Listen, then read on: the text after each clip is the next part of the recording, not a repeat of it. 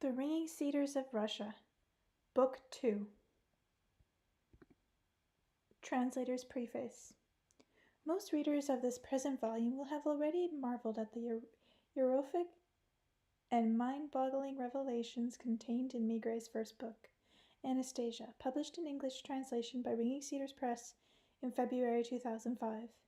In addition to offering the readers fascinating glimpses into the story of the publication of the first book, the second volume, The Ringing Cedars of Russia, delves deeply into the ethical and metaphysical concepts behind Anastasia's sayings, presented so dramatically in the series opener. The chapter titles associated with these concepts range from the mystical, the space of love, to the mysterious, illusory people, to the theological, why nobody can see God, to the downright practical, how to produce healing cedar oil. They all ring a chord of response in the reader's heart and soul, at the same time call upon the thinker in each reader. And out of concepts such as pop up at least as many questions as answers, questions that may well cause the readers either to re-examine or reaffirm his or her basic concepts of life. My own involvement with the Ringing Cedars of Russia did not pass without personal effect on me, independently of the actual translation process, in which I take special care to be guided by objective professional standards. In no small measure, the opportunity to work closely with the book not only reconfirmed much of what I had already believed, but also helped me to rediscover my own faith, allowing me a fresh look at a number of concepts I had been brought up on from childhood, like moving around a three-dimensional object and seeing it from a different angle. It also caused me to re-examine the reasons for believing in what I had long believed, including the practical understanding and applications of spiritual approaches to healing. And for this I am grateful. Indeed, it is hard for me now to believe that at this time last year I had never heard of a Siberian recluse named Anastasia, or a Russian writer named Vladimir Megre, or a Russian-American forester named Leonard Sharskin, or the mysterious Ringing Cedars. Yet these are names that, since entering my field of awareness in September 2004, have not only become a significant focus of my professional activity as a translator, but also figured predominantly in my daily thought, conversation, and life experiences. Within 4 months, I had not only read the first 3 books of Megre's Ringing Cedar series, but also completed the translation of Book 1, Anastasia, and now less than 4 months after that, the translation of Book 2 is ready to go to press, and I have already started to work on Book 3. Translating the Cherry Tree chapter brought back a particular memory of my initial read of the 3 books. This had taken place back in September and October, when our Ottawa weather still allowed a pleasant outdoor afternoon, sitting out on our front porch, with its southwest exposure and view of nothing but the field and trees across the road and porch, made an ideal spot in which to absorb this brand new literary adventure into the delights of a summer glade in the far-off Siberian taiga. The afternoon sun was bright and warm enough to permit me to dispense not only with heavy outer clothing, which had already spouted on the backs of many pedestrians on downtown sidewalks here, but also with my eyeglasses, which I am accustomed to make use of during any indoor reading. During the same period, I was especially struck by the following incident. On the porch right in front of where I was sitting stood a clay pot containing several red geraniums my wife had planted earlier in the year. My reading prompted me to look at them, and one flower in particular, the one closest to me. Through new eyes, I began to regard it with warmth and affection. I would even say love, every time I saw it.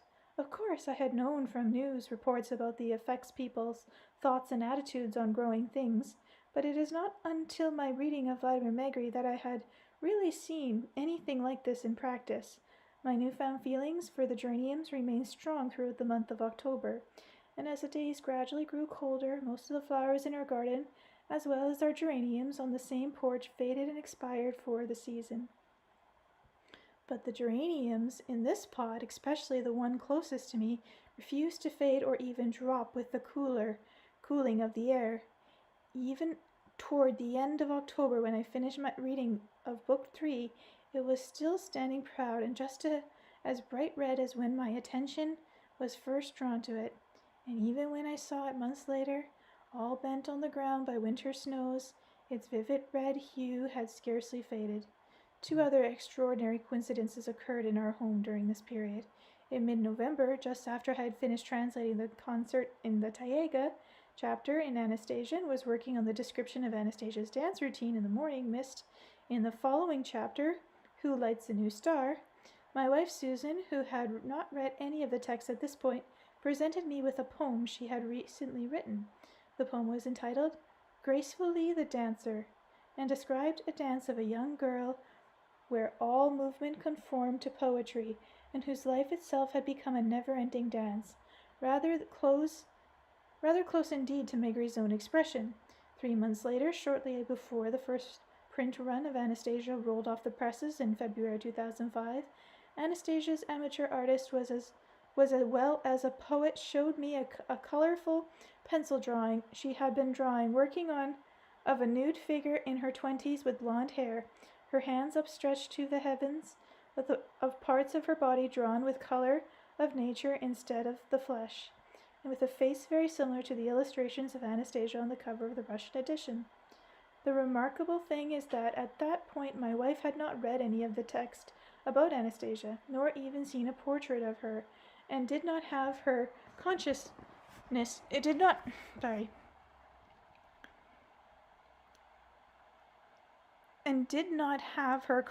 in mind as she was doing the drawing. In this afterward, editor Leonard Sharskin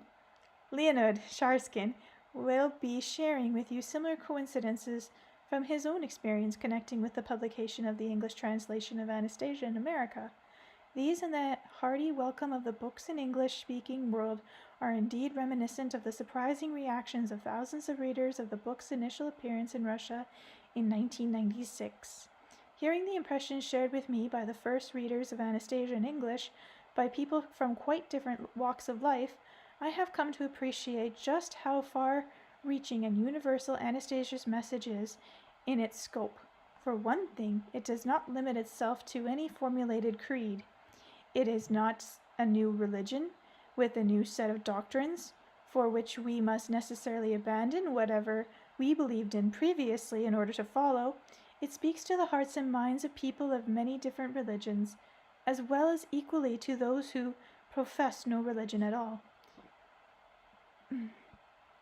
It speaks to the hearts and minds of many scholars and students of the physical sciences, especially those who are reaching out to explore the more holistic dimensions of their fields, and to find answers that lift them beyond the confines of their specialist training and into an understanding of how their investigations relate to the universal aspect of man, nature, cosmos, and even God. In addition to a deeper exploration of these universal concepts, Book 2 offers an in-depth behind-the-scenes look at how Book 1 finally came to be written and published. Like all great-minded, stirring works of history, the birth throes attending its emergence into light came at a considerable price to the author. Just how high the price was? Indeed, the whole chain of extraordinary circumstances that led from the wilds of Siberia to the book's appearance on Moscow street corners and its eventual inclusion in national bestseller list is part of the fascinating adventure you will now share with the author as you journey from the mental heights of a taiga glade to the urban depth of Russia's capital city, passing indeed through the valley of the shadow of death, en route along with a surprising encounter in a completely different tree-lined setting, and a final stop in the foothills of the Cascais mountain for yet another amazing discovery. While the book's message is indeed universal in its scope and applicable to individuals the world over, there is no escaping the fact that its original expression in terms of not only words but concepts draws in significant measures upon the Russian tradition, and this fact, as with its predecessor in the series, presented its shares of challenges to the English translation. Two of these deserve particular mention here. First, the Russian word svetyenye, derived from svetoy, holy or sacred, has no direct equivalent in English. It refers not only to holy place, such as sanctuaries, tabernacles, shrines, and crypts, but also to sacred objects. including icons, statues, and relics, sacred texts, Bible or Quran, and even trees, having the same root as the Russian word for light, may also be used to designate sacred concepts such as spirit or grace. None of these alternatively by itself would be sufficient to compass the range of the original Russian term. Since most of its occurrences relate to what we call locations, it was eventually decided to use the awkward but more or less accurate combination sacred sites as a general equivalent and employ alternative translations where the context required. Another Russian word whose translation engendered considerable discussion was pervostikoi, derived from two basic roots, perv, first, primary, or primal, istok, origin or source, or spring, is in describing the headwater of a river. For example, the compound term, especially as used in this book, unmistakably conveys the sense of pure, uncontaminated source, and this eventually led to the selection of the particular combination prism or origins. Other specific translations challenges are documented where appropriate in the footnotes. Again, as in Book 1, the footnotes are also used to give background information on specific people, places, and events, unfamiliar to most English speakers, and I never read the footnotes. I read everything else but the footnotes. I just feel that it'd throw you off otherwise. And now, dear readers, I need only invite you once again to find yourself a comfortable reading place, preferably on one shielded from a possible intrusion of artificial sounds. A quiet outdoor setting would be ideal. And join with me in exploring the second installment of the author's adventures through both the geographical space of Russia's vast distance and the mental space of the spiritual essence of the universe, as revealed by the ringing cedars of Russia. Ottawa, Canada, 2005, John Wordsworth. Chapter 1, Alien or Man.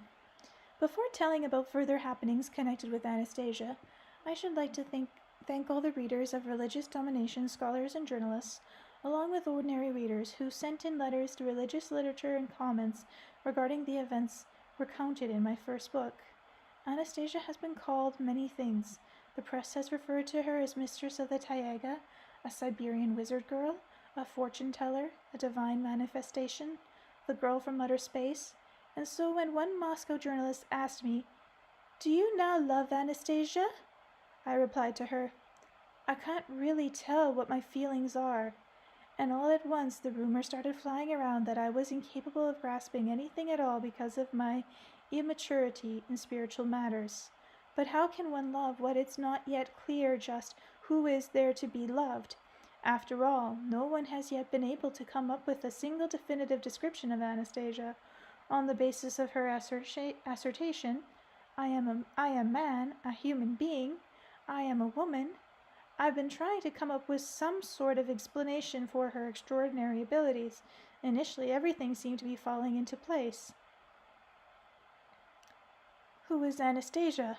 A young woman born and living as a recluse in the remote Siberian taiga, brought up after the death of her parents by her grandfather and great-grandfather, who have also been living in the life of a recluse. Can one consider the loyalty of wild animals to her as something unusual? Even this is nothing out of the ordinary. Many animals in pleasant farmlands get along peacefully with each other and treat their human masters with respect. A much more difficult task is determining the mechanism whereby she is able to see things at a distance and can know details of various events, even those that occurred thousands of years ago, and to be completely conversant with our contemporary way of life. How does this ray of hers work? When it heals people far away, when it penetrates the depths of the past or peers into the future? Philosophy professor Kim Ivanchuk, who is also a corresponding member of the International Academy of Information, has written a number of articles analyzing Anastasia, saying in one of them he wrote, "Anastasia's creative potential is a gift of God, a gift of nature which is universal, not merely a a personal gift to her. All of us collectively and each one of us in particular are connected with the cosmos. Okay, I won't read with an attempt of an accent or a different voice, sorry.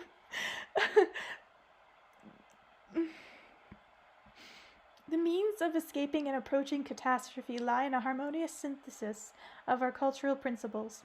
The development of this type of harmonious, pure childhood culture results in a feminine culture type. This cultural type has been expressed most fully and clearly in Buddhism, but also in our Anastasia. It may be formulated in the following identification chain. Anastasia equals Tara equals Buddha equals Maitreya. Anastasia is the fullest sense of man in the likeliness of God. Whether this is true or not is not for me to decide, only I can't understand why, then, she hasn't written down any teachings like all other enlightened people in the likeness of God, and instead has concentrated all during her 2 decades of conscious awareness on Dashniks only. Nevertheless, in reading what various scholars have to say, I have been able to conclude that she is not some kind of crazy person, insomuch as there are at least hypotheses in the scientific world about what she has talked about. The experiments are being conducted on certain aspects of her sayings. So, for example, to the question, Anastasia, by what means do you discern and depict all the different situations of thousands of years ago, and even decipher the thoughts of the great thinkers of the past? She replied, the first thought, the first word was the Creator's. His thought still lives today, surrounding us unseen and filling universal space, reflected in material, living creations, produced for the number one creation, man. Man is the child of the Creator, and like your parent, and any parent, he could wish for his child no less than he has himself. He has given him all, and even more freedom of choice. Man can create things and perfect the world by the power of his thinking. No thought produced by man disappears into oblivion. If it is a thought of radiant brightness, it will fill the space of light and rise on the side of the force of light. A dark thought, however, will fall on the opposite side, and today any man may make use of any thought produced at any time, either by people or by the Creator. Then why doesn't everybody use them? Everybody does, but in varying degrees. To use them, one is obliged to think, and not everybody succeeds in doing this because of the vanity of daily life. So all you have to do is think, and the ability comes to you, and you can even discern the thoughts of the Creator. In order to discern the thoughts of the Creator, one must attain purity of thought, appropriate to him, as well as the pace of his thinking. To discern the thoughts of enlightenment people, one must possess their purity of thought and the ability to think at the same rate. If a given man has insufficient purity of thought to communicate with the dimension of the forces of light, the dimension in which radiant thoughts dwell, then man will draw his thoughts from their dark counterparts and will end up suffering himself, causing others to suffer. I'm not sure whether this is directly or only indirectly explaining the academian Anatoly Akimov, director of the International Institute of Theoretical and Applied Physics at the Russian Academy of Natural Science. In his article in the magazine Wonders and Adventures, entitled Psychics Recognizing a Supermind, he writes as follows: there have existed, and there it exists now, 2 schools of thought, 2 models of perceived nature. One model is associated with the Western scholarship, knowledge gained in the methodological basis prevalent in the West, evidence, experiments, etc. The other is the Eastern approach, wherein knowledge is received from an external source through esoteric means in a state of meditation. Esoteric knowledge is not something acquired, it is considered a gift to man. As it turns out, at some point this esoteric approach was lost and a different route was embarked upon, one extremely slow and complex. following this route, it has taken us over 1,000 years to arrive at a level of knowledge which was common in the East 3 millennia ago. I have the intuitive feeling that those are right who say that the matter filling the whole universe on a field level is some kind of interrelated structure. Excuse me. In his book, The Sum of Technologies, in a chapter entitled The Universe is a Supercomputer, Stanislav Lem proposed the existence of a gigantic computer-like universal brain. Imagine a computer the size of an observable universe with a radius somewhere in the order of 15 billion kilometers, filled with elements taking up a volume of between 10 and 33 cubic centimeters each. And here the brain which fills the whole universe is naturally endowed with powers which we are incapable of imagining or even fantasizing. But if you take into account that in reality this brain functions not according to any computer principles but on the basis of toroidal fields, then it all becomes clear. The manifestations of the absolute proposed by Schelling or Schnott of ancient Vedic literature. These, in essence, constitute a computer, and there is nothing in the world apart from the computer. Everything else is some form or the other of the absolute.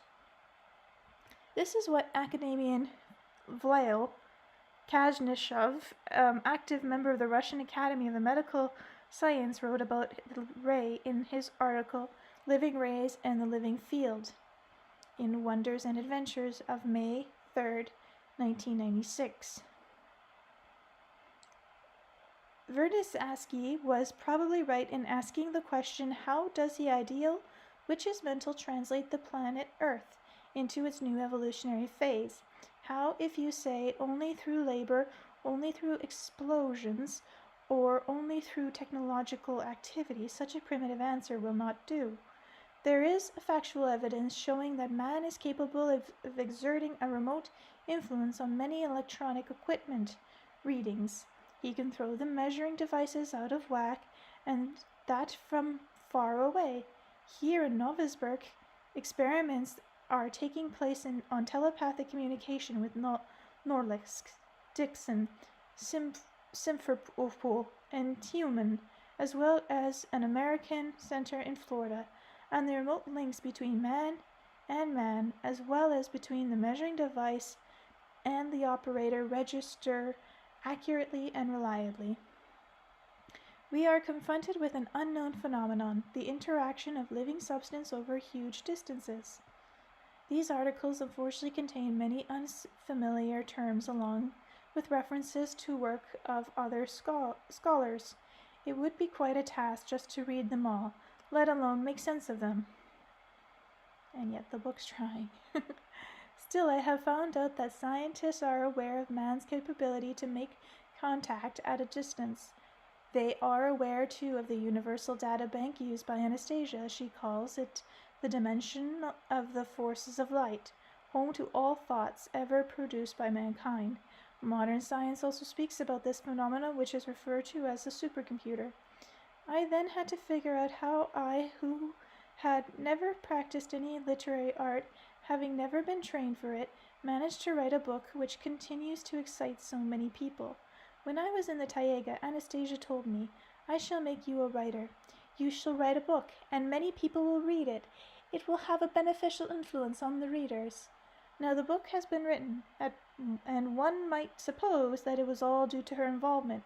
But then one would have to figure out how she influences other people's creative abilities. However, nobody has yet managed to figure this out. It might make things easier, of course, to pretend that I myself possess at least a little talent and was simply setting forth the interesting information I had learned from her. Then it seems everything would fall into place. Everything would be explained. There would be no need to waste any further time in reading scientific or religious literature or badgering specialists with questions. And here Anastasia presented a new phenomenon, for which neither I nor any of the people who had been helping me can find an explanation to date. You may remember me writing in Book 1, as she said 2 years earlier, artists will paint pictures, poets will write verses, and they will make a movie about me. You will see all this and think of me. No movie yet, but excited to see. Maybe I can help bring that about as I work in this industry. To my question, what do you mean? Can she predict the future? Anastasia's grandfather replied, Vladimir, Anastasia does not predict the future. She visualizes it and turns it into a reality. Words, just words. Words come cheap. And to be honest, I didn't pay too much attention to these words, dismissing them as mere metaphors, since I had absolutely no way of even imagining how accurately everything Anastasia said would turn out to be true in real life. But the incredible does happen. Anastasia's words are starting to come true in reality. First, there was the flood of poems. A few of these poems I published in the end of Book 1. Next, Anastasia's clubs started springing up in various cities. The first of these was in the city of Gelsenek, where they held an exhibit of paintings by the Moscow artist Alexandra Sineko, who all dedicated to Anastasia and nature. I visited the clubhouse and looked at the walls hung with large pictures. The surrounding place seemed to change in appearance before my gaze. From the many pictures, Anastasia looked out at me with her kindly eyes, and the scene, I couldn't get over it. Some of the pictures showed scenes from the second book, which hadn't been published yet, and there was this glowing sphere, sometimes appearing right next to Anastasia. Later I learned that the artist painted not with a brush, but with her fingertips. Most of the pictures had already been sold, but left hanging for the duration of the exhibit, since more and more people were coming to see them. The artist presented one of them to me as a gift. Depicting Anastasia's mother and father, I couldn't take my eyes off her mother's face. Offers started coming in from various film studios about making an Anastasia movie, and this was now something I was already accepting as a matter of course. As I touched the painting and sheets of poetry with my hands, as I listened to the songs and looked at stills from a film which had already been made, I tried to make sense of what was going on. And now there is a Moscow research center devoted to investigating Anastasia's phenomenon, which has concluded. The greatest spiritual teacher known to mankind for their religious teachings and philosophical and scientific investigation cannot match the fantastic pace of Anastasia's influence in the human potential. Their teachings have had a noticeable manifestation in real life only centuries and millennia after their first appearance. In some inexplicable way, over a matter of days and months, Anastasia has managed, without the aid of written doctrines and religious teachings, to directly influence people's feelings, provoking emotional outbursts and causing a surge of creativity manifest in artistic creations on the part of a whole lot of people who have been mentally touched by her. We are able to perceive them in form of works of art and inspired impulse towards goodness and light. How is it possible that this lonely recluse, all alone in the remote taiga, has at this time managed to soar over our lives in real time and space? How does she bring artistic creations into being through other people's hands? They are all about light, about goodness, about Russia, about nature, about love. She will cover the world with her great poetry of love. Poems and songs will shower the whole planet like a spring rain and wash away its accumulated filth, Anastasia's grandfather told me. But how does she do it, I asked. And the answer, she gives off inspiration and illumination by the energy of the impulse of her own aspiration, by the strength of her dreams. What kind of power is hidden in her dreams? The power of man as a creator. But man should receive some sort of compensation for his creations, honors, money, titles, and here she is giving them away and asking nothing in return. Why? I asked. She is self-sufficient. Her highest rewards are her own satisfaction and the sincere love of at least one person, replied Anastasia's grandfather. But so far the answers are not something I've been told about. I've been able to make complete sense of. In attempting to grasp who Anastasia really is and my own relationship to her in particular, I have continued to seek out various opinions about her and read as much as I can in the way of religious literature. In fact, I've read more over the past year and a half than in all the previous years of my life taken together. But what has come of it? I have managed to come to only one indisputable conclusion. A number of learned books claiming to be historically accurate, religious and sincere, are nothing but a pack of lies. This conclusion arose out of the situation connected to the historical figure of Gregory Rasputin. In Book 1, I cited passages from Vladimir Megre's historical epic novel At the Last Frontier. Megre's narrative tells about a semi-literate peasant named Gregory Rasputin from the remote wilds of Siberia, where the Siberian cedar grows. In 1907, he came to St. Petersburg, when the capital of the Russian Empire. He not only endeared himself as the imperial family, impressing them with his predictions of the future, but ended up sleeping with a good many of the most prominent women in the capital. When a group of officials tried to kill him, they were amazed to find that even after swallowing the cyanide poison slipped into his drink, he was still able to get up from the table and make his way outdoors, where Prince Yusupov fired shots at him point blank from his pistol. Even after being riddled with bullets, Rasputin would not die. His wounded body was thrown off a bridge into the river, then fished out and burnt. The mysterious and enigmatic Gregory Rasputin, who impressed everyone with his stamina, grew up amidst the cedars of the Siberian taiga. This is how a contemporary journalist described his staying powers. At age 50, he could begin an orgy at noon and go on carousing until 4 o'clock in the morning. After his fornication and drunkenness, he would go directly to the church for morning prayers and stand praying until 8 before heading home for a cup of tea. Then, as if nothing had happened, he would carry on receiving visitors until 2 in the afternoon. Next, he would collect a group of ladies and accompany them to the baths. From the baths, he would be off to a restaurant in the country, where he would begin repeating the previous night's activities. No normal person could ever keep up with a regime like that. As with many other people, such descriptions also shaped my impressions of Rasputin as a hopeless debaucher. But fate threw my way a different concept, as though trying to induce me to reconsider. This is what the Pope of Rome, John Paul II, had to say about Rasputin. Today from the river comes unscathed a body, never found, of a holy monk, and his secret offspring will enter into the ark with prayer. What's going on here? On the one hand, he's referred to as a debaucher, on the other, a holy monk. Where is the truth? Where is the lie? And there's more. The text of some of Rasputin's notes, written during a trip to the Holy Land, happened to fall into my hands.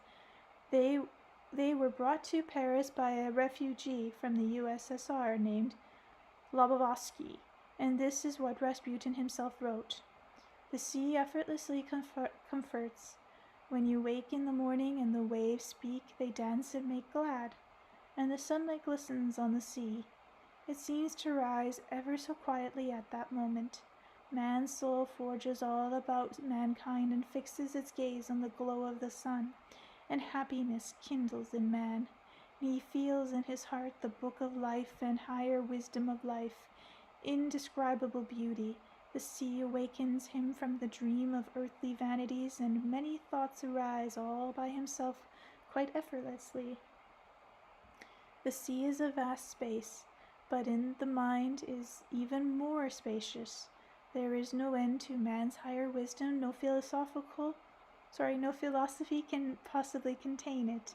Another moment of stupendous beauty comes when the sun sets over the sea, and its rays fill the western sky. Who can estimate the beauty of the sun's twilight rays? They warm and caress the soul and offer healing comfort.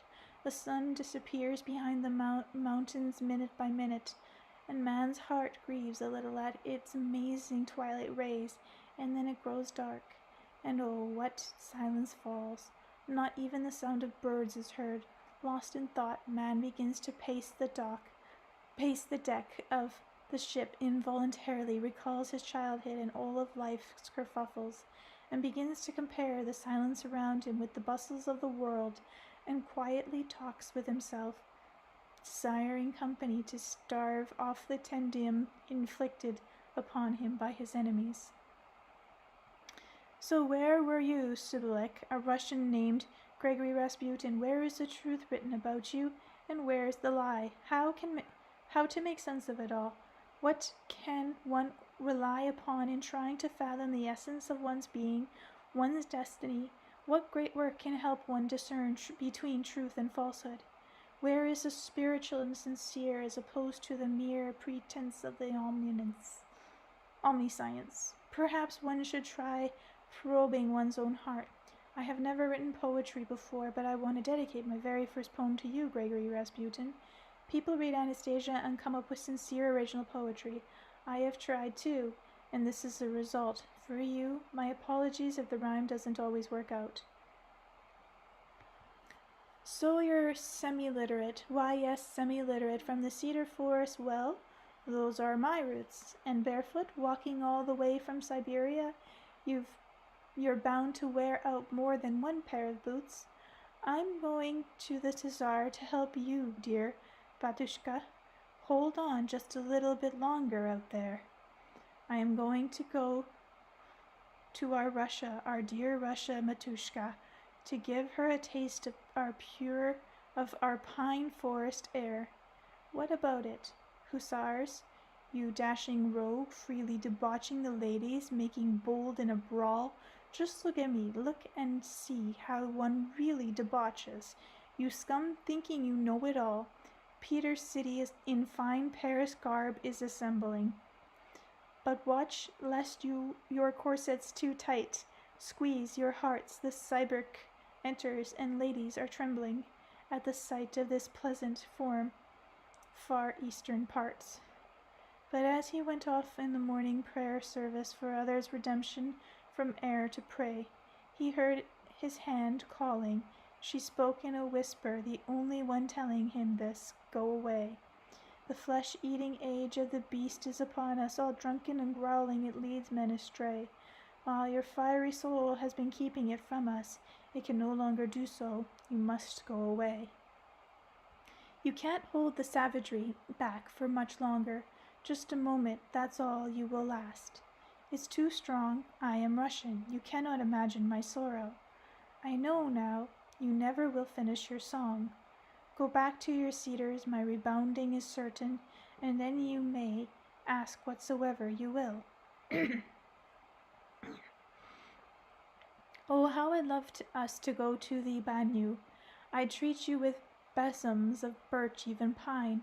My profligate Russia, for you I'm longing. I shall stay with you, Russia, forever you're mine.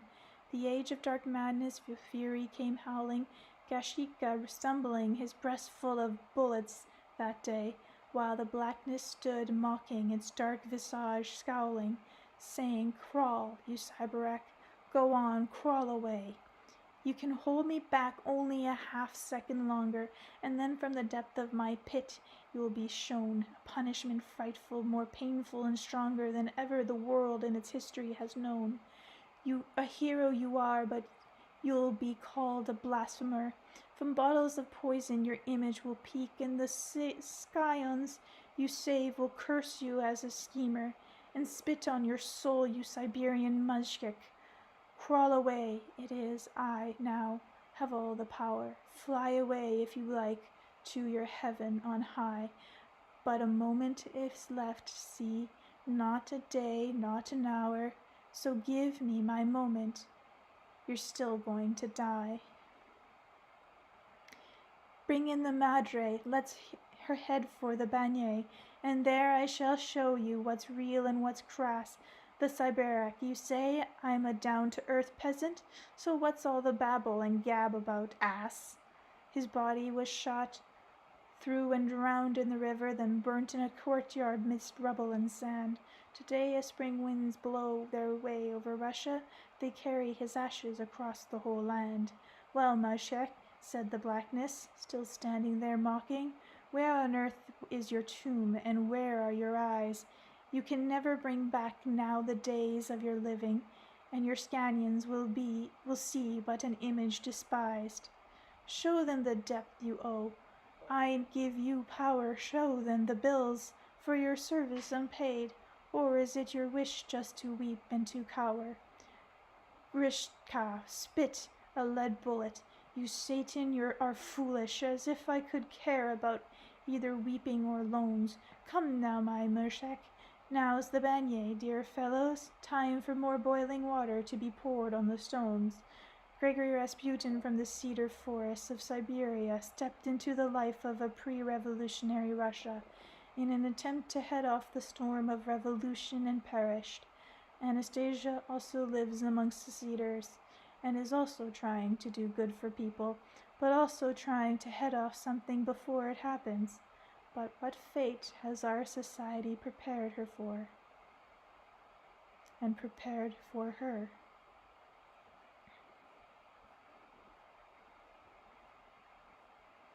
Chapter 2.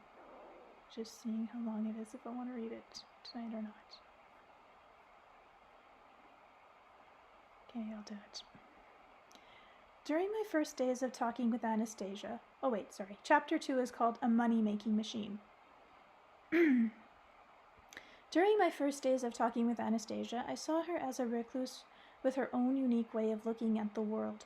Now, after all that I have heard and read about her, after all her subsequent penetrations into our lives, she has become a kind of anomaly. My head has started to swirl in confusion. It is with great effort that I am trying to let go of the incoming tide of information and conclusion and get back to the simplicity of my first impressions. And to answer the oft-repeating question, why didn't you bring Anastasia out of the taiga? I wanted very much to bring Anastasia out of the taiga, but I realized it couldn't be done by force. I needed to try and show her how useful and appropriate her stay in our society would be. I reflected on which of her abilities could be used by people, and my business in particular, with benefit accruing to her as well, and suddenly I realized something. This Anastasia standing before me would be a real money-making machine. For one thing, she is easily capable of healing people from any disease, and she does this without any kind of diagnosis, but simply chasing out of the body any pains and sores that have invaded it. And she doesn't even have to touch the body. I experienced this for myself. She becomes utterly concentrated, looking out with her kind, unblinking bluish-gray eyes, and the body seems to warm up with her from her look, and even one's feet begin to perspire. All sorts of toxins escape from the perspirations. People pay big money for medicines and operations. If one doctor can't help, they go to another, or go to psychics, or a bioenergy therapist just to get cured of a single disease, sometimes spending weeks or months or even years in their search for a cure. While Anastasia's method takes but a few minutes, I calculated that if she spends even 15 minutes on one patient and charges just 250,000 rubles for that, although many healers charge a great deal more, and would make 1 million rubles an hour, but that's by no means the limit. Operations, for example, can cost up to 30 million rubles. It seemed as though a sound business plan was taking shape in my head. I decided to work out some details and asked Anastasia. So that means you can rid a person's body of any and all ills? Yes, replied Anastasia. I think I could eliminate any and all. How much time do you need to spend on a single patient? Sometimes quite a lot. A lot? That's how long? Once it took me more than 10 minutes. 10 minutes? That's nothing. Some people take years to get better. 10 minutes is a long time, considering the fact that I have to concentrate as to where and decrease my sense of conscious awareness. That's not a problem. Conscious awareness can wait. You know so much as it is. I've thought of something, Anastasia. What have you thought of? I'll take you with me. In the big city, we'll hire a decent office for you. I'll advertise and you can treat people. You'll be of great help to all sorts of people, and we'll have a right good income. But I sometimes treat people right now as is. When I visualize various situations with the Dashniks to help them understand the world of plants around them, my ray also emanates their disease. Only I try not to eliminate all disease. But they don't even know that you're the one that's doing it. They won't pay you any money for it, or even say thank you. You don't get anything for your labors. I do. What? I feel happy. Well, that's fine then. You can be happy and delighted, and the business will have some income as well.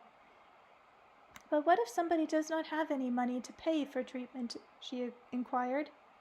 Now, why are you jumping into trifle matters like that?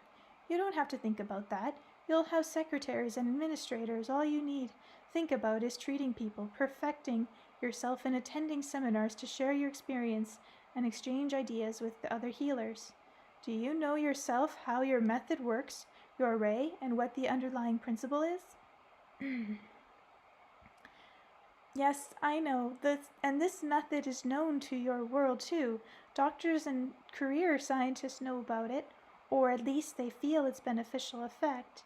In hospitals, they try to talk with the patients cheerfully, so as to uplift their spirits. Doctors have long noticed that if someone is in the state of depression, it is difficult to cure their disease, and medicines do not help, while if you treat a patient with love, the disease will go away more quickly. So why has nobody tried learning this method and developing it into the degree you have? Many scientists are trying to learn it, and many people you call folk healers also use this method, and they are having some success. This is the same method Christ Jesus healed by, as well as the saints. Much is said about love in the Bible, because this feeling has a beneficial influence on man. It is the strongest feeling of all. Why do healers and doctors have so little success, and you have so much? Because they live in your world, and they, just like everybody else in that world, have taken in harmful feelings. What kind of harmful feelings, and what do they have to do with it? Harmful feelings, Vladimir, are anger, hatred, irritation, jealousy, envy, and others. They and other similar feelings make man weaker. You mean to say, Anastasia, that you hardly ever get angry? I never get angry. All right, Anastasia. It's not important how this effect comes about. It's the final result that's important, and what benefit can be derived from it.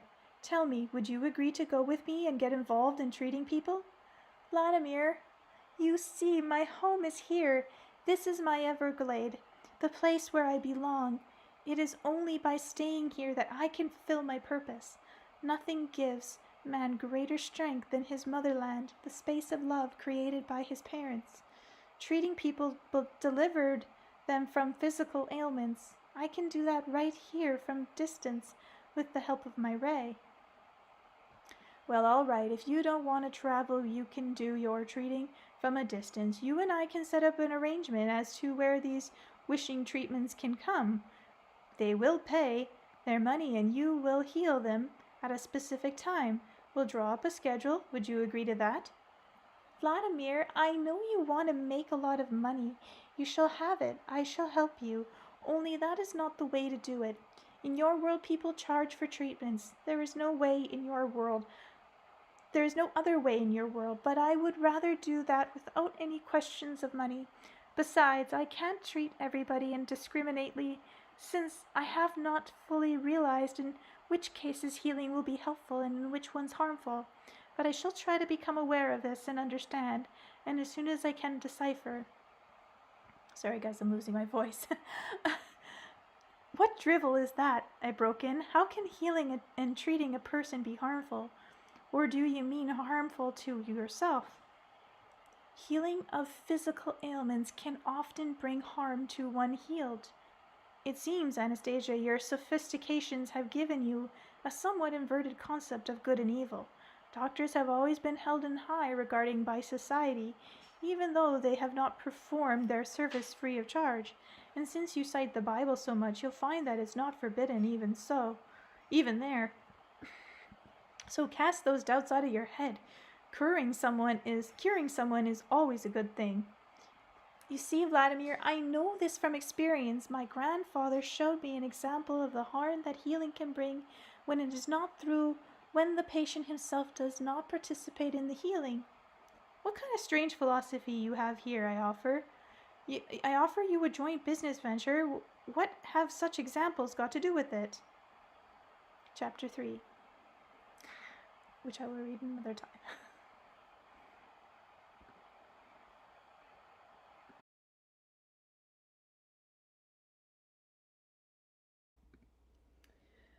Chapter 3. Healing for Hell.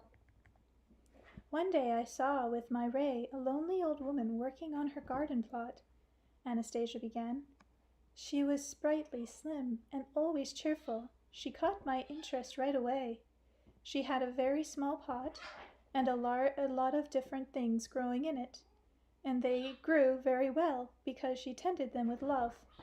Sorry, just a second, my cats are hurting the baby. Hey! You be nice to him. I'm gentle. It's just a baby. Okay. She had a very small plot and a lot of different things growing in it, and they grew very well because she tended them with love. Then I learnt that the old woman would put everything she grew into a basket and take it into town and sell it. She tried not to eat the early fruits of her labors, but sell them when they would still fetch a high price. She needed the money to help her son. She had given birth to him late in life, and soon afterwards she was left without a husband. Her relatives never communicated with her. Her son liked to draw as a child, and she had dreams that he would become an artist. Several times he tried to get in some place where he could pursue his studies. Finally he made it, and once or twice a year he would come to visit his elderly mother. These visits were the highlight of her life, and each time she would save up her money and prepare a whole supply of food for him. As the time for his visit approached, she would pack vegetables into glass jars, put their lids on tight, and give the whole supply to him when he arrived. She loved him very much and kept dreaming about her son becoming a top-notch artist. She lived on that dream. The woman was kind and cheerful. Then for a while I did not watch her. The next time I saw her, she was very ill. She had a hard time bending over to work. On her plantings, each time she bent over, a sharp pain ran right through her body. But she proved to be very resourceful. She made her beds long and narrow. Each time she went out to her plot, she would take with her the seat from an old stool, minus the legs, and use it to sit while she did her weeding, and that way she was able to move around the whole plot without having to bend over. She dragged the basket along on a string, and she was looking forward to a good harvest. It really looked as though the harvest that year would be quite plentiful. Cats. Do you find the noisiest toy? Huh. It really... Can I read, or are you going to make noise? Okay. It really looked as though the harvest that year would be quite plentiful, since the plants felt her state of mind and reacted accordingly. The woman sensed that she would soon pass on, and to make things easier for her son before she died, she bought a coffin and a wreath and made all the funeral preparations. But she still wanted to bring in one last harvest and prepare the winter's food supply for her son before she died. I did not pay much attention then to why, as she was still sick after such close contact with the plants. I thought perhaps it was because she herself ate almost nothing from her plot, but she sold what she gave and then used the money to buy things she needed on the cheap. I decided to help her, and one night she lay down to sleep. I began warming her with my ray, removing the pains from the body. I could feel some kind of resistance to the ray, but I still kept on trying. I did this for about 10 minutes until I succeeded in healing her flesh. Then when grandfather came, I told him about the old woman, and I asked him why the ray had met some resistance. He thought about it and then told me I had done the wrong thing. It made me very distraught. I began asking grandfather explain why. At first he did not say a word. Then he said, "You healed the body." I was amazed. "What harm could you have possibly brought to the woman's soul?" I asked. Anastasia sighed and went on. The woman's health got better and she did not die. Her son came to see her earlier than usual. This time he came only for 2 days, and told his mother that he had quit his studies and did not want to be an artist any more. He was now involved in some other work that brought in some more money. He had got married. Now he would have a lot of money. He no longer wanted her to prepare those insipid food jars for him, since transporting them would now cost more. "You can eat better yourself now, mother," he said. He left without taking anything. That morning the woman sat on her porch, looked at her plot, and her eyes were filled with such emptiness and depression. They looked as though she did not want to live. You see, her body was healthy, but it was as if there was no life left in it. I saw, or rather felt, the terrible emptiness and hopelessness in her heart. If I had not cured her body, the woman would have died at the right time. She would have died peacefully, with her beautiful dream and her hope intact.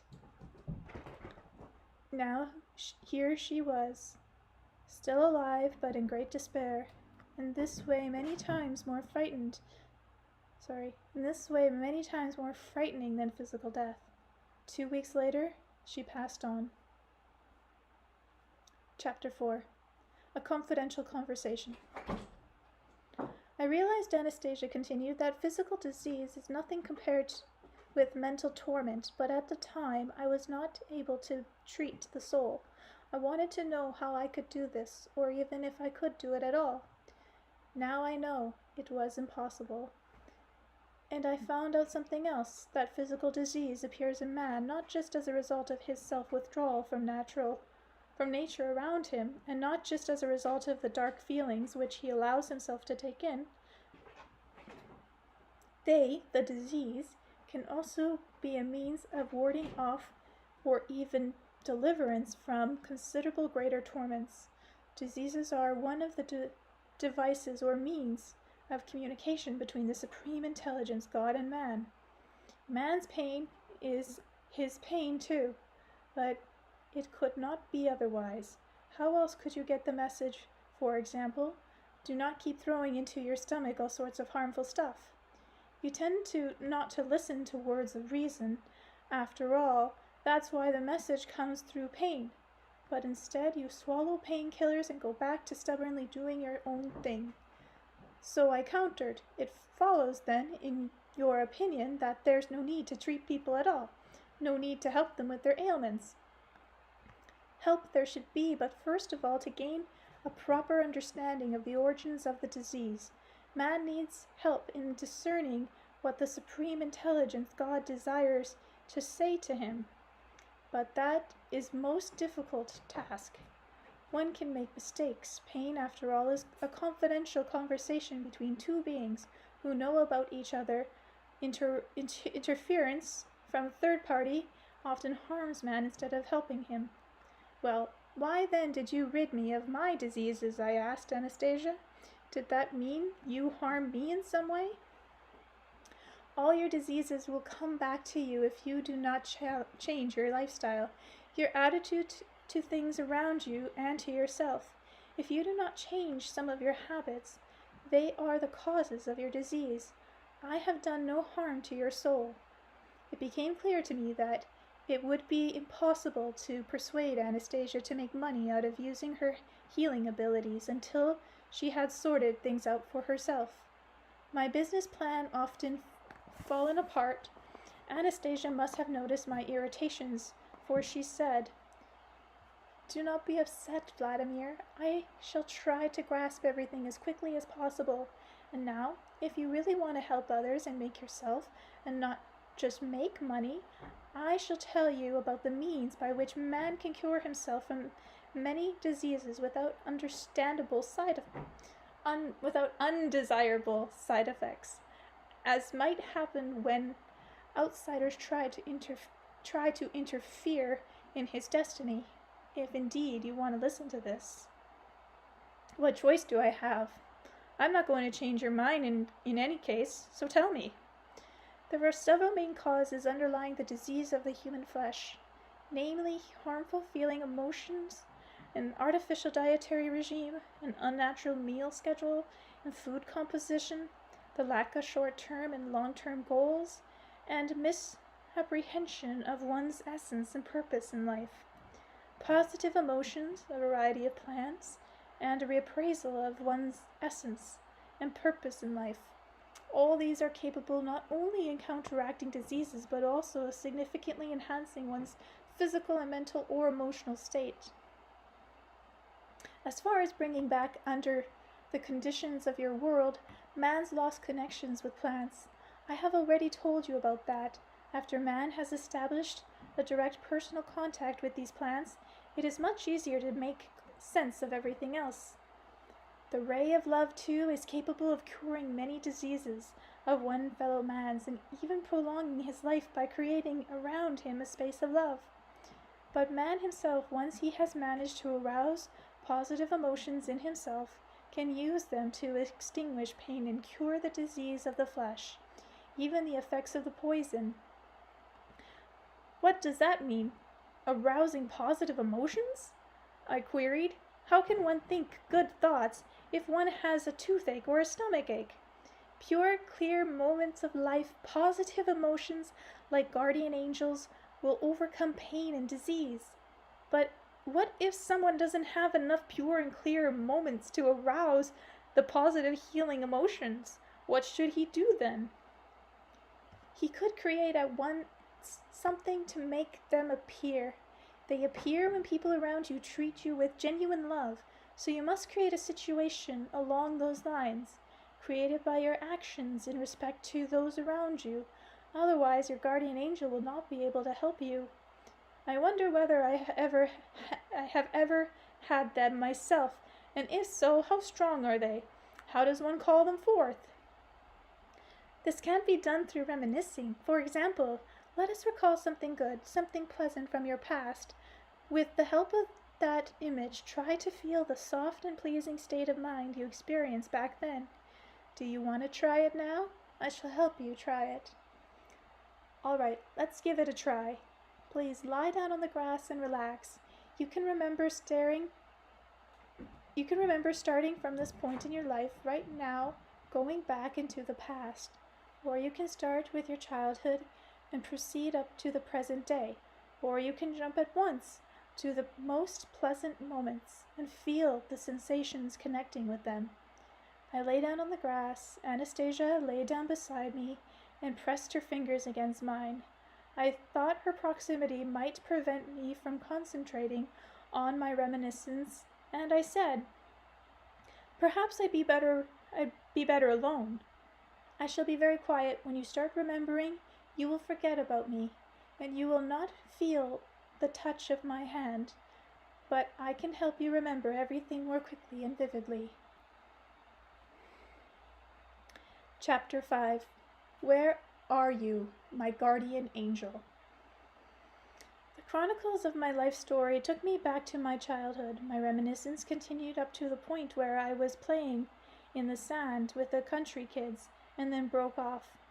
At that moment, my soul was overwhelmed with an inexplicable sense of alarm.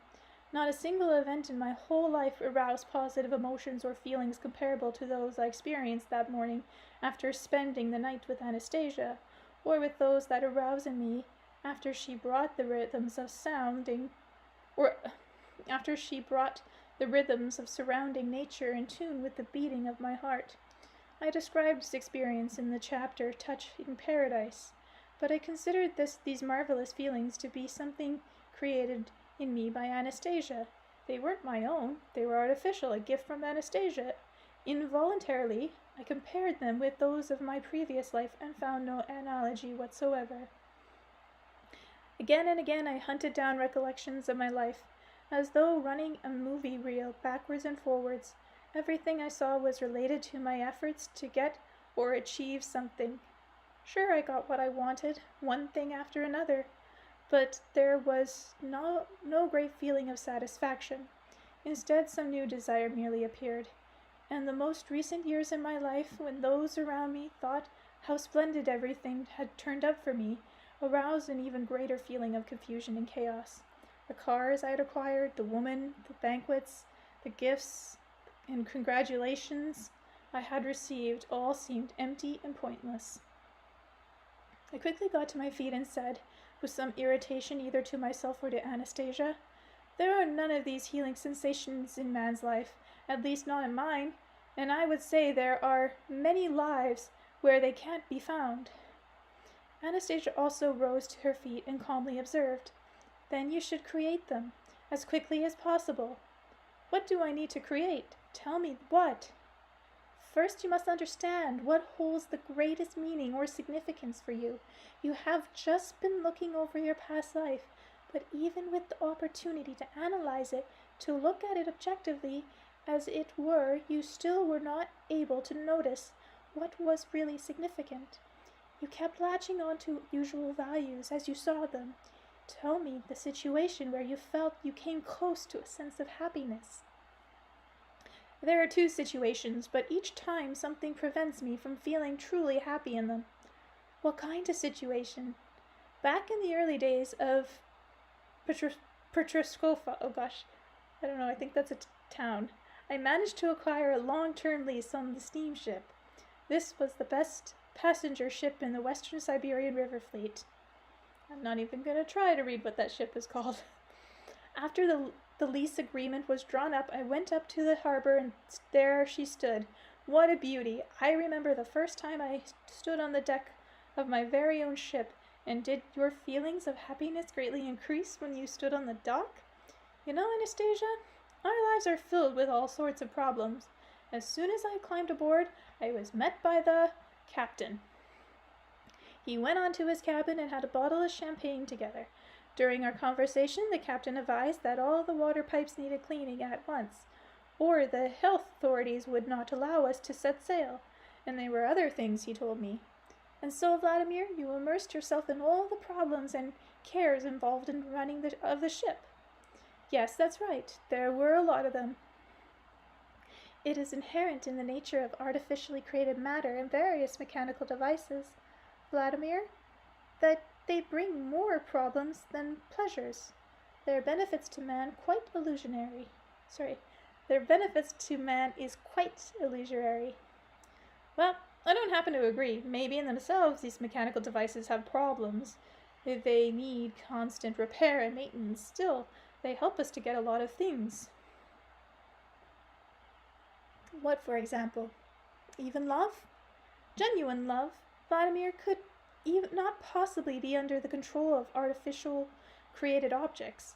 Even if you owned all the objects in the world, you would not be able, just with their help, to gain access to the true love of even one woman." "Well, you simply don't know our women. You're spinning theories, that's all. I managed to get it." "What did you manage to get?" "Love. I quite simply succeeded. There was one woman I loved a great deal. I loved her for many years, but she didn't really want to go off with me anywhere alone. When I got my ship, however, I invited her aboard, and she accepted. Can you imagine how great that was? Here we are, sitting alone on the ship's bar. There was champagne, first-class wine, candlelight music, and nobody else around. Here we were alone in the empty bar on the ship. She was the only one there with me. I had the ship set sail without taking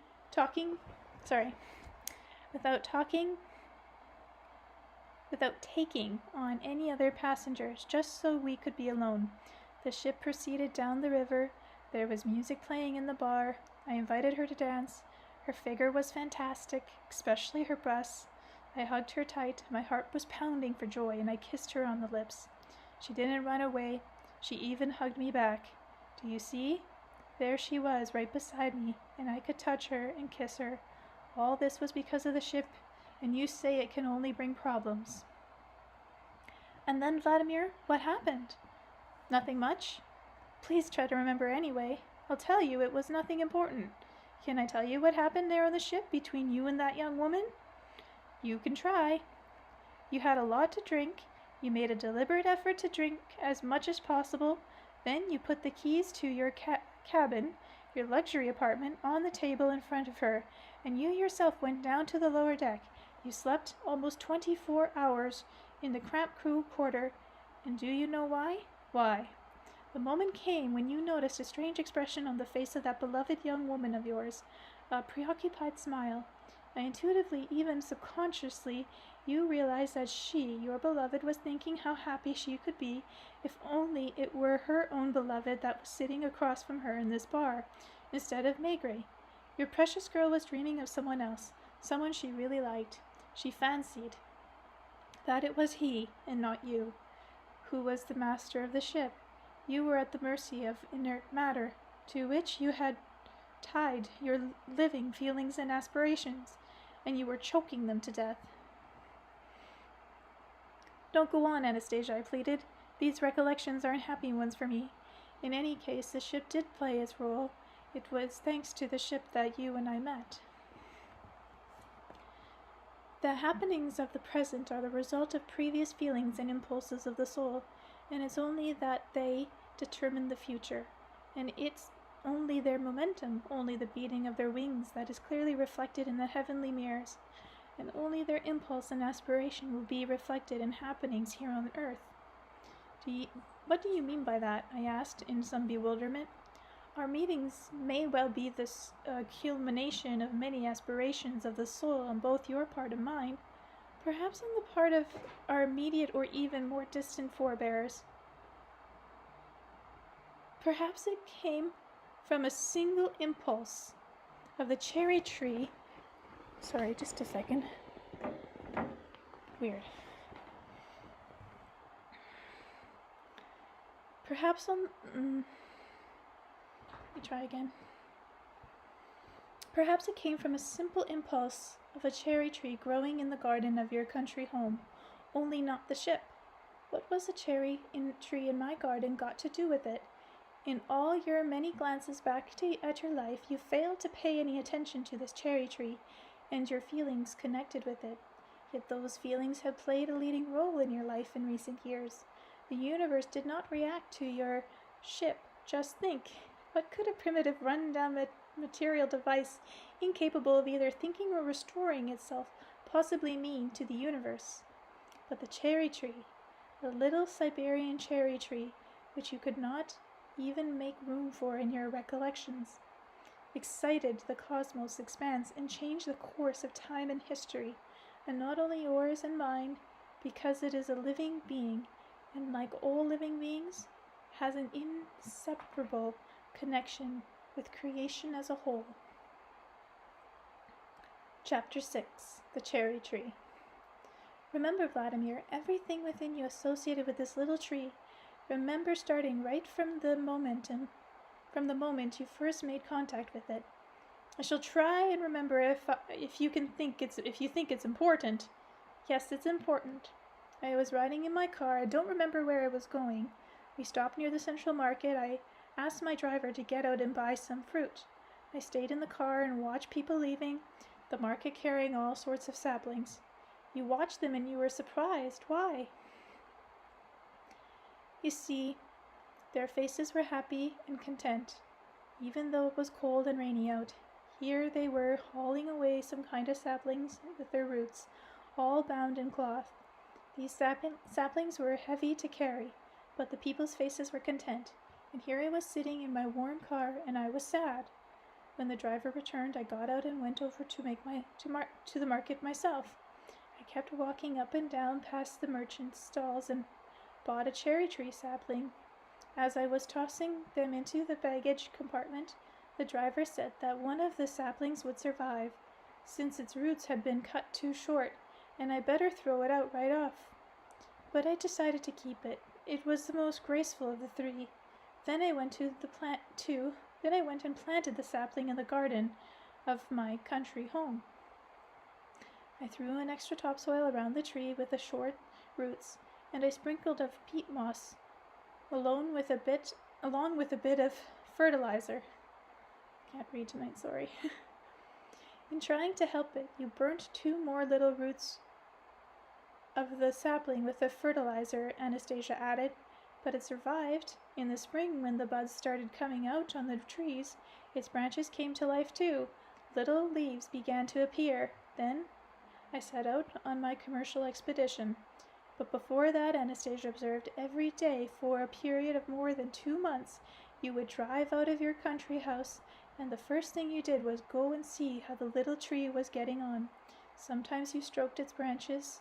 You were so happy to see the leaves and kept watering the tree.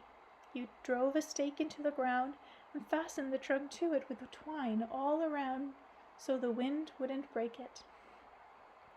Tell me, Vladimir, do you think that plants react to people's attitude towards them? Do you think they feel good and bad thoughts? I've heard and read somewhere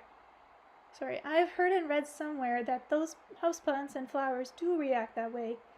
They can even become all withered when their caregivers goes away. I've heard about scientist experiments where they attached sensories of various plants and the needles jumped on one way when the plants were approached aggressively, and the other way when someone approached them with thoughts of gentleness and kindness. So, Vladimir, you know about the plants reacting to expression of human feelings, and according to the Grand Creator's design, they strive to do all within their power, all that they can to meet man's needs. They bring forth fruit and try to arouse positive emotions in man and their flowers, beautiful and fair.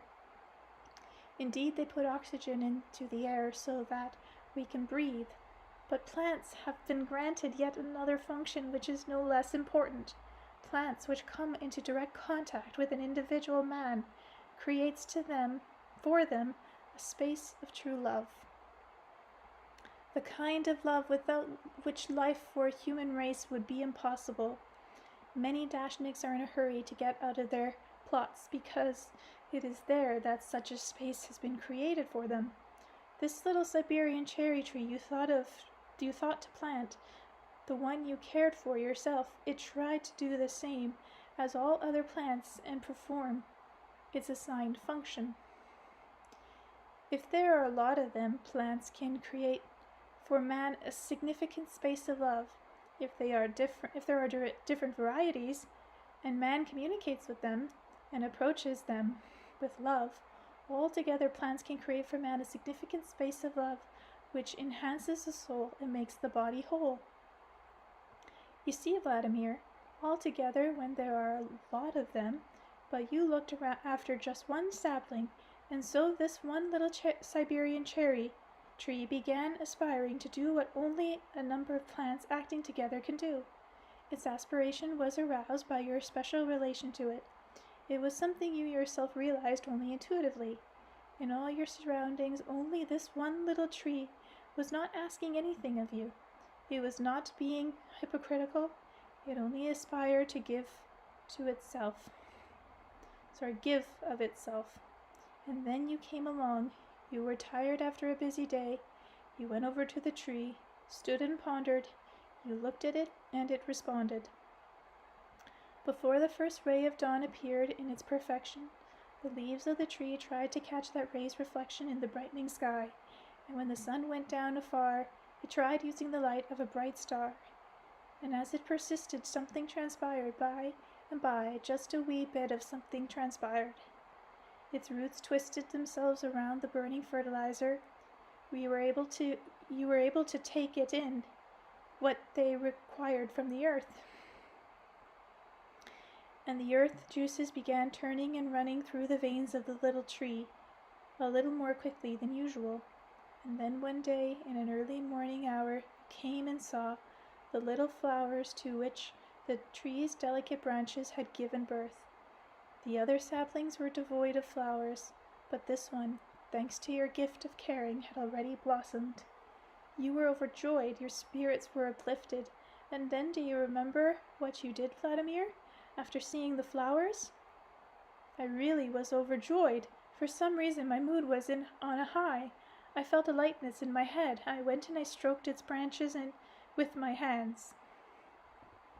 You gently stroked its branches, and you said, "Well now, my beauty, you've blossomed. You see the trees, Vladimir? You see the leaves, the fruit born thereof? But more than that, the trees created a space of love. The little cherry tree very much wanted to have this space. But where was the place for the tree to find the strength to give back to man what it had received from him? It had tried and had already given everything that was in its power, but it had received something extraordinary besides, a showing of tenderness towards itself from the flowers it bore, and when it had the desire to do more, all by itself, you went off on a very long expedition, and then, completing your journey and returning to the first things you did was go to the garden plot to see your little cherry tree. But along the way you were eating cherries you had brought by the market. As you approached it, you noticed that there were 3 red cherries growing on your tree. You stood there beside it, all tired out, eating and bought the cherries and spitted out the stones. Then you tore one of the cherries off your tree and tried it. Indeed, it was just a little bit more sour, a little less sweet than the market cherries you had decided to eat, and you did not touch the other 2. I had had my fill of other cherries, and this one was indeed more sour. Oh, if only you had known, Vladimir, how much power those little cherries contained on their own when that was so beneficial to you, how much energy and love, from the depth of the earth and the expanse of the universe and more. The tree had gathered everything helpful for you and poured it into those 3 cherries. It had even let one of its branches wither in order to make these 3 cherries ripen. One of them you tried, but you left the other 2 on the tree to die. I had no idea, but still I was happy that it was capable of bearing fruit. Yes, you were happy. And then, do you remember what you did this time? Me? Well, I stroked the tree's branches some more, and you not only stroked them, you even bent over and kissed the leaves on the branches, which was resting on the palm of your hand. Yes, I did, because I was in such a good mood, and something incredible happened with the tree. What more could it do for you, since you had not taken the fruit, therefore, that had been growing with so much love? What could it do?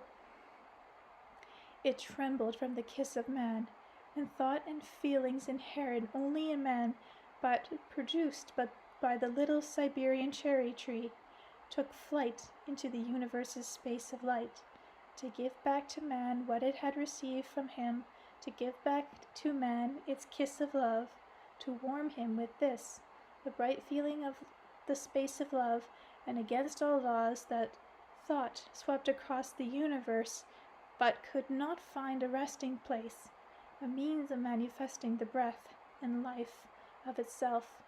Knowing that one cannot find a resting place means death. Then the force of the light returned to the cherry tree, the bright thought it had produced, so that it might destroy the thought within itself and not perish, but the tree did not pick it up. The little Siberian cherry tree's burning desire endured unchanged, extraordinary, pure, and trembling. The force of light did not know what to do.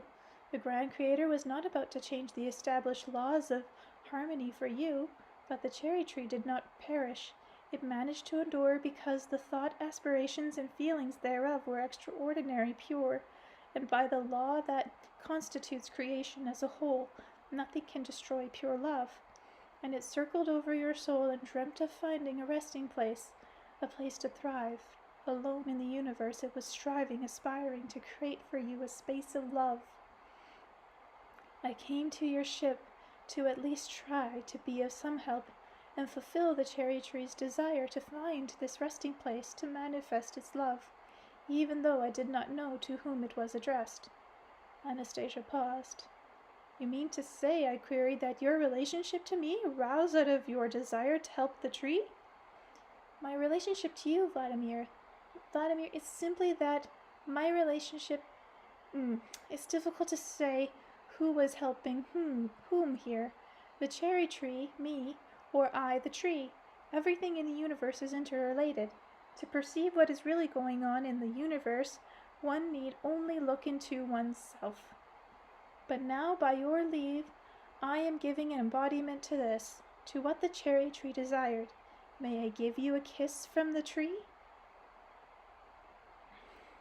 Of course you may, since it's the right thing to do. And when I get home, I shall eat all of its fruits. Anastasia closed her eyes. She pressed her hands to her breast and quietly whispered, Feel this, little cherry tree. I know you can feel it. I shall now do what you wished. This will really be your kiss, little cherry tree. Then Anastasia quickly placed her hands on my shoulders, and without opening her eyes, drew near, touched her lips to my cheek, and held them there. It was strange. It was a strange kiss, just a touch of her lips, but it was not like any I had ever received before. It aroused an extraordinary pleasing sensation, one I had never felt up to now. The technique of moving the lips or tongue or body probably had nothing to do with it.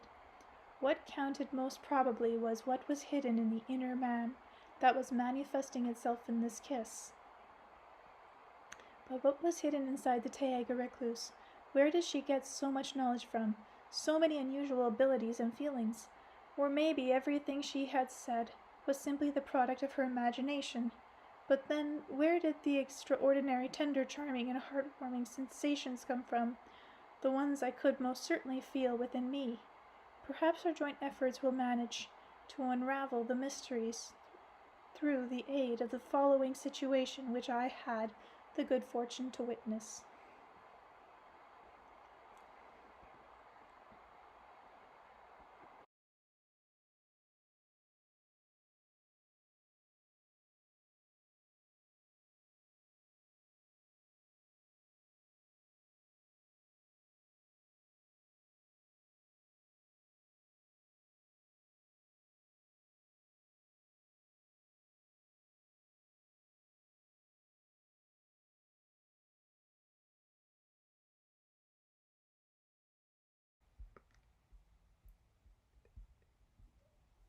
Chapter 7. Who's to blame? Once when Anastasia was trying to explain something to me about lifestyles and faith, but couldn't find suitable understandable words, which she no doubt very much wanted to find, a curious incident took place. Anastasia quickly turned to face the ringing cedar, pressing the palms of her hands against its trunk. But then something inexplicable began happening to her. Lifting up her head and addressing either the cedar or someone way up high, all at once she started speaking passionately and with a concentrated attention in a combination of words and sounds.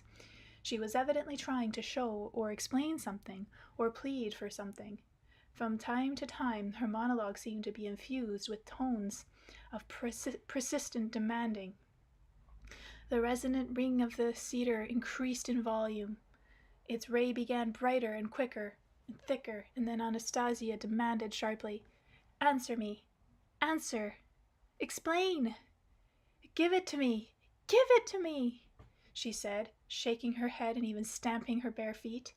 And all at once the pale glow of the ringing cedar's tree-top became focused into a ray, and the ray suddenly broke off from the cedar and flew upward and dissolved into thin air. But at this point another ray appeared, coming down to the cedar from above. It seemed to consist of a bluish mist or cloud. The needles of the cedar pointed downward, were illuminated with similar misty rays, almost unnoticeable, and these rays pointed towards Anastasia, but didn't touch her. They seemed to disappear and dissolve in the air. And when she insistently stamped her feet and even slapped the ringing cedar's huge trunk with the palms of her hands, the glowing needles began stirring, and their rays joined to form a single ray of bluish mist. It aimed itself downward towards Anastasia, but didn't touch her.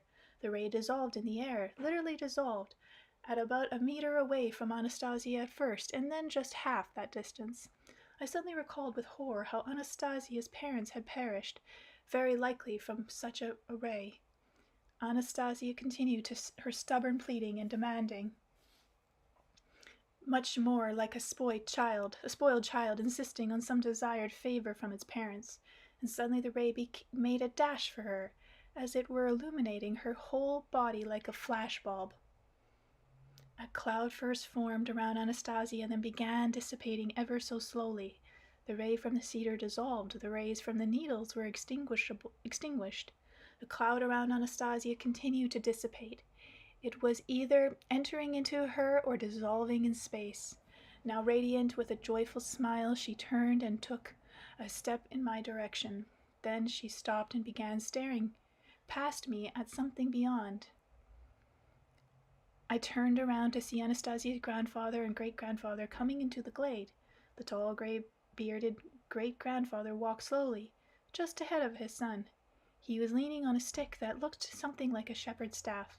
Upon reaching my position, he stopped and fixed his gaze on me, as though staring into empty space. I couldn't even tell whether he actually saw me or not.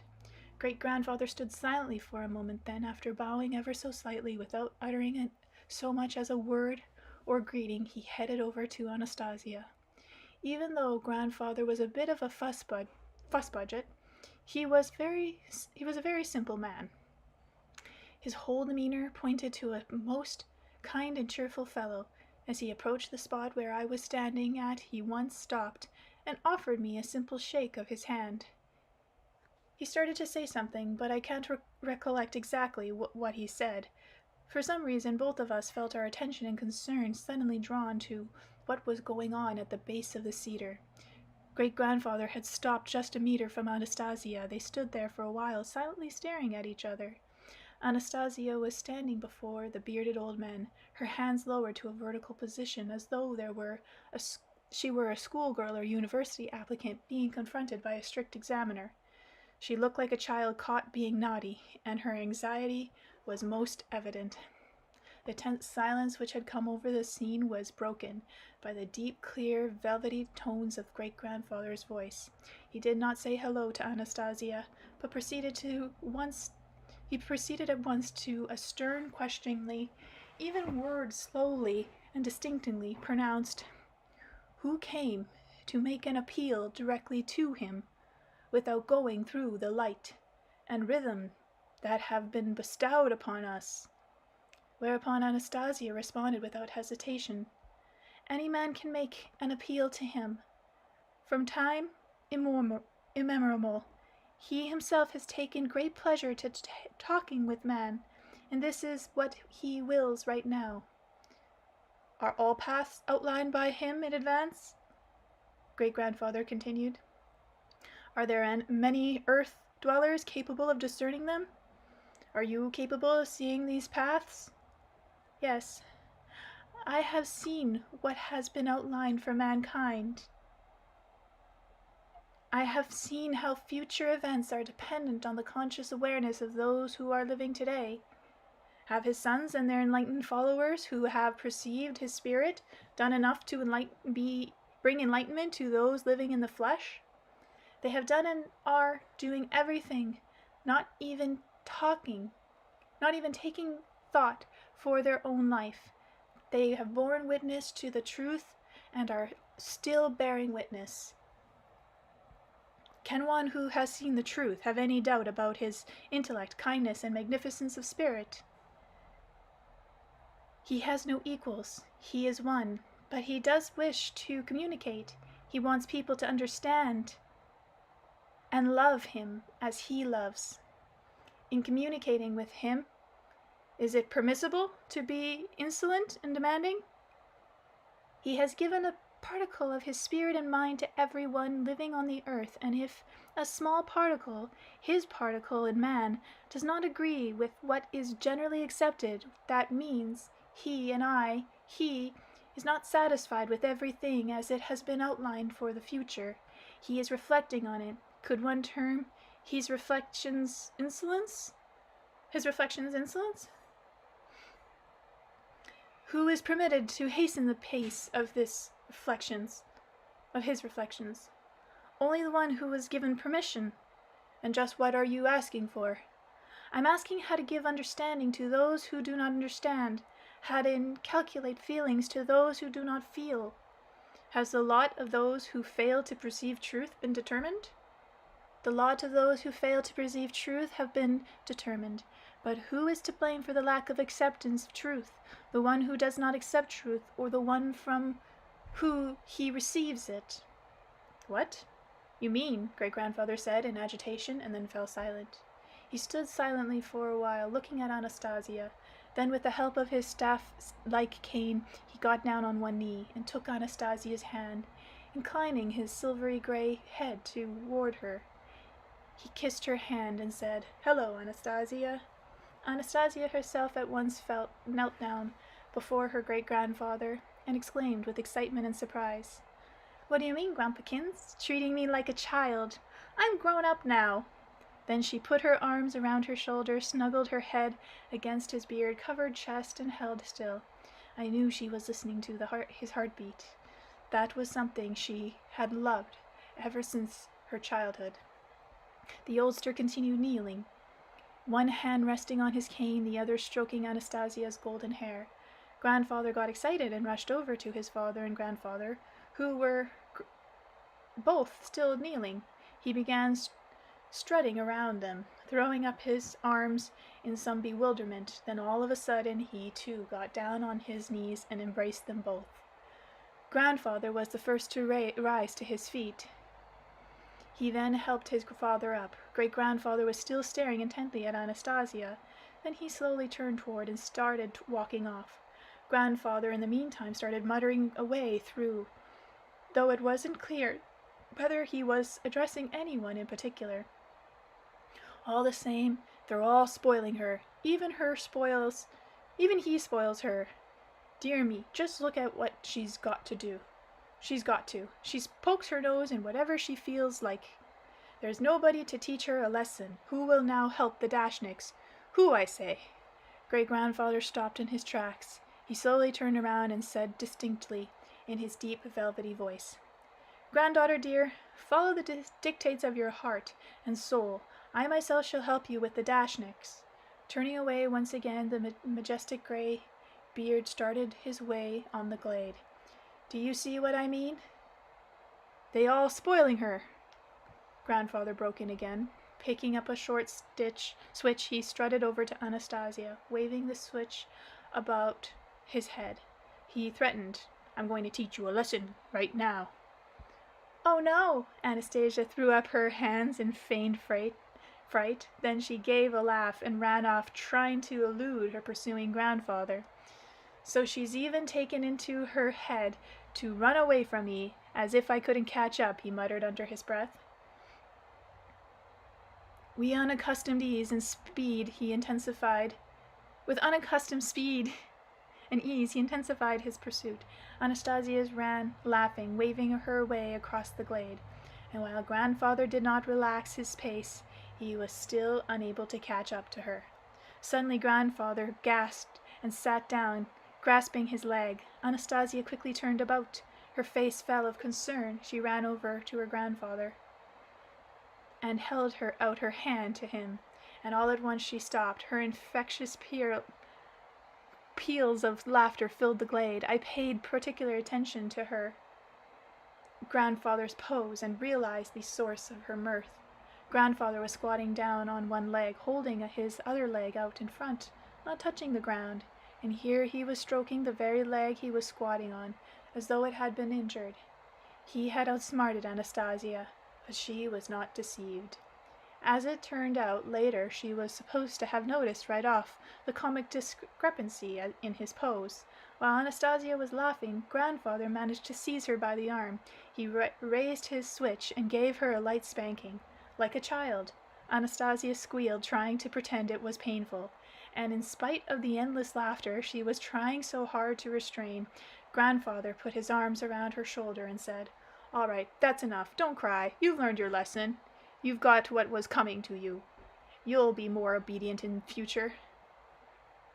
Listen, I've started training the eagle. It may be old, but it is still strong and remembers many things." And here she instantly poked her nose into everything. "Grandpakins, my dear great sweet Grandpakins, the eagle, that means you already know about the baby. The stars don't forget." Anastasia didn't let her grandfather finish. Putting her arms around his waist, she lifted him off the ground and spun him around.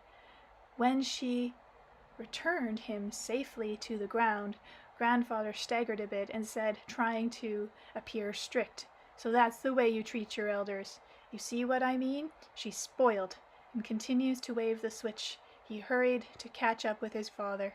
As he reached the trees at the edge of the glade, Anastasia called after him, "Thank you, Grandpakins, for the eagle. Thank you very much."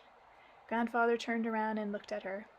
"Only just be My dear child, please remember to be more. His voice was too gentle. Breaking off his sentence, he added, with a bit of more severity, watch out, or else. And he disappeared into the forest. Chapter 8. The Answer. Once we found ourselves alone, I asked Anastasia, what's all the big excitement about? Some kind of eagle. The eagle will be very much needed for a little one, she answered. For our baby, Vladimir. To play with. Yes, only play has a considerable significance for his future learning and feelings. I see. I said this even though I don't fully understand this business of playing with a bird, even an eagle. But what were you doing with the cedar? Were you praying or talking with someone? What happened with you and the cedar, and why did great-grandfather seem so severe when he talked with you? Tell me, Vladimir, do you think there is still, some kind of intelligence out there? Does there exist a mind in the invisible world of the cosmic, in the universe? What do you think? I think it's true, even scholars talk about that, as do mediums and the Bible. And this something? What would you say is the best word to describe it? I need to know this so that you and I can agree upon a definition. Say, for example, mind intelligence being forces of light, vacuum absolute, rhythm, spirit, God. Well, let's say God. All right then. Now tell me, does God attempt to communicate with man? What do you think? I do not mean by a voice from heaven, but through people, through a Bible, let us say, to offer a hint on how to be more happy. But the Bible was not necessarily dictated by God. Well, by whom then, would you say? People could have done that. People who wanted to invent religion, they sat down and wrote it collectively. You think it is that simple? People just sat down and wrote a book and thought up narratives and laws? A book that has lasted for millennia and is the most popular and widely read book that has existed to date? Over the centuries, a whole multitude of other books have been written, but few of them can compare it with the Bible. What does that mean to you? I don't know, I admitted. Ancient books, of course, have been around for a long time, but most people today prefer contemporary literature, novels, detective stories, and all sorts of inferior stuff. Why is that so? Because reading them hardly requires any thinking. In reading the Bible, one is obliged to think at a faster pace, and there are many questions one must answer for oneself. Only then will it become clear. It unfolds itself, so to speak, to one's consciousness. If one looks upon the Bible merely as a statement of dogma, then reading and memorizing few commandments is sufficient. But any dogma imposed from without and not grasped by one's inner being precludes taking advantage of the opportunities afforded man as creator. And what questions do we need to answer when we read the Bible? To begin with, replied Anastasia, you might try to figure out why Pharaoh was unwilling to allow the children of Israel to leave Egypt. Well, what's there to think about? The Israelites were slaves in Egypt. Who would want to let go of his slaves? Who would want to let his slaves go? They worked hard and brought Pharaoh a good income. The Bible says that more than once the Israelites brought a plague over the whole land of Egypt. They even killed people's firstborn offspring along with those of animals. Sorcerers were later burnt at the stake for such acts. But here Pharaoh simply refuses to let them go. Now answer the question, where did the Israelite slaves get enough goods and cattle to spend 40 years traveling? Where did they get the weapons to seize and destroy cities along their route? What do you mean, where? Didn't God give them everything? Do you think that was only God's doing? Then who? Man, Vladimir, has full freedom. He has the opportunity to make use of all the bright resources. God gave him originality, but he can make use of other sources too. Man presents a union of opposites. See, Vladimir, how the sun shines? That is God's creation. It is for everyone, for you and me, for the snakes in the grass, the flowers. But bees use the flowers to get honey, while the spider's power is to draw poison. Each of them has its own function, and no bee and no spider can do otherwise. Only man has a wider scope. Only man can act in more than one way. One man can rejoice at the first rays of the sun, while another might curse. Man, you see, can be both bee and spider. Does that mean God wasn't the only one helping the Israelites? How can you tell, then, what God actually did, as opposed to what was merely attributed to him? When something significant is created through man, Anastasia explained, there are always two opposites at work. Man exercises freedom of choice, which he will accept more of depends upon his purity and conscious awareness. Well, all right, let's accept that. So you were attempting to talk with him when you were standing at the base of the cedar. Yes, I wanted him to answer me. And great-grandfather objected?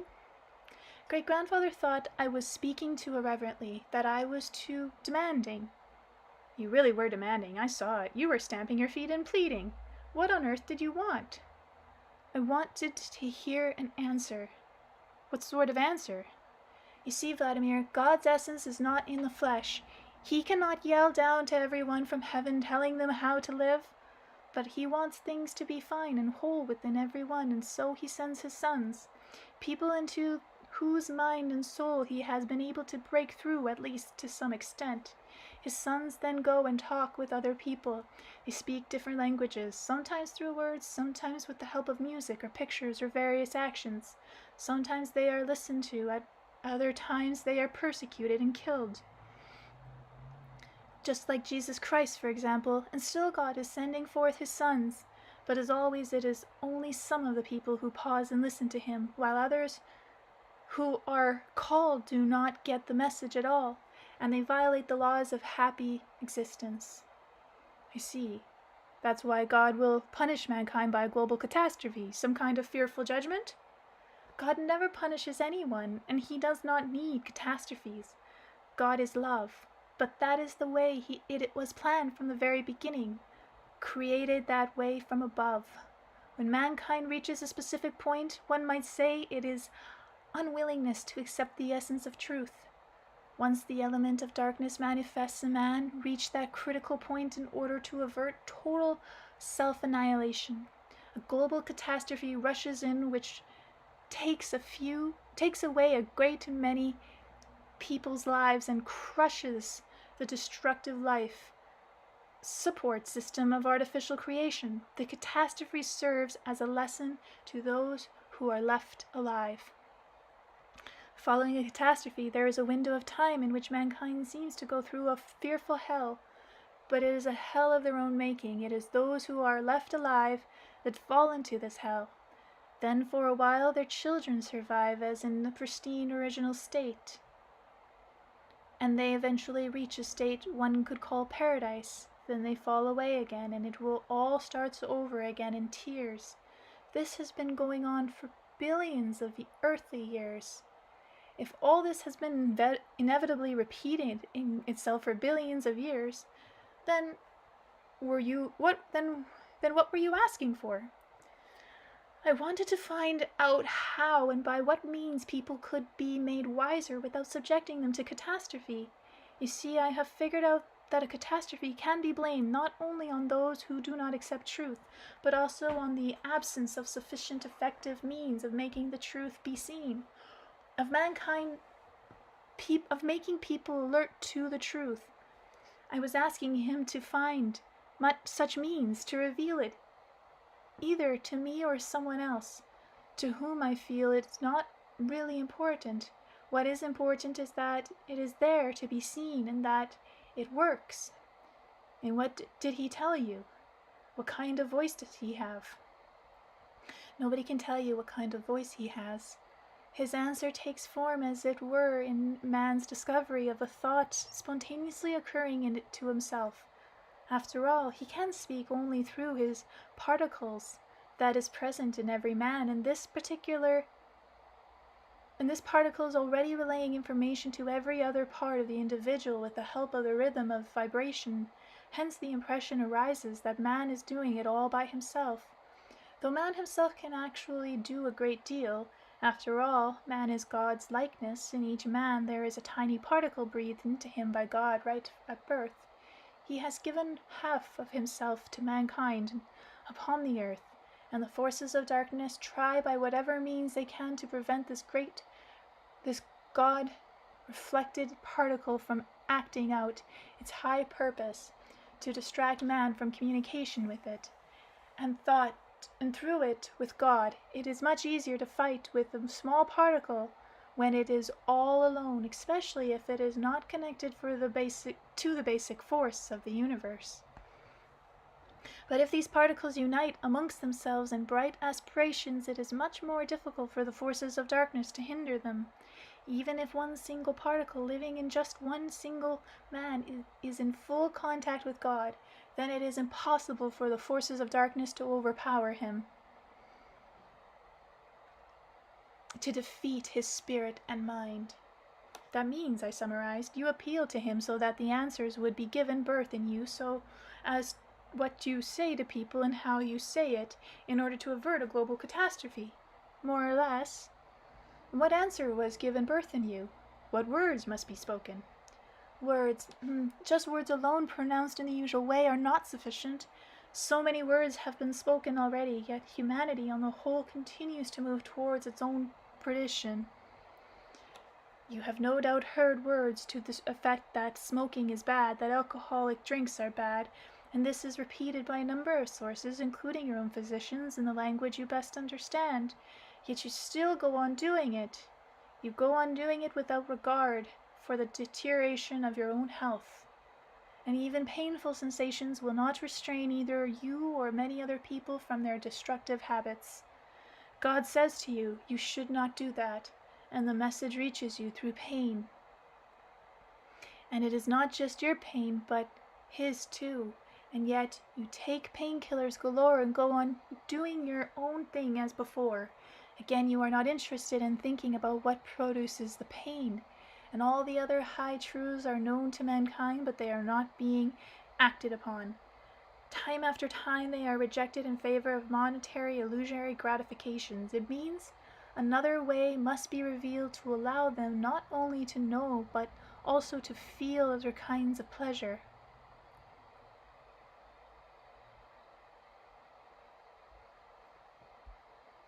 Once man has learned of these, he can compare and realize everything for himself. He will unblock access to the God-bestowed particle within him. It is no good simply threatening man with a catastrophe. It's no good simply blaming those who do not accept truth. Everyone who brings the truth to others must understand how needful it is to seek a more perfect method of explaining it. Great-grandfather agreed with me, but that's not what he said. There was a lot that great-grandfather said that you did not hear. If you were able to communicate with each other without words, why then did you say the words that I did hear? Would you not consider it offensive if people conversed using foreign words you could not understand, given that they knew your language too? Various thoughts ran through my mind. Either I believe everything she tells me or I don't. She herself, of course, believes, and it's not just that she believes it, she acts upon it. She takes it all so intensely.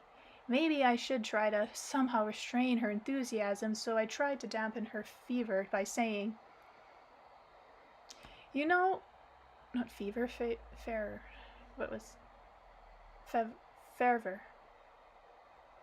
You know what, I think, Anastasia, maybe you don't need to take it so to heart and get so stirred up with your demands as you were doing at the cedar tree. Even the blue glow or vapor from the cedar came crushing down on you. Your grandfather and your great-grandfather are right to be concerned. It's probably very dangerous. If God has not given the answer to any of his sons as to how to explain everything to people most effectively, that means there is no answer. It means that a global catastrophe is the most effective way of getting his message across. Maybe he's even annoyed with you for poking your nose in too far and will punish you so you won't do it again, just like your grandfather said. God is kind. He will not punish. But he isn't speaking to you either. Maybe he's not interested in listening to you, and meanwhile you're wasting so much energy. He is listening, and he is answering. What is he answering? Is there something new you know now? He has hinted at where to find the answers, where to search for it. He's hinted to you? So where is it? In the union of opposites. What does that mean? It happens, for example, when two opposite extremes of human thinking in the avatisma contemporary merge into a new dynamic whole. This was behind the philosophies of Han-Yi and Qigong, which offer a world view of even greater perfection, not unlike the models and theories in your modern physics. What was all that? Oh, please do excuse me. I do not know what came over me. I completely forgot myself.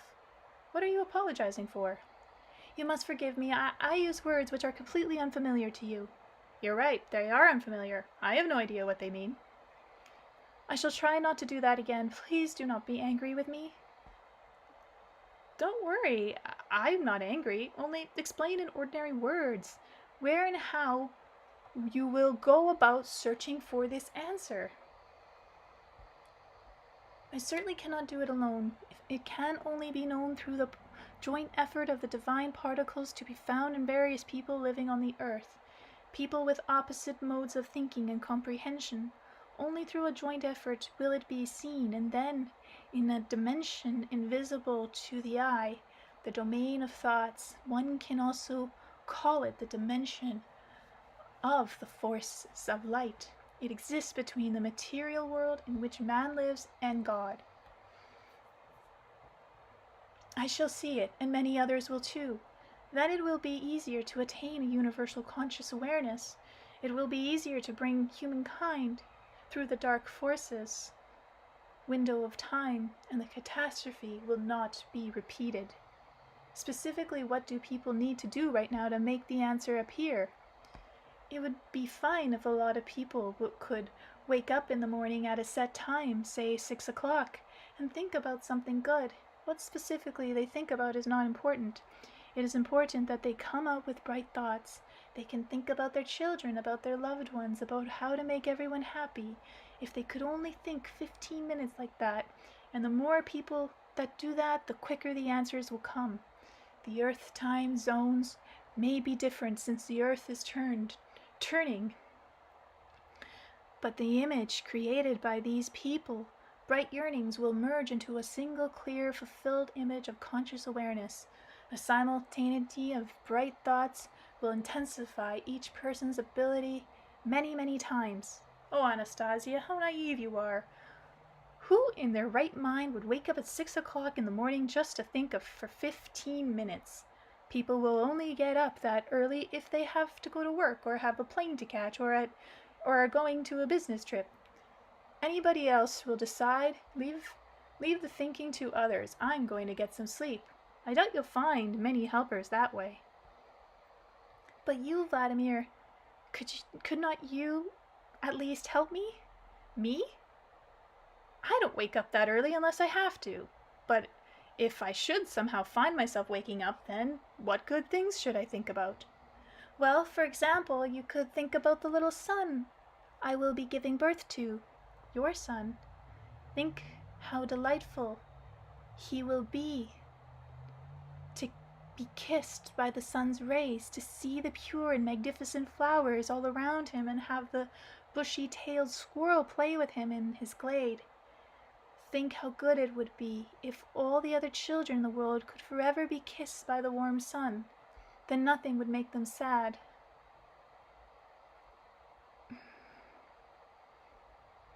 Then think about who you might say something glad to or give a smile to during the day ahead, and how good it would be if this marvelous world lasted forever, and what you could do, you in particular, to bring this about. I'll think about our son, and I'll try to come out with other good thoughts, only what's the point? You'll be thinking here in the forest while I'll be in the apartment in the city. That's only 2 of us. You say many people are needed. So until we get a lot of people involved, isn't it pointless for just the 2 of us to try? Even 1 person, Vladimir, is more than none. 2 together are more than 2 apart. Later, after you write your books, more people will come along. I shall feel them and delight in each of them, in each one. We shall learn to catch each other's feelings of the heart, understand and help each other through the dimension of the forces of light. Everything you say still has to be believed. I myself don't completely believe in this bright dimension, this domain of thoughts. You can't even prove it exists because you can't touch it. Yet your scientists have come to the conclusion that thought is something tangible. They have, but since you still can't actually touch it, it's not something you can get completely set in your mind. But when you write your book, people will be able to touch it. They can hold it in their hands like a materialized thought. Again, you are carrying on about that book. I've told you I don't believe in it either. Even less in your claims that you, with the help of a certain combination of letters known only to you, can arouse feelings in the readers. Bright feelings yet, but that will help the reader make some sense of it all, sure. I told you how it works. Yes, you told me, but it still doesn't make me believe. If I try to write, I shan't tell everyone all at once. People will laugh at me. You know, something, Anastasia? Can I tell you in all honesty? Yes, tell me in all honesty. Only don't be offended, okay? I shall not be offended.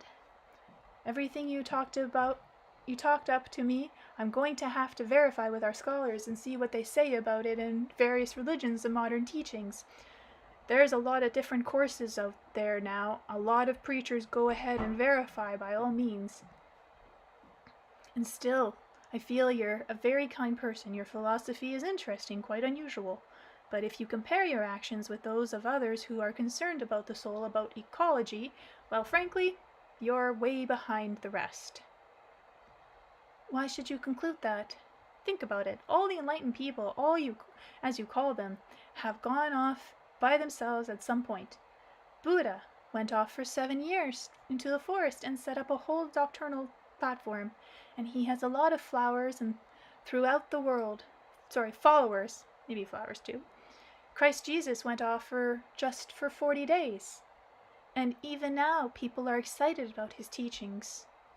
Christ Jesus went off by himself more than once, Anastasia pointed out, and he did a lot of thinking when he was traveling about. So let's say more than 40 days. Let's say a year even. The elders who are now considered saints were ordinary people who went in the forest to live in isolation for time. Then later, monasteries were built on these sites, and a lot of followers arose, right? Yes, Vladimir, you are right. And here you have been living 26 years now in the forest, and you don't even have a single follower. You haven't come up with any platform, and here you're asking me to write a book. You're grasping at that like straws. You dream of laying out your own combination of signs in it. Well, if things weren't working out for you like with your other leaders, maybe it's not even worth trying. There are other more capable than you who may well think up something without your input. Come on, why not get real and live more simple? I'll help you adapt in our world. Now you're not offended, eh? No, I'm not offended. Then I'll tell you the whole truth right to the end to help you get a hold of yourself. Go on. You have some extraordinary abilities, Anastasia. There's no doubt about that. You can pick up any information you want as easily as counting 1, 2, 3. But tell me, now, when did you first become aware of that ray of yours? It was given to me right at the start, as it is to everybody. Only my awareness of it and how to use it, that was something great-grandfather taught me by the time I was 6. So that means at 6 years of age, you were already able to see what was going on in our lives. You could analyze situations, help people, even treat illness at a distance. Yes, I could. Now tell me, what have you been doing all the 20 years since? I have been telling you and showing you. I have been working with the people you call Dashniks, trying to help them. All these 20 years, day in and day out? So you've been acting like an obsessed fanatic, stubbornly holding on to the Dashniks all these years? Who made you do this? Nobody can make me. I did it on my own free will. After great-grandfather suggested it to me, I realized for myself what a good thing, how important it was. You know, I think your great-grandfather suggested the Dashniks to you because he felt sorry for you.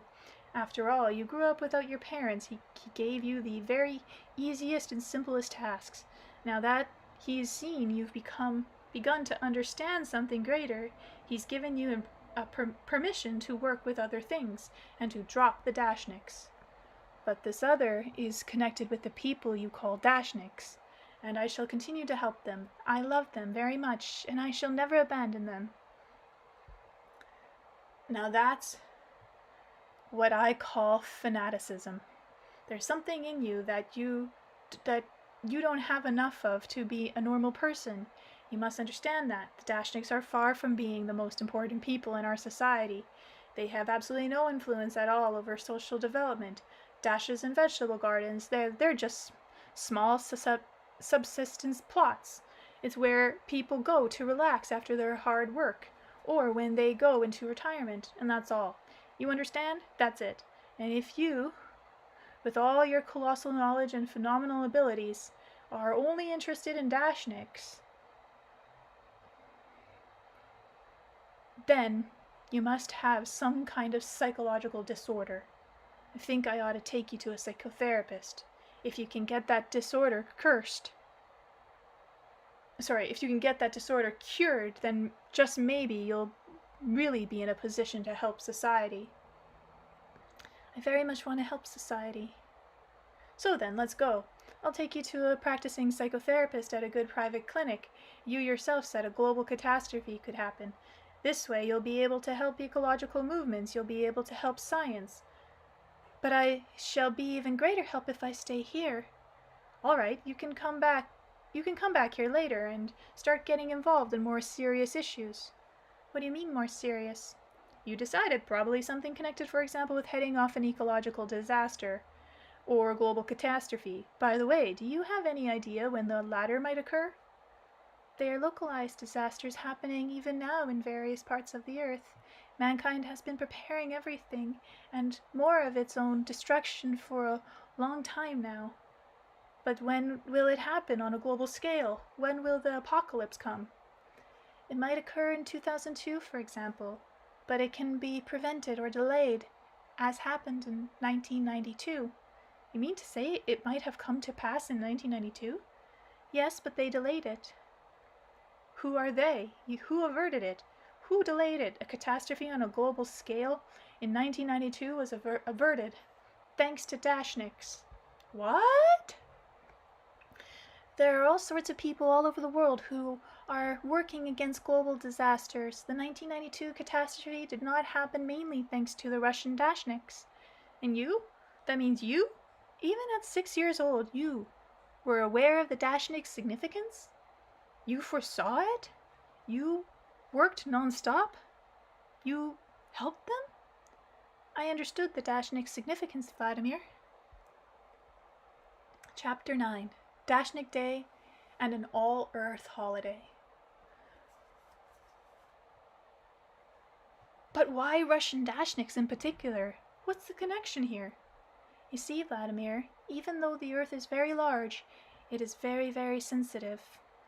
Think of how big you are by comparison with a tiny mosquito, and yet when a mosquito lands on you, you feel it through your skin, and the Earth also feels everything. When people pave it over with concrete and asphalt, when they cut down trees and burn the forest growing on it, when they pick and poke at its innards and sprinkle it with powder called fertilizer, it feels the hurt, and yet still it loves people, as a mother loves her children. And the earth tries to absorb into its depth all humanity's anger, and only when it no longer has the strength to hold it back, that anger explodes in the form of a volcanic eruption and earthquakes. The earth needs our help. Tenderness and loving attitudes give it strength. The earth may be large, but it is most sensitive, and it feels the tender caress of even a single human hand. Oh, how it feels the anticipates this touch. There was a time in Russia when the earth was deemed to belong to everyone, and therefore nobody in particular, so people did not think of it as their own. Then changes came in Russia. They began giving out tiny private plots to people to go with their dashas. It was no coincidence at all that these plots were extremely small, too small to cultivate with mechanized equipment, but Russian yearning for contact with the earth took to them with joyous enthusiasm. They went to peoples, both poor and rich, because nothing can break man's connection with the earth. Nothing. After obtaining their little plots of land, people intuitively felt their worth, and millions of pairs of hands, human hands, began touching the earth with love. With their hands, you understand, not with mechanized tools. Lots and lots of people touched the ground caressingly on these little plots, and the earth felt this. It felt it very much. It felt the blessing touch of each individual hand upon it, and the earth found new strength to carry on. So what now, I queried. Should we erect a monument to every Dashnik in the savior of the planet? Yes, Vladimir, they are saviors indeed. But that would be far too many monuments. I have it. Why not set up a 1 or 2 day national holiday, Dashnik Day, or an All-Earth Day? It could be designated in the calendar. Whew, a holiday! Anastasia threw up her arms in elation. What a terrific idea, indeed! A celebration, a happy and cheerful holiday. That is something we definitely need. And you, with that ray of yours, can suggest to our government, to our deputies in the State Duma, that they pass the required legislation. I cannot get through to them. They are too busy with their daily routine. They have so many decisions to make, they have absolutely no time to think. Besides, there is not much point in attempting to raise their conscious awareness. It would be difficult for them to accept a complete conscious picture of reality. They are not allowed to make any better resolution than those they are passing at the moment. Who can stop the government or the president from doing so? The masses, the majority. As for correct decisions, they are what you call unpopular measures.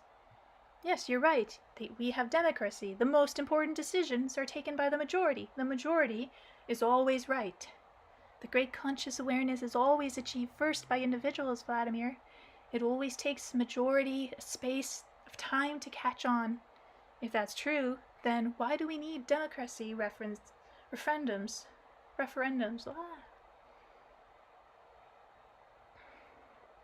They are needed to serve as a shock absorber to avoid sudden jerks.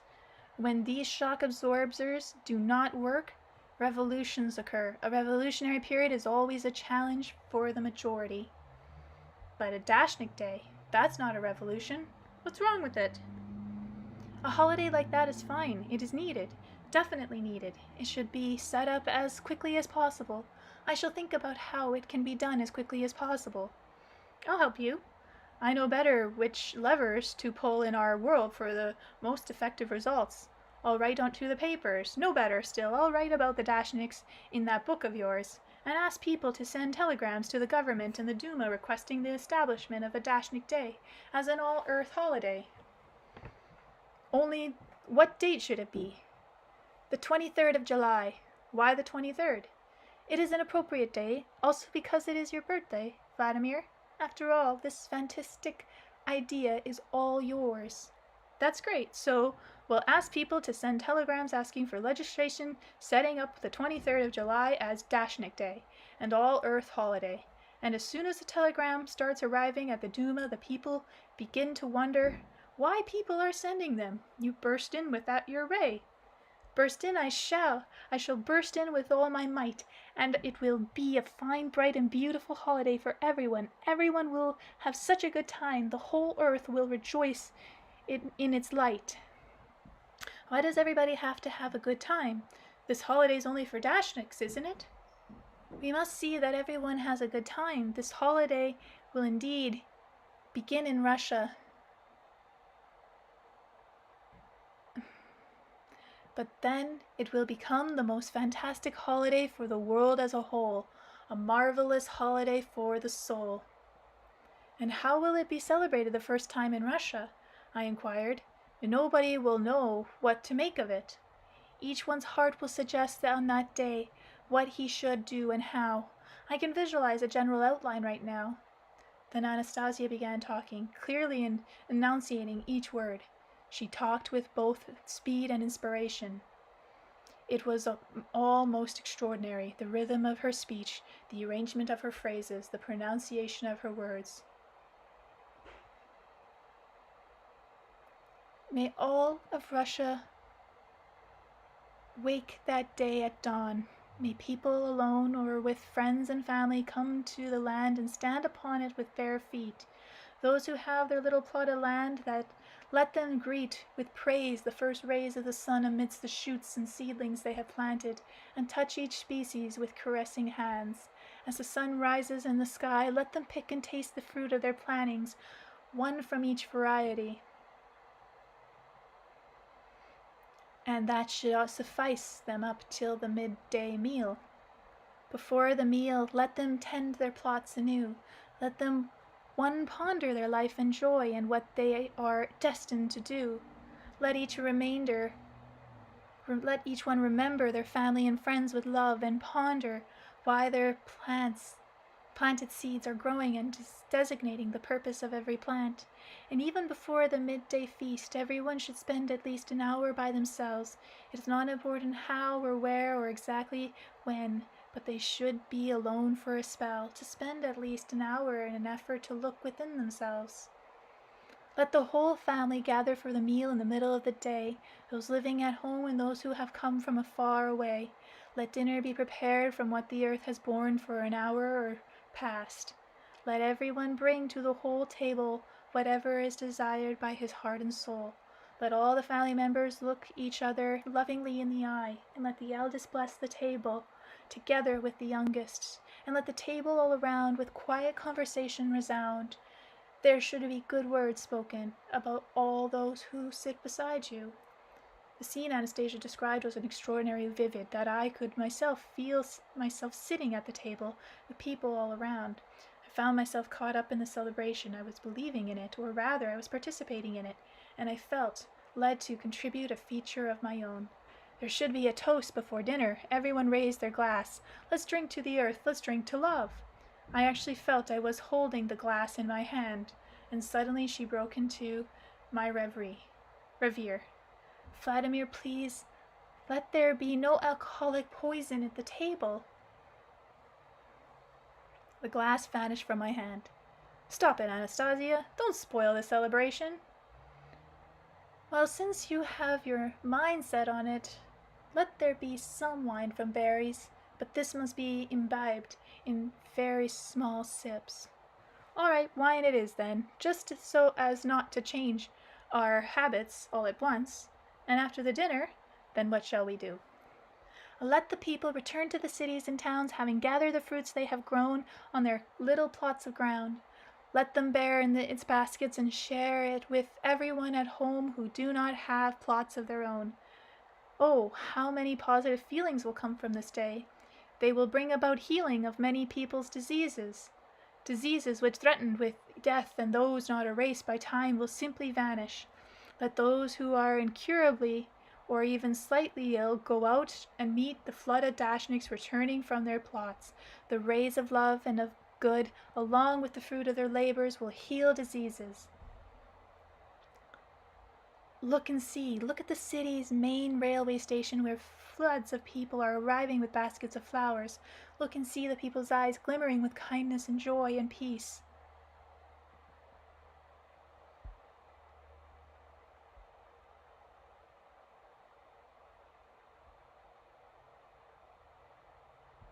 Anastasia was virtually glowing with radiance as she became more and more inspired with the idea of the holiday. Her eyes were no longer merely shining with joy, they were literally sparkling with a pale blue luminescence. The expression on her face was changing, yet still remaining joyful, as though a mighty flood of images of the celebration were rushing through her brain.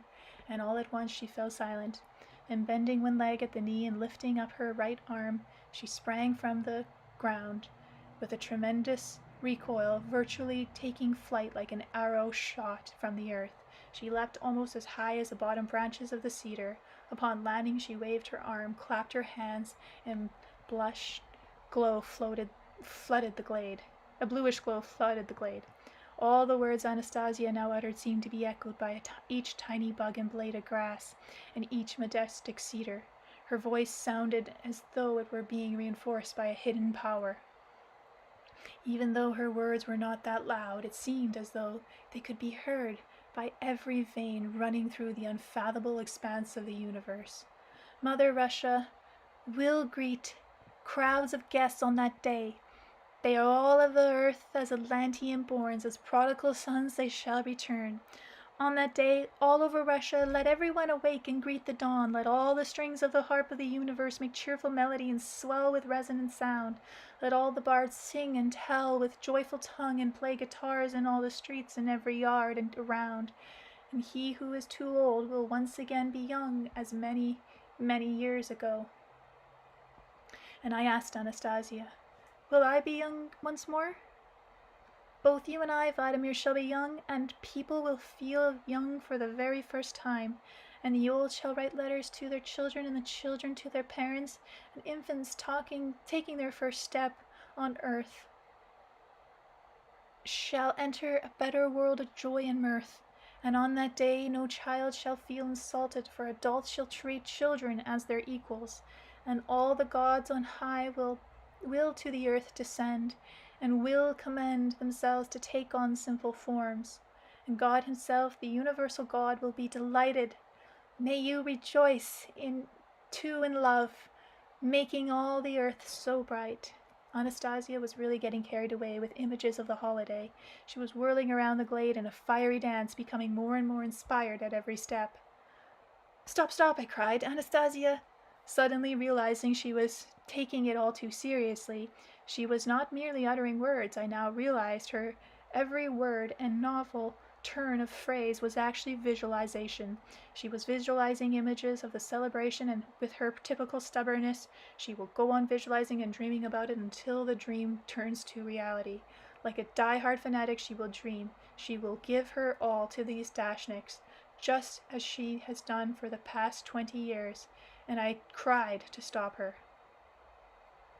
I cried out to stop her. What's going on?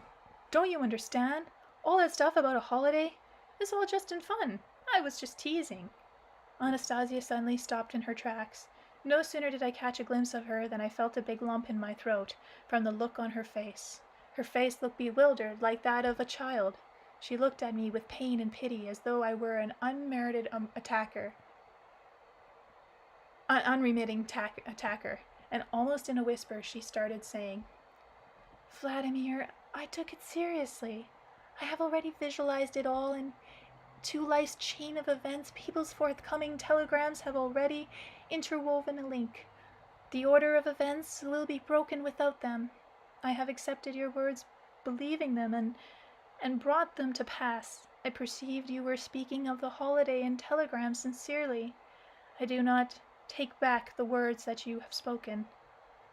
And do not take back the words you have spoken. Just help me with the telegrams so that I may, as you said, offer assistance with my ray. Okay, I'll try. Only don't panic. Maybe it'll end up that nobody will even want to send the telegrams. There will be people who will comprehend. They will feel it in their government and in their Duma as well. And a holiday there will be. It will arise. Time will tell. Look here. And once again, a celebration images passed before my eyes. There, I've written about it. Now you can go and do as your heart and soul dictates. Okay, just a little break.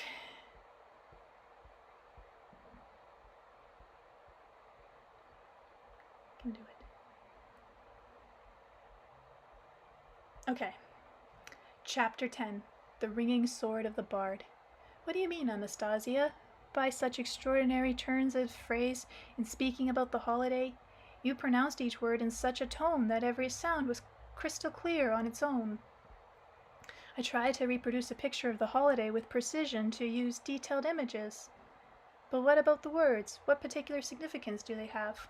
Upon each word was born a multitude of happy pictures and events, and now they will all come true. For thought and words, you understand, are the principal instrument of the grand Creator, an instrument bestowed not on all that grows with flesh and bone, but just alone to man.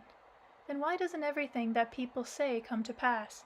When the thread between the spoken word and the soul is broken, then the soul is found empty, and the image dulled. Then what is said, though it be a plenty, is an empty as chaotic sound, and nothing can it be token. That's sheer fantasy. Come on now, you let yourself believe in everything like a naive child? How can it be a fantasy, Vladimir? After all, I could have hundreds of examples from the world you live in, and even from your own life, as to what power a word has when it projects the image connected with it. Then give me an example I can understand. An example. Here is one. A person is standing on the stage before an audience and speaking words. An actor, for instance. He will repeat the same words people have heard many times before, but there's only one actor people will listen with bated breath. Another they will not adore. The words are the same, but there is a vast difference in how they are declaimed. What do you think? Why does that happen? Well, that's actors for you. They spend years studying at drama school.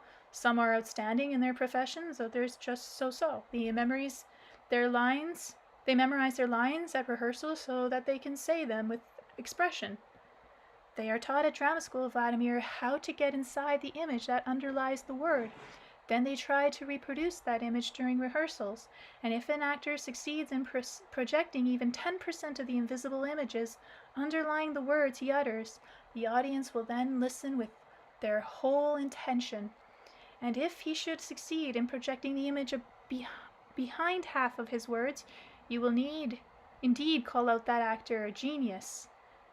For his soul is speaking directly with the souls of those standing at the auditorium, and during the play people will laugh or cry as they feel in their soul what the actor desires to convey. Such is the instrument of the grand Creator. And you, whenever you speak, with how many words can you project with corresponding image? 10% or 50%? With all of them. That is the way the great Creator taught me. All of them? Really? All the words? Great-grandfather said it is even possible to project the images contained in the letters of the alphabet, and I learned how to come up with an image to each letter. Why letters? Letters don't mean anything. Letters do mean something behind every letter in Sanskrit. For example, there are words, even whole phrases. There are letters there too, and beyond them many written words, so that infinity is hidden in every letter. Well, isn't that something? And we just sputter out our words. Yes, that's what's happening to words that have been passed down to us over thousands of years. They have passed through the penetrated time and space. And the forgotten images underlying them still today are once more attempting to knock on the door of the human race, and they watch out for our souls and even go to war on their behalf. And what kind of words are these? Is there at least one that might be familiar to them? Of course there is, at least as a sound you have heard, but people have forgotten what underlies these words. Anastasia lowered her eyelids and sat silent for a while, then very quietly, almost in a whisper, she asked me, "Vladimir, please pronounce the word bard." "Bard?" I said. She shuddered, almost as though in pain, and said, "Oh, the difference and banality in your pronunciation of that majestic word. You blow a cold gust of emptiness and neglect upon the candle's restless flickering flame, a flame that has been connected through the centuries and possibly even addressed to you or to someone else living today by a distant forebear. Forgetfulness of our derivation is the cause of our modern devastation." And just what didn't you like about my pronunciation? What should I be remembering in connection with that word?" Anastasia fell silent. Then, in a quiet voice, she began uttering phrases straight out of antiquity. "Long before Christ's birth there lived certain people on the earth, our forebears, who were called Celts. Their wise teachers were known as Druids. Many people inhabiting the earth at that time knelt before the Druids' knowledge of the material and spiritual worlds. Not a single Celtic warrior would dare unsheath his sword in the presence of a Druid. To be awarded the title of Druid, even the starting level, they had to undergo at least 20 years of arduous training at the hands of a spiritual teacher.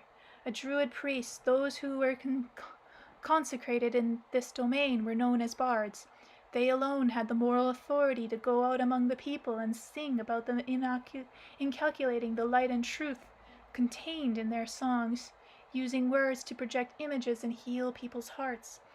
The Celts felt subject to attack by the Roman legions. Their last battle took place at a river. The Romans noticed that there were women walking among the Celtic warriors, women with long, flowing hair. Experienced Roman commanders, though knowing what this meant, that they would have to outnumber the Celts 6-1 in order to defeat them, were unaware of the reason why.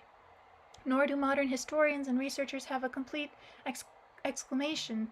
It all had to do with this unarmed women with their long flowing hair. The Romans surged in with a mighty force, outnumbering the Celts 9-1, aligned with their backs up against the river. The last family of fighting Celts was on the verge of defeat. They stood strong in the semicircle. Behind them was a young woman breastfeeding a wee baby girl and singing. The young mother sang a bright and cheerful song so as not to instill doleful fear in the little one's soul, so that she would be left the image of light. Whenever the little one tore herself away from her mother's breast, their eyes would meet. The woman would cease her singing and each time tenderly utter her baby's name, Barda. Soon there was no longer any semicircle to defend the pair, and all that stood between the nursing mother and the flood of Roman legionaries making their way along the narrow path was a young and blood-gored bard, armed only with a sword. He turned to look at the woman, their eyes met, and they smiled at each other. The wounded bard managed to stave off the Romans while the woman went down to the river and put her wee baby girl into a little boat and pushed it away from the riverbank, like Moses. With one last great effort of willpower, the bleeding bard threw down his weapon at the woman's feet. She took up his sword and fought for 4 hours straight with the legionaries on a narrow path, preventing them from reaching the shore. Their strength became spent, and they spelled each other off on a narrow path. The Roman commanders looked on in silent astonishment, but could not understand how strong and experienced soldiers could not come close enough to even scratch the woman's body. For 4 bruising hours she fought the flood of Roman attackers. Then the woman's lungs gave out, dried up with dehydration, as no liquid had touched her tongue.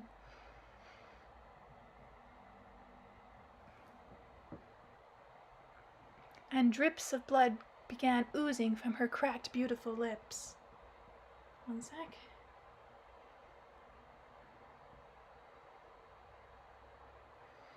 Slowly sinking to her knees, her strength waning all the while, she was still managed one more faint smile in the direction of the little boat carrying away her wee Barda, a future songstress, downstream with the current, and one more gleam of this word and its image, which have been carried down through the millennia for the benefits of many living upon the earth today. Man's being is not only in the flesh. Man's invisible feelings, aspirations, and sensations are immeasurably sharper and greater than what can be discerned by the eye or ear. As in a mirror, they are built partially reflecting in the invisible material state. The baby Barda grew into a girlhood and later became a woman and a mother. She lived on the earth and sang. Her songs imparted to people only bright feelings, and like the all-healing ray, helped them chase away the gloomies of the heart.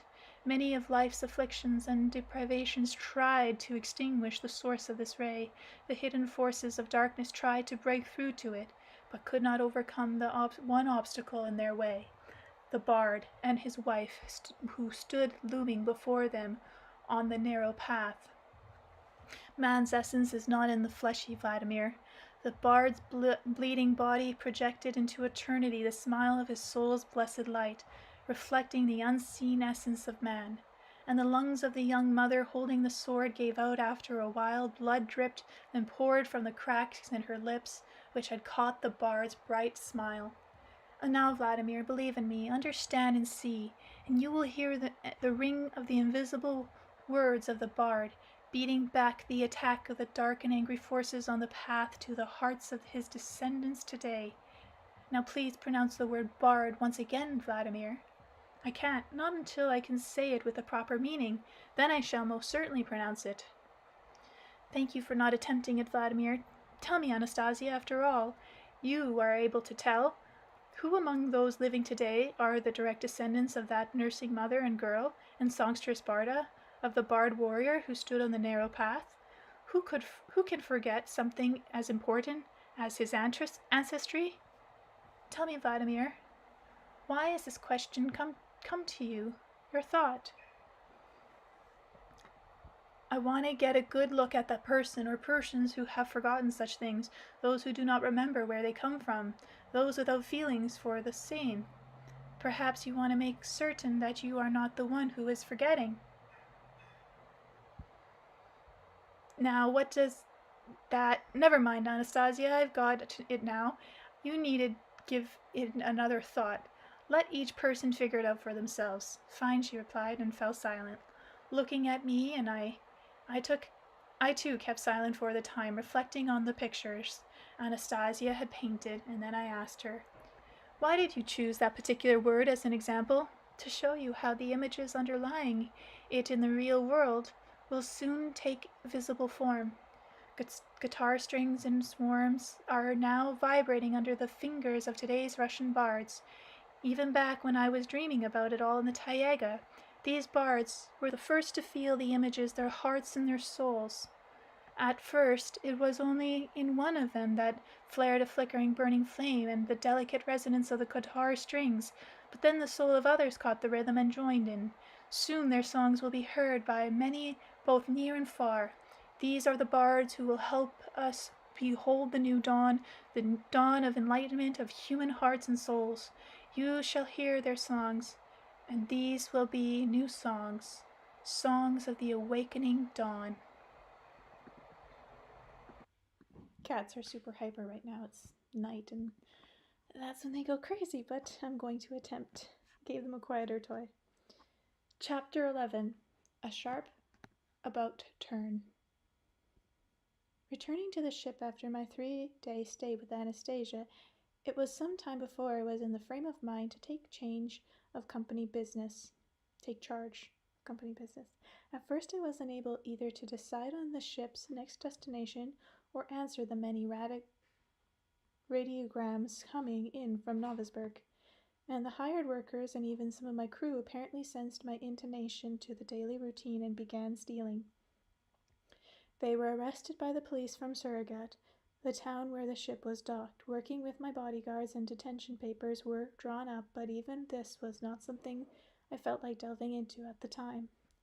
It's hard to say at the moment just why my talks with Anastasia had such a strong effect on me. Before this, my firm had received many visits from representatives of all sorts of religious denominations. They claimed they wanted to do something good for society and always asked for money. Sometimes I would oblige just so they would go away without looking too deeply into the cause they were collecting for.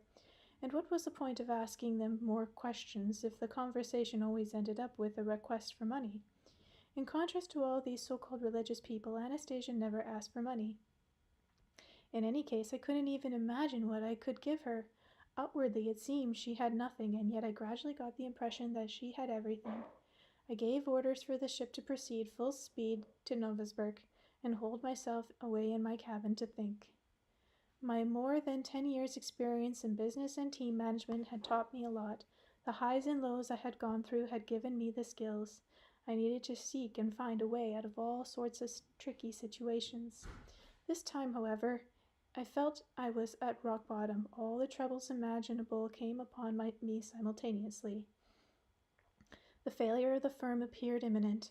One of those so-called well-wishers had already started a rumor, now increasing in currency, that something had happened to me, that I was no longer capable of making sound business decisions.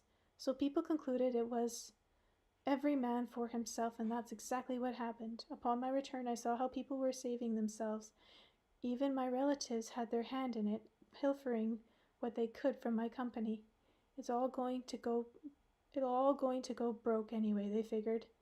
There's just one small group of my longtime employees who had tried to withstand the onslaught, but after the arrival of the lead ship, upon seeing what kind of literature I had my nose into, even they became worried about my mental state. I myself had perfectly clear and sober perspectives on what was happening. I was fully aware that I was no longer in any position to manage these teams effectively. Even those I had earlier trusted as my tried and true supporters were now starting to cast doubt upon any decisions I took. Even though I very much wanted to tell everyone who would listen about Anastasia, it hardly seemed possible to count on anybody understanding. It might even land me in the loony bin. My family were already starting to talk about what kind of treatment I needed. Without saying so in so many words, those around me were demanding I get back down to earth and come up with a business plan, and a successful one at that. They dismissed my latest distraction as either madness or nervous breakdown. I had really begun thinking about all sorts of things in this life of ours. What's going on here, I thought. You hustle through one commercial operation and even earn big money. But where's the satisfaction? You immediately want more, and it's been going on like that for over 10 years now. Where's the guarantee that this race won't last my whole life long without so much as a whiff of satisfaction? One person gets upset because he doesn't have enough money for a bottle of vodka.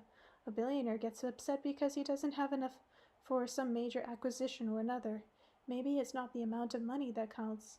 One morning, two old acquaintances of mine, both entrepreneurs in charge of a big commercial firm, came to see me at my office. I started talking with them about setting up a commonwealth of pure-minded entrepreneurs, about the purpose and goals of our business activities. After all, I just had to share all this with somebody. They played along, nodding now and then in agreement.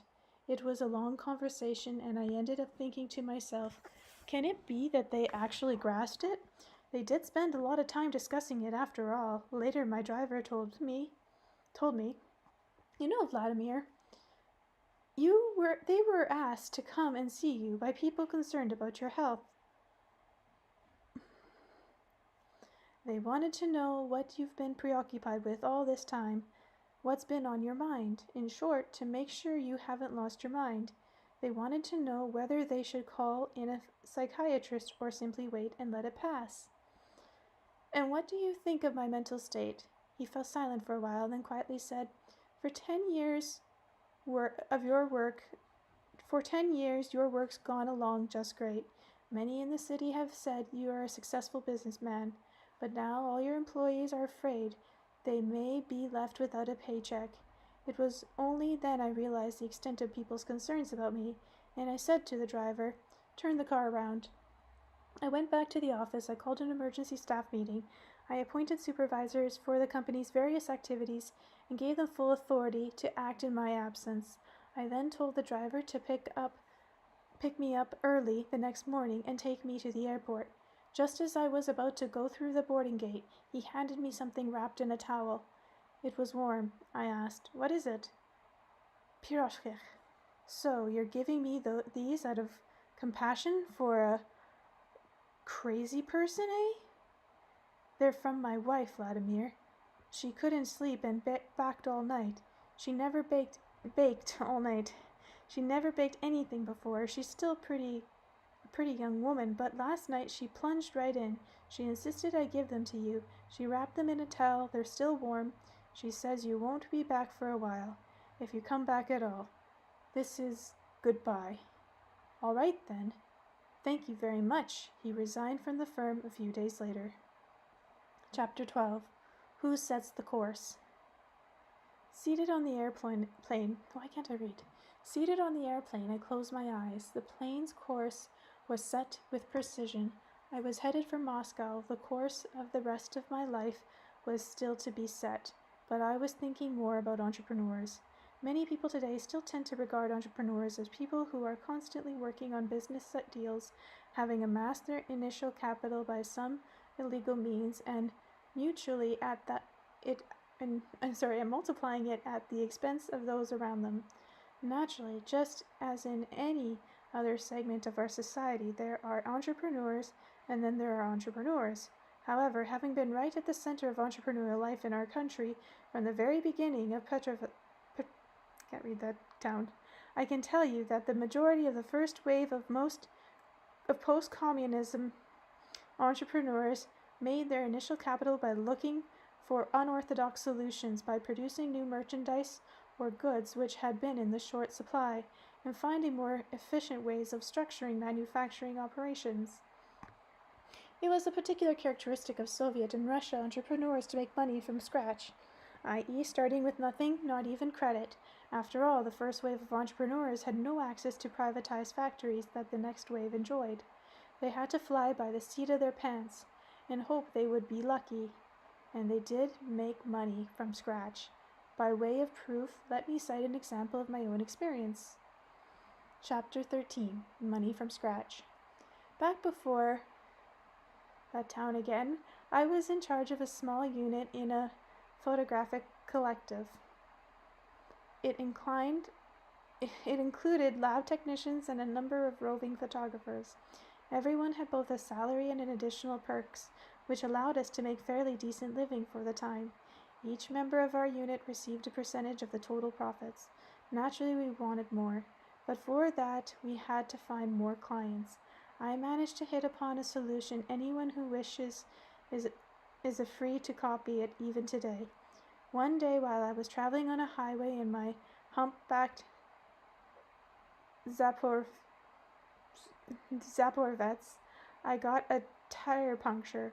While getting the tire repaired, I watched the cars passing by, one after another, and thought to myself, if only we could give all these drivers a chance to have their photo taken, there would be huge profits to be made.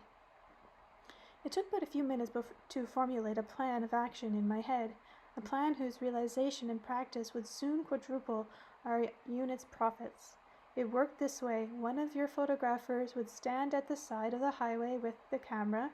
He had two assistants with a green armband bearing the SB insignia and brandishing batons like those used by the traffic police. Motorists would stop thinking it was the Green or some other patrol. Upon learning that it was simply a photo service being offered and that nobody was about to pounce on them or fine them or inspect their vehicle, drivers were happy to stand in front of their car next to the license plate and have their pictures taken. They gave the address where they would like the photo to be sent, COD. The license plate had to be showing just in case there was a mix-up in the addresses. We ended up offering these services on all the major highways leading to Novosibirsk over a 6-month period. And more we started encountering motorists who had already used the service. But during these 6 months, our unit managed to realize a fairly decent income. Later, I thought of starting a photo campaign to take pictures of residential houses, adding postcards phrases like, I live here, home sweet home. People from our unit took pictures of thousands of houses and the demand turned out to be enormous. It got so that the photographers didn't bother asking which residents wanted it. They would simply walk along and take pictures of every house on the street. A few days later, the postal service would deliver the photos to each dwelling and collect payment. People would send these snapshots to their children. Many said the pictures inspired their kids to come home for a visit. Before long, the collective started having problems paying the members for our unit their salaries, which in the opinion of the management of the day, I had exceeded all reasonable bounds. But there was little they could do about it, since everyone in the collective was entitled to an equal share of their unit's profits. During the early days of that town, our unit detached itself from the collective and formed an independent cooperative. I was chosen as first chairman. This way, we enjoyed greater freedom for movement. We had the opportunity to gather some seed money and together and expand the scope of our operations. I began to think about new ventures to increase company profits. One day I happened to have a conversation with an acquaintance of mine who worked in the Institute of Theoretical and Applied Mechanics. He was complaining that wages were being delayed or not paid at all, and that the lab unit was being threatened with dissolution. Where could they go? What could they do?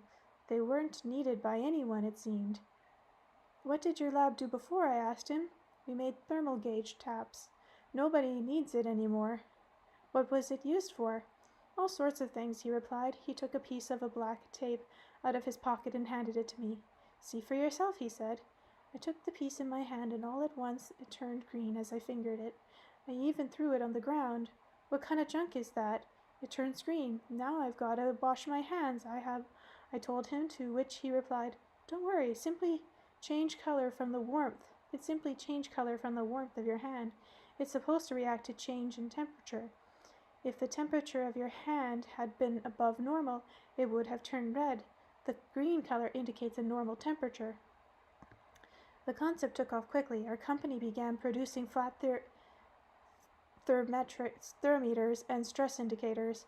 A piece of tape was stuck onto a sheet of cardboard with bright-colored squares, each with a number beside it, indicating degrees of temperature, and presto, a new product was born. We had it distributed through the state's warehousing agency to many religions of the old Soviet Union. This was before the collapse of the USSR in 1991. Our production staff increased and everyone made a fairly decent living. Our seed capital was growing. The lab also came out of the red, since a share of the profit secured to the Institute. Our cooperative acquired new equipment along with 2 vehicles, and then something happened which gave us an incredible boost. One afternoon I arrived at the company office and noticed both our telephones in use. My secretary was on one of them, listening and taking down notes. The other telephone was being manned by the cleaning lady. No sooner had one of the phones been hung up than it started ringing again. At one point my secretary managed to tell me, They've been ringing off the hook for over 2 hours already. One call after another non-stop. Everybody asking for our thermometers and stress indicators. One fellow cussed us, calling us that town dimwits. If we were willing to raise our prices, he said he would buy them from us, wholesale, at the higher price. They're all placing bulk orders. They're even ready to give us advance deposits. During the early days in our country, if you remember, there was quite a proliferation of manufactured kitsch on the market. Plastic clip-on earrings, posters, calendars featuring semi-nude girls. Everyone snapped these things up like crazy. Against that background, what we produced looked like a super novelty. But after 6 months of production, sales suddenly took off with a bang. Something had happened, but what? It turned out that on TV broadcast the previous night, Foreign Affairs correspondent Vladimir was commenting on how innovative the Japanese were, and showed a Japanese stress indicator as an example. It looked just like ours. It was then that I realized for the first time the power of advertising and the nature of this beast called luck. Our staff began working 3 shifts a day around the clock. We hired workers to do the packing, trimming, and finishing in their own homes. Profits steadily increased. We acquired a small passenger ship. I also decided to manufacture seating equipment for independent farmers. I even chartered a large cruise ship to organize business tours and trade expeditions to the regions of the Russian far north. Chapter 14. A Destructive Force. As head of my very own cooperative, I got to know firsthand what a destructive force, one capable of crushing any material state of well-being, impatience toward each other, and the breakdown of mutual understanding can be. Later I learned that this is the very reason behind the failure of many collective, and it can all start over a trifle. Indeed, that's how it happened with my first cooperative. Not only was it torn apart itself, but severely families but several families were destroyed in the process. Even today, I still don't know how to counteract this force which erupts spontaneously and is not subject to common sense. It all began when I decided to produce for our firm, a country house with its own estate. I entrusted the details to our acting inventory and supply manager. He drew up all the necessary sales purchase documents while I went to take a look at the property. It included a large house, a fifth of a hectare of land, a bathhouse, garage, and greenhouse. We even got a cow and a flock of sheep in the bargain. Not exactly a priority, but Miss Huon said the owners had to go away and wanted to sell everything all at once. There was feed for the cow, and he had already arranged for a woman from the village to come in and do the milking. A couple of days later, I called the meeting of the members of the cooperative to tell them about our acquisition. I explained it was intended for entertaining guests as well as being a place where the members of the cooperatives could relax and celebrate special occasions. We would all have to work together to fix up the place, do some renovations, and modernize the kitchen. The male half of the cooperative agreed to the idea with great enthusiasm, but the women began whispering among themselves. It wasn't clear who the ringleader was, but my wife took on the role of a spokesperson, saying the men had overstepped all recognized bounds of decency in respect to the women. We worked with you as equals here, she declared. After that, we went home every day and cleaned house, cooked meals, and take care of our children. Does that seem trifle to you? And now you want us, in addition to all that, to work our asses off at the country house of yours, do renovations, and then be cooks and waitresses for your receptions and drinking parties? That was when all the hell broke loose. The women poured out on the men all their personal and family grievances and other pet peeves. I realized this when one of them cried out, "All you do is fool around with dominoes and stare at the tube the whole evening long." I knew that none of the men at the cooperative played dominoes. It was her husband, a firefighter, who played. He didn't even work for us, but wives of the cooperative workers were especially pissed off. One of them stupidly blurted out to her husband in front of everyone, "You always smell of sweat and cheap cigarettes." He was especially fond of the Prima brand. "And now you're going to be smelling of cow dung, too." A silence hung over the room. The husband took a deep gulp of air, blushed, and retorted, "I shall especially smell of cow dung, especially so that you won't come near me, you slut." At this, she burst into tears. The women gathered around to console her, and it made them even more pissed off. They started hurling all sorts of insults. One of their workers was named Xenia. He invited all sorts of devices to increase productivity and could fix anything that needed fixing. But now, they told him, "We have inventions here, but it takes a whole year to clean up after them." Then the discussion turned to politics. "Gorbachev goes on television, but it's Raisa Maximanov who makes all the decisions." I declared a recess. I thought everyone somehow might come to their senses.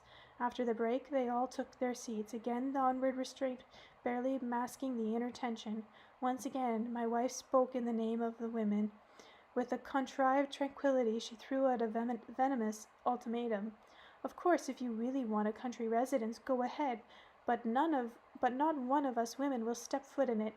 In other words, it'll be yours alone. And since we share our funds in common, and you have no right to spend them without our consent, as compensation we demand you give us one of the company cars with a driver, especially for our household to use. We'll take turns using it." "Great," came a chorus of female voices. "Go ahead and choke yourselves. We'll give you anything you like as long as you promise not to show up here." They bound to find some farm hussies out there. "There's bound to be some farm hussies out there," one of the women observed. "Let them look," retorted another. "Those hussies soon'll make themselves scarce. Who needs them?" None of the men whose wives worked at the cooperative went home at that night. It was Friday, and we headed out to our hacienda. We took a good look around and started making plans for settling in. The next day we heated up the bathhouse. At Michan's request, the village women came to milk the cow. We watched how she did it. It was a pleasant time. The cow was quite quiet, not restless. She was ours now. The woman advised that she wouldn't always be able to come to do the milking. We need to look up somebody else. After an early evening cleaning at the bathhouse, we cooked ourselves supper. It turned out we had quite a feast. Michoun fried some fish. We put our bottle of beer and vodka and sat down at the table. And all at once, moo! It was the cow. We got up and headed for the barn. It was milking time, and there was no milkmaid around. We stood there, 8 men, in front of a cow, and had no idea what to do.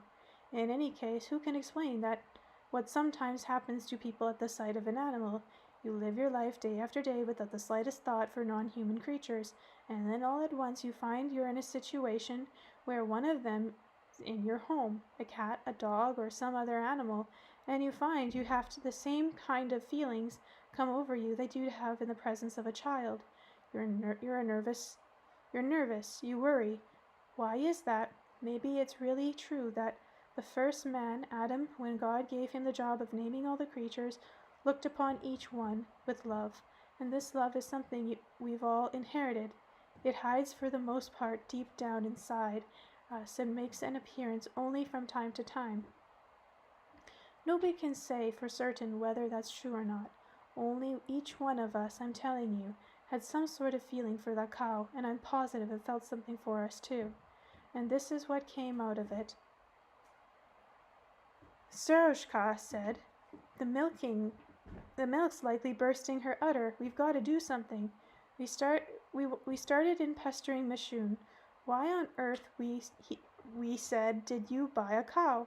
And yet at the same time we felt bad about selling it.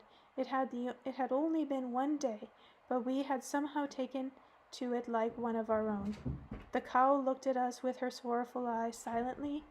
Then she stretched her head out toward me and let out a boo. She was mooing so pleadingly, and I told Michoun, better get to the milking right away, since you were the one who bought her. Michoun quickly fetched the milk pail, tied the kerchief around his head, and kerchief the milkmaid had left behind, and climbed into the cow's stall. He asked us not to leave, as God knows what the cow might do. She let him approach and started milking her. We brought the cow some water to drink, put fresh hay into her stall, and gave her some bread. Michoun went on milking. At first he wasn't very successful. Only very thin streams of milk came out, and even they sometimes missed the pail. But then it got a little better.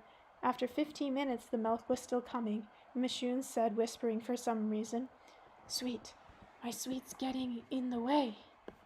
Sweet, my sweat's getting in the way? We gathered up handkerchiefs from whoever had them, and Serashkov climbed into the stall to wipe the perspiration from Alex's forehead. He squatted down beside him to see how the milking was going, from time to time wiping the sweat from Alex's face, and suddenly we could hear Sarika's agitated whisper, What are you doing? You're hurting her. You've got a good stream coming from her right hand, but only 1/3 of that from the left. You can permanently damage her udder that way. It's my fingers, Michoun whispered. It's 'cause my fingers have gone numb on my left hand. Maybe you'd better help. Sarika's approached the cow from the other side, and they began milking together simultaneously. After half an hour, maybe more, they had milked a whole pailful. That night at supper we drank fresh milk, and I swear it was the best tasting milk we'd ever had in our lives. Early the next morning we were awakened by the milkmaid, who told us that, with some astonishment, that she had tried milking the cow that morning, but for some unknown reason the cow wouldn't let her anywhere close to her. Once again we trotted off to the barn. We did everything just the way we had the night before, and the cow started milking. Well, ain't that a limit? Exclaimed the woman. Ain't that the limit? Okay. Since the cow seemed to like you so much, you can milk her from now on. Happens that way, you know. A cow can let some people come close, but others she jolly well won't. Our cow, it turned out, was quite picky. Not only did she not let any of the hired milkmaids near her, whenever she was milked, she demanded that one of us stand by her muzzle and feed her and talk to her, while the milking had to be a joint effort on the part of two men together. That meant 3 of us had to go for each milking session. So that's how we drew up the schedule, 3 at a time, at least until we sold the cow, we thought. But it wasn't long before the rumors about our picky cow began flying around. Buyers would come and try milking her themselves, and nothing happened, and they refused to take her, even for a pittance. Granted, I did make one condition, that she wasn't to be slaughtered for meat.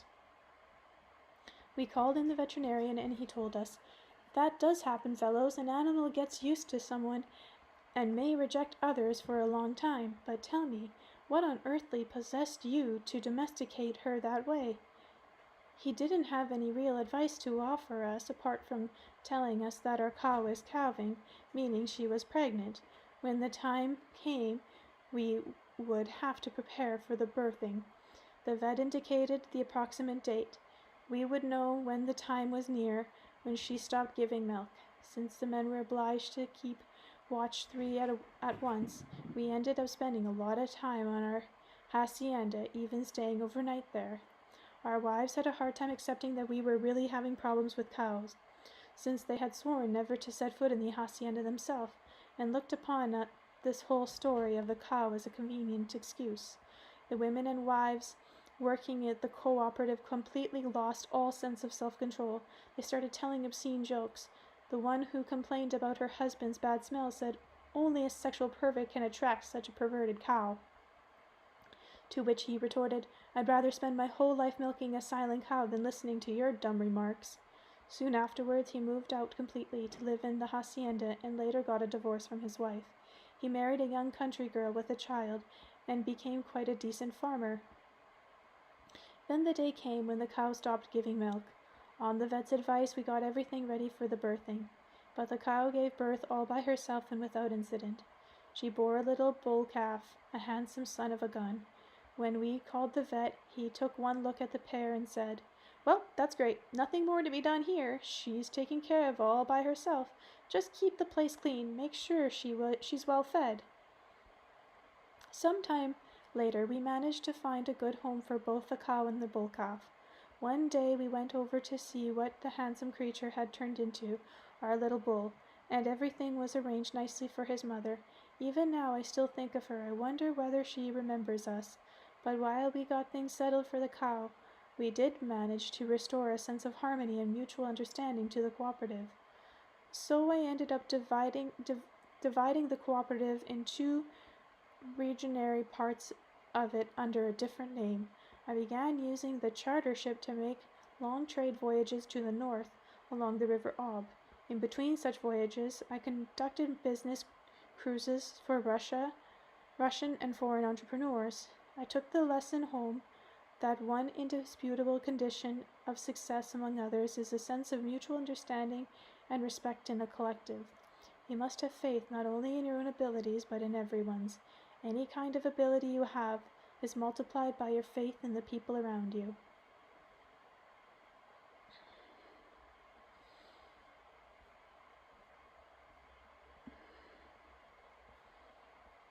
Okay. Stop there. Chapter 15, Herbalife Entrepreneurs. It was only upon arriving at Moscow airport I realized my funds were rather low. I had only 5 million rubles, with 1,000 left, and I did not even have a specific plan of action. It was hardly likely that either my employees or my family would be able to cope with my accumulated debts. They would have to sell the company's assets, meaning I could not look to home for any assistance. Had I remained in Novosibirsk, of course I could have worked things out, but that would have meant concentrating all my attention on the daily affairs of my business, something that was impossible after what had happened in the Taiga and the promises I had made both to Anastasia and to myself.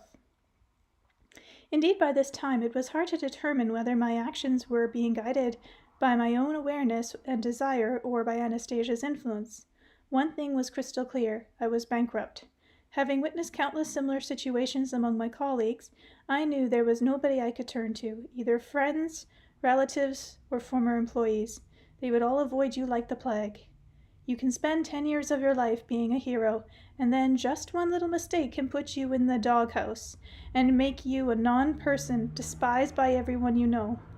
It's happened to a lot of prominent entrepreneurs. In a situation like this, you can only hope in yourself and your own ability to find a way out of dead-end predicaments. Sorry, they're like racing by my house, and the cats are jumping around.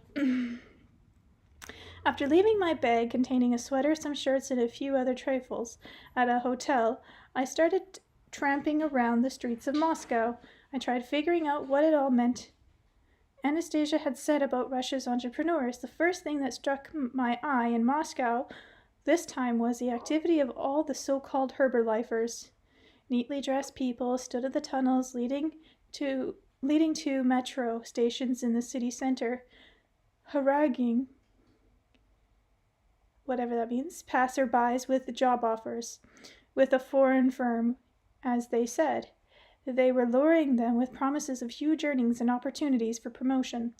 The word Herbalife wasn't even mentioned, probably because most every classified advertisement in the papers posted by job seekers ended with the words "No Herbalife offers." What's this? Still they stood there, wearing "Work for You" buttons and handing out flyers from some foreign firm, stubbornly urging people to at least come for an interview. Later I learned that those responding were subjected to intense psychological conditioning, with special emphasis on 2 points dear to the heart of the average Russian.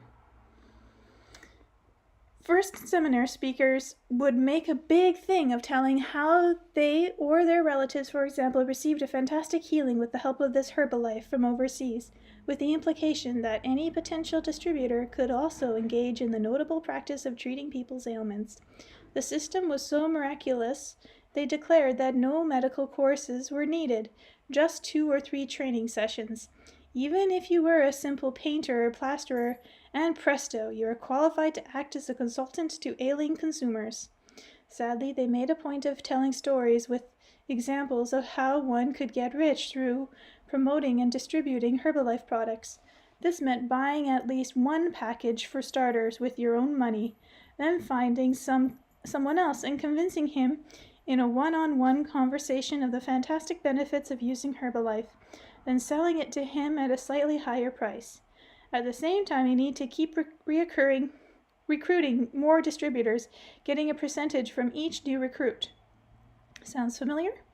The more recruiters you attract, the higher you would rise in the hierarchy and more money would accrue to you. You would reach a point where you yourself wouldn't have to do any of the actual distribution work. As an entrepreneur, I soon realized one thing very clearly. Money did come showering down in a rain of gold, but only if the person at the very top of this pyramid system and his closest collaborators. It's a strange sentence. The whole long chain of distributors, divided into so-called levels, survived only thanks to each level's benefiting from its own price markup, and it was all paid for by the one of the very bottom consumers who believed in the miracle properties of the product. In some cases, the price increased by 12 times. The actual distribution kept rolling along non-stop thanks to the huge numbers of agents using their own accounts of healing to win the trust of their fellow Russians and make them believe in the miracle properties of Herbalife. A system like this is capable of selling even the ashes from one stove. Any complainers are simply told that they have somehow misunderstood the instructions on the label or not followed them closely enough. This system is especially effective in our country, where people are accustomed to getting the most reliable information from trusted friends and acquaintances, rather than through official channels. There is no point whatsoever in discussing the advantages and disadvantages of Herbalife products to themselves. That is a long story. I can say only one thing with absolute certainty. All the favor of the distributor telling about their own healing disappears as soon as they realize they're not going to get any money from you. In that case, you'll start hearing a whole string of counterexamples such as, "It's nothing but a load of crap. This distribution system was invented in the West, managed from the West, when it lures in all sorts of unemployed Russians, but these are not our entrepreneurs.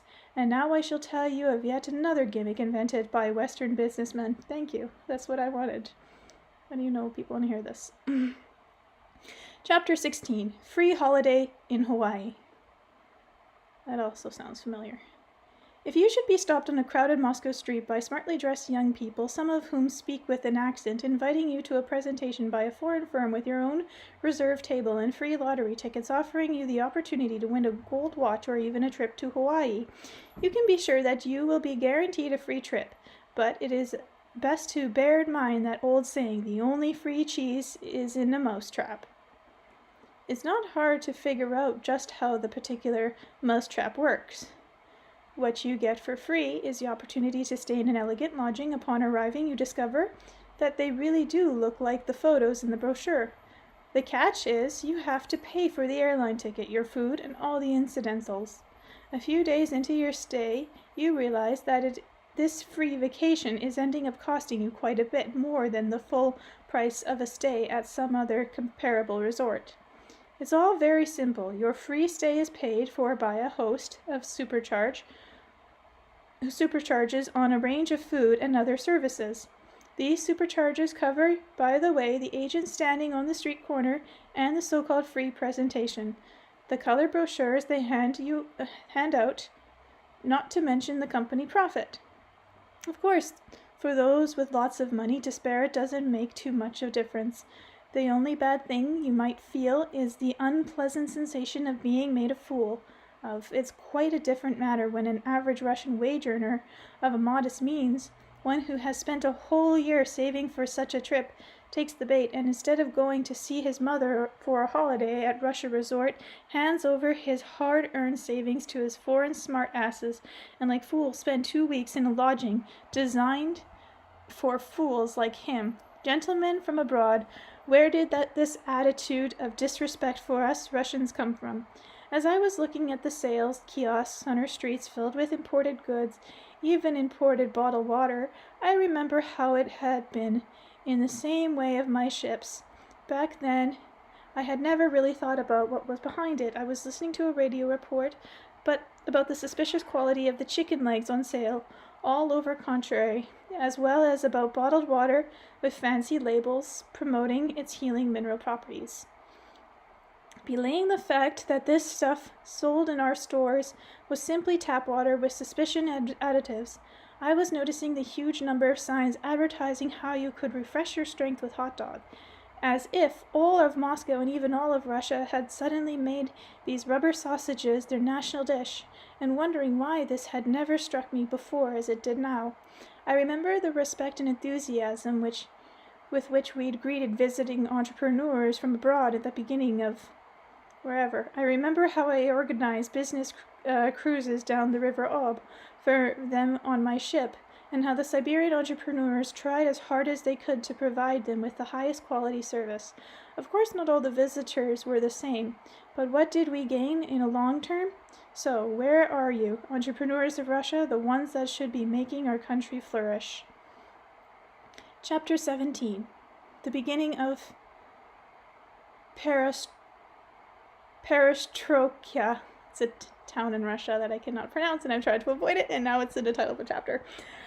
At the very beginning of Perestroika, when the first law of cooperatives in the USSR was enacted, many saw it as a call to action, and a lot of young people, as well as many not so young, but invariably full of energy and desire to really do something for themselves and their country, literally threw themselves into the fray, and immediately found themselves surrounded by a hostile, pestering crowd.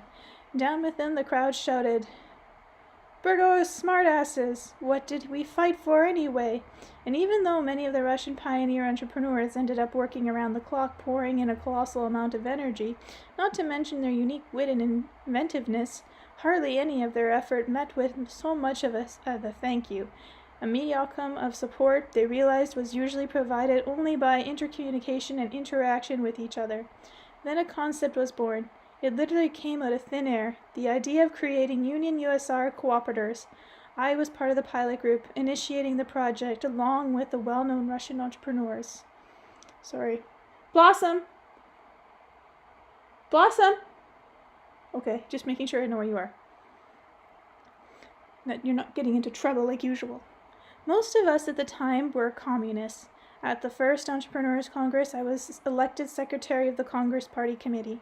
I tried to explain to our overseer from the Communist Party Central Committee, Comrade Kolosky, that it was incredibly difficult for entrepreneurs to work under such pestering.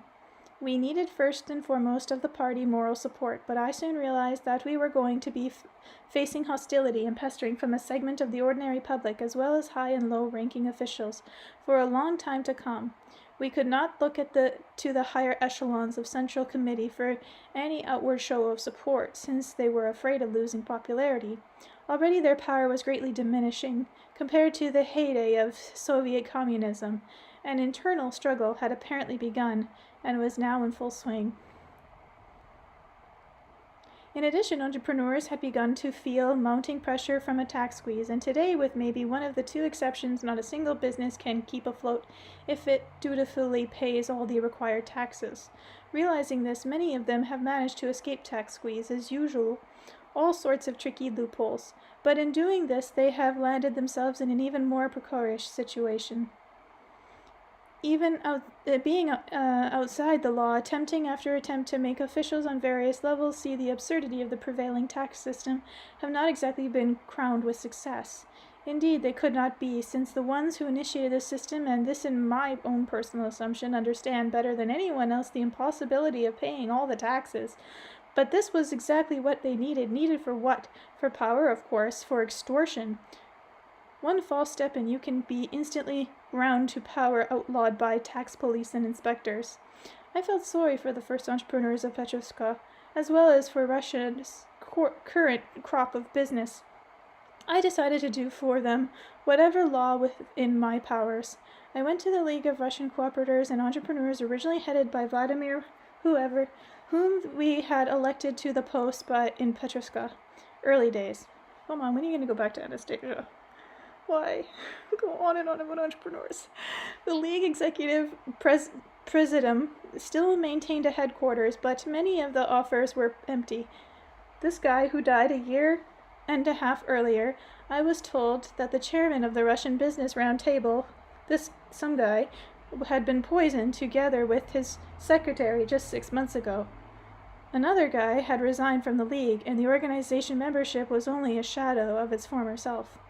Thanks to the acquaintances with one of the 3 remaining League executives, my request for the space in one of the empty offices was granted, along with 2 telephones, a computer, and a fax machine. Since the League had no organizational funds available, I was pretty much on my own.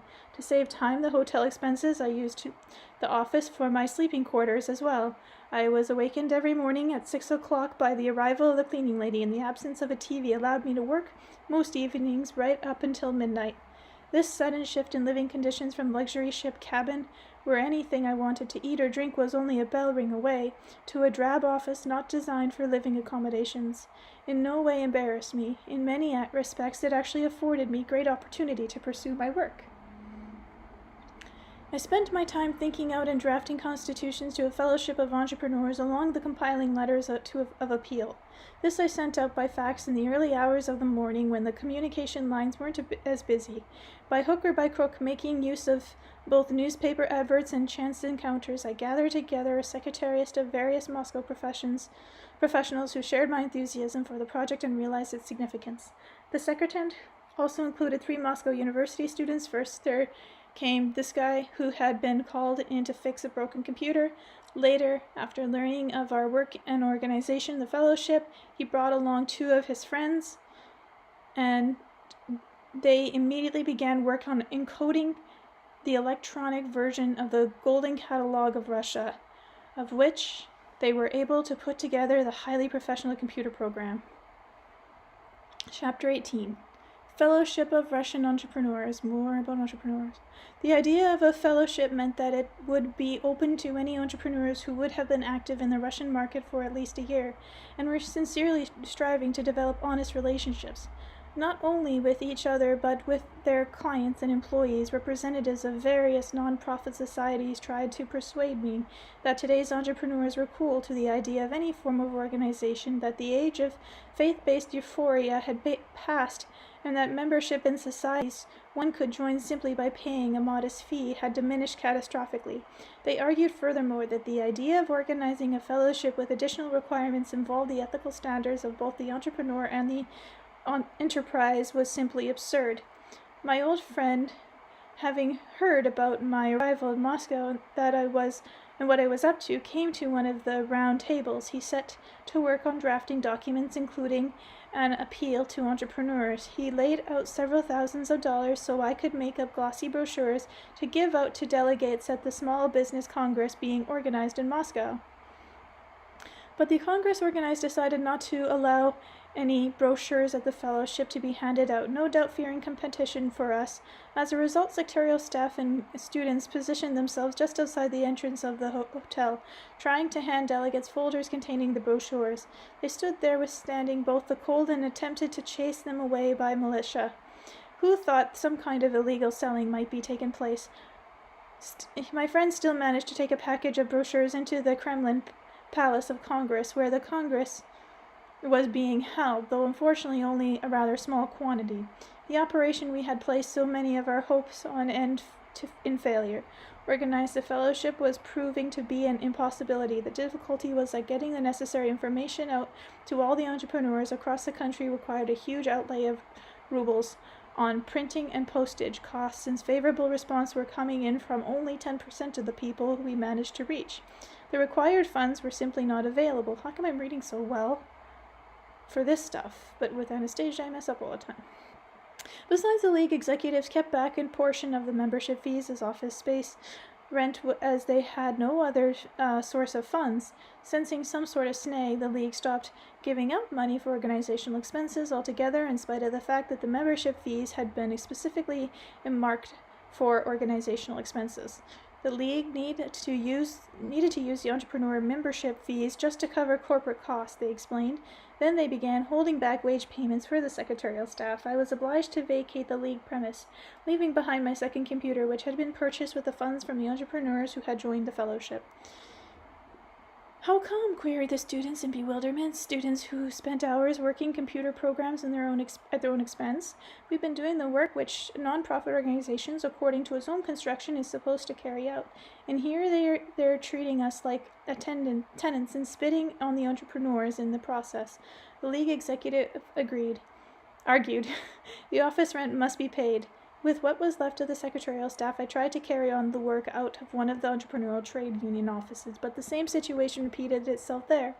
After getting to know the leaders of several non-profit organizations, I suddenly realized that they all had titles, but no membership, something like the so-called sofa parties existing only for the benefit of the executives, while this was not true for the Farmers and Peasants Associated, headed by this other Vladimir. And there may be other exceptions. This was the general state of affairs at the time. Even today, there is a non-profit organization in Russia bringing together any significant number of entrepreneurs, and those that do exist are of the sofa party variety. Why? Amongst the possible cause, I would include the anonymity of the membership fees. For some reason, it always happens that once an executive body is created, it starts making decisions on behalf of entrepreneurs without consulting the majority. Walking away from the trade union office, I now found myself without any means of communication and without anything to live on. My friend had by this time immigrated to London. He had tried to get back to himself on the ballot for the Russian presidency, and he spent billions of rubles collecting and required signatures, but when the Central Election Committee invalidated most of those signatures, my friend was obliged to look after repairing his own financial affairs. The local residents worked in the secretariat, not receiving any pay, were obliged to quit. I was left all alone, or rather I thought I had been left all alone, but 3 Moscow students weren't about to abandon the work they had started.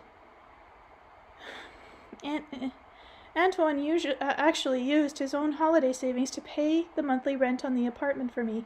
They were willing to wait until I sought and found a way out of my present circumstances, and could continue my work on creating the fellowship. They had got caught up with the whole idea, they believed in it, but I could see nothing ahead but a dead end. It was right at this time that some news arrived from Novosburg. Chapter 19. Suicide. One evening a man from Novosburg dropped by to see me. He was in Moscow for some business of his own. He brought along a bottle of vodka and some light snacks. We sat at the kitchen of a one-room flat, and he told me about how things stood with my family and my company. The situation was indeed deplorable. My firm had to give up one of its offices in the center of the city for lack of funds to pay the rent. Our automobile spare parts store had to close. The workers there tried selling shoes, but their debts only increased. The entire responsibility fell on my shoulders. And here you're up to the goodness knows what. A lot of people are saying you've gone mad. You should have worked out things in the company first and had then gone off and done your own thing. Whatever it is, nobody there has faith in you anymore. As we were finishing off the bottle, he asked me, "You want me to tell you my honest opinion that what they expect of you?" "Go ahead," I replied. "They would like you to do away with yourself, or at least disappear for good. You be the judge. It's simple to start anything now without any seed capital. And here not only do you not have any seed capital, you don't even have enough to live on, and your debts have been building up like crazy. You know nobody ever heard of someone climbing out of a hole like that. But with you out of the picture, your debts will settle everything, and even divide up what's left of your estate." Sick. "Your wife says that according to the horoscope you're Leo, and you've just been wasting your whole life away, so you should die in poverty, just like the horoscope. Come on now, why did you undertake the second expedition? Nobody can figure it out." In spite of the fact that we were both pretty drunk when I woke the next morning, I had a clear recollection of the whole conversation. His arguments were forceful and convincing. Novosburg was a dead end. There was a dead end situation in Moscow, too. People who had worked alongside me were suffering. My family was suffering. I couldn't possibly find a way out and fix everything. There was simply no way out. Only my death could put an end to the suffering. Of course, suicide is never the right thing to do, but according to the logic of events, my suicide would relieve the suffering of others, and if that was the case, then he was right, and I had no right to live, and so I decided to do away with myself. The thought of it even brought comfort to me. I was freed from the need to undertake a torturous search for a way out of my present situation, since I agreed that death was the way out. I cleaned up the apartment and wrote the landlady a note to say I wouldn't be back. I decided to go to the trades union office to put the fellowship files in order. Someone okay, maybe not now, but maybe later, perhaps, would carry on with my work. The only question was, how would I do away with myself when I didn't even have enough money to buy the poison? Then I really began thinking maybe it should look like suicide. Maybe I'll go take a dip in the river just like a walrus, and I'll jump through a hole in the ice and drown. So I headed off toward the Moscow River. As I was making my way through an underground passage in some part of the metro station, my ear all at once caught a familiar melody. It was being played by two young girls on the violin. An open violin case lay on the pavement in front of them, and passers-by were tossing in money. A lot of buskers make money like that in a metro station. But the way these two girls were playing the sweet melody amidst the bustle of noise, pedestrians, and screeching of the trains in the background caused many passersby to slow down and listen. As for me, I couldn't help but stop dead in my tracks. The violin bows were echoing a melody I had heard only once before in the Siberian taiga, the melody sung by Anastasia. Back there in the taiga, I had once asked her to sing something of her own, a song I'd never heard before, and she came up with this extraordinary, unusual, captivating melody without words. She started by screaming like a newborn baby. Then her voice began sounding ever so quiet and tender. She stood beneath a tree, her hands clasped to her breast, and it seemed as though her voice was lulling, gently caressing a little baby, trying to tell him something. Her voice was so quiet it caused everything around to be still and listen. Then she seemed to be filled with delight at the little one waking from sleep, and her voice took off with rejoicing. The incredible high-pitched sound and cascading trills soared and took flight in the heavens, radiating through space and delighting all around. I asked the girls, "What are you playing?" They exchanged glances, and one of them said, "I was just sort of improvising." The other girl chimed in, "And I was just playing along." Here in Moscow, caught up as I was with the idea of setting up a fellowship of entrepreneurs, which had become the main focus of my life, I had almost completely forgotten about Anastasia. And now, on the last day of my life, as though to say farewell, here she was, reminding me of her existence. "Please play some more, the way you were playing before," I asked the girls. "We'll try," the older one replied, and there I stood in the metro station passersby's passage listening to the captivating melody of the violins and remembering the glade in the taiga and thinking, Anastasia, it's much too complicated to make all that you thought up come true in real life. If it's one thing to dream, quite another to turn the dream into reality. Some sort of mistake must have crept in as you were working out your plan, organize a fellowship of entrepreneurs, write a book." I felt as though a flood had hit me. Repeating these last two phrases over and over again, I felt there was something out of place. Something wasn't right. Back there in the taiga, the words had been spoken not quite the same way, but how? How else could they have said? As I continued repeating them, I happened to switch the word order and heard myself saying, "Write a book, organize a fellowship of entrepreneurs." But of course the book should have been written first. The book was supposed to settle all the questions and, most importantly, spread information about the fellowship. Yikes, how much time I realized I'd wasted in the meantime. Look at how complicated my personal life had become. All right then, I'll get busy, I thought. At least now it's clear just what I should be busy at. It's absurd, of course, someone who doesn't know how to write or writing a book, especially one who expects people to actually read it. But Anastasia had faith.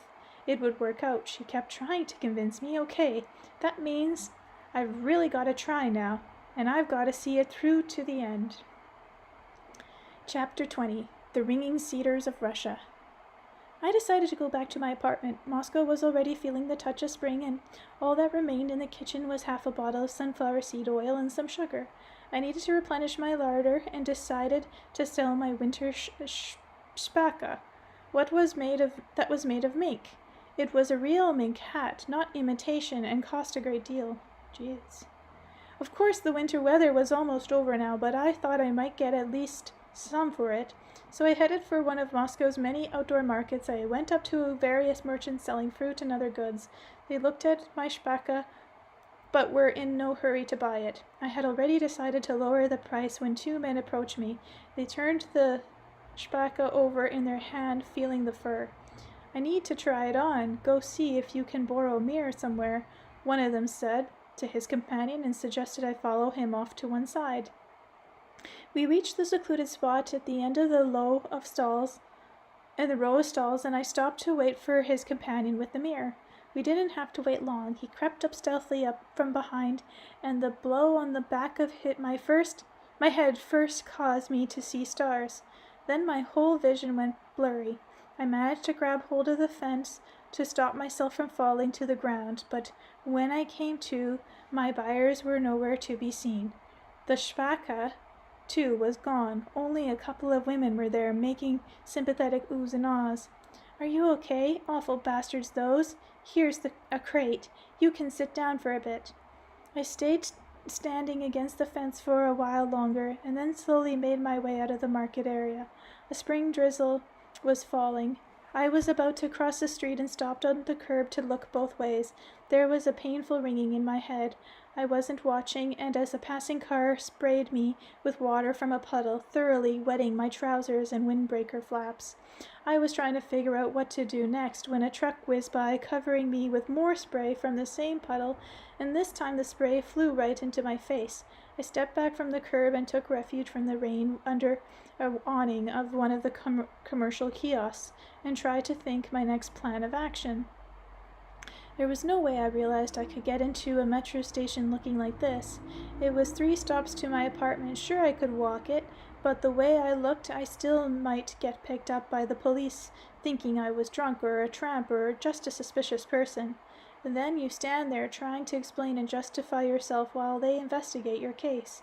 What could I tell them anyway? Who am I now?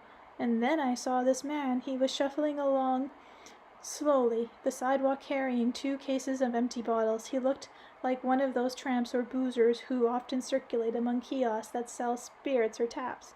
Our eyes met. He stopped, put down his case on the sidewalk, and struck up a conversation with me.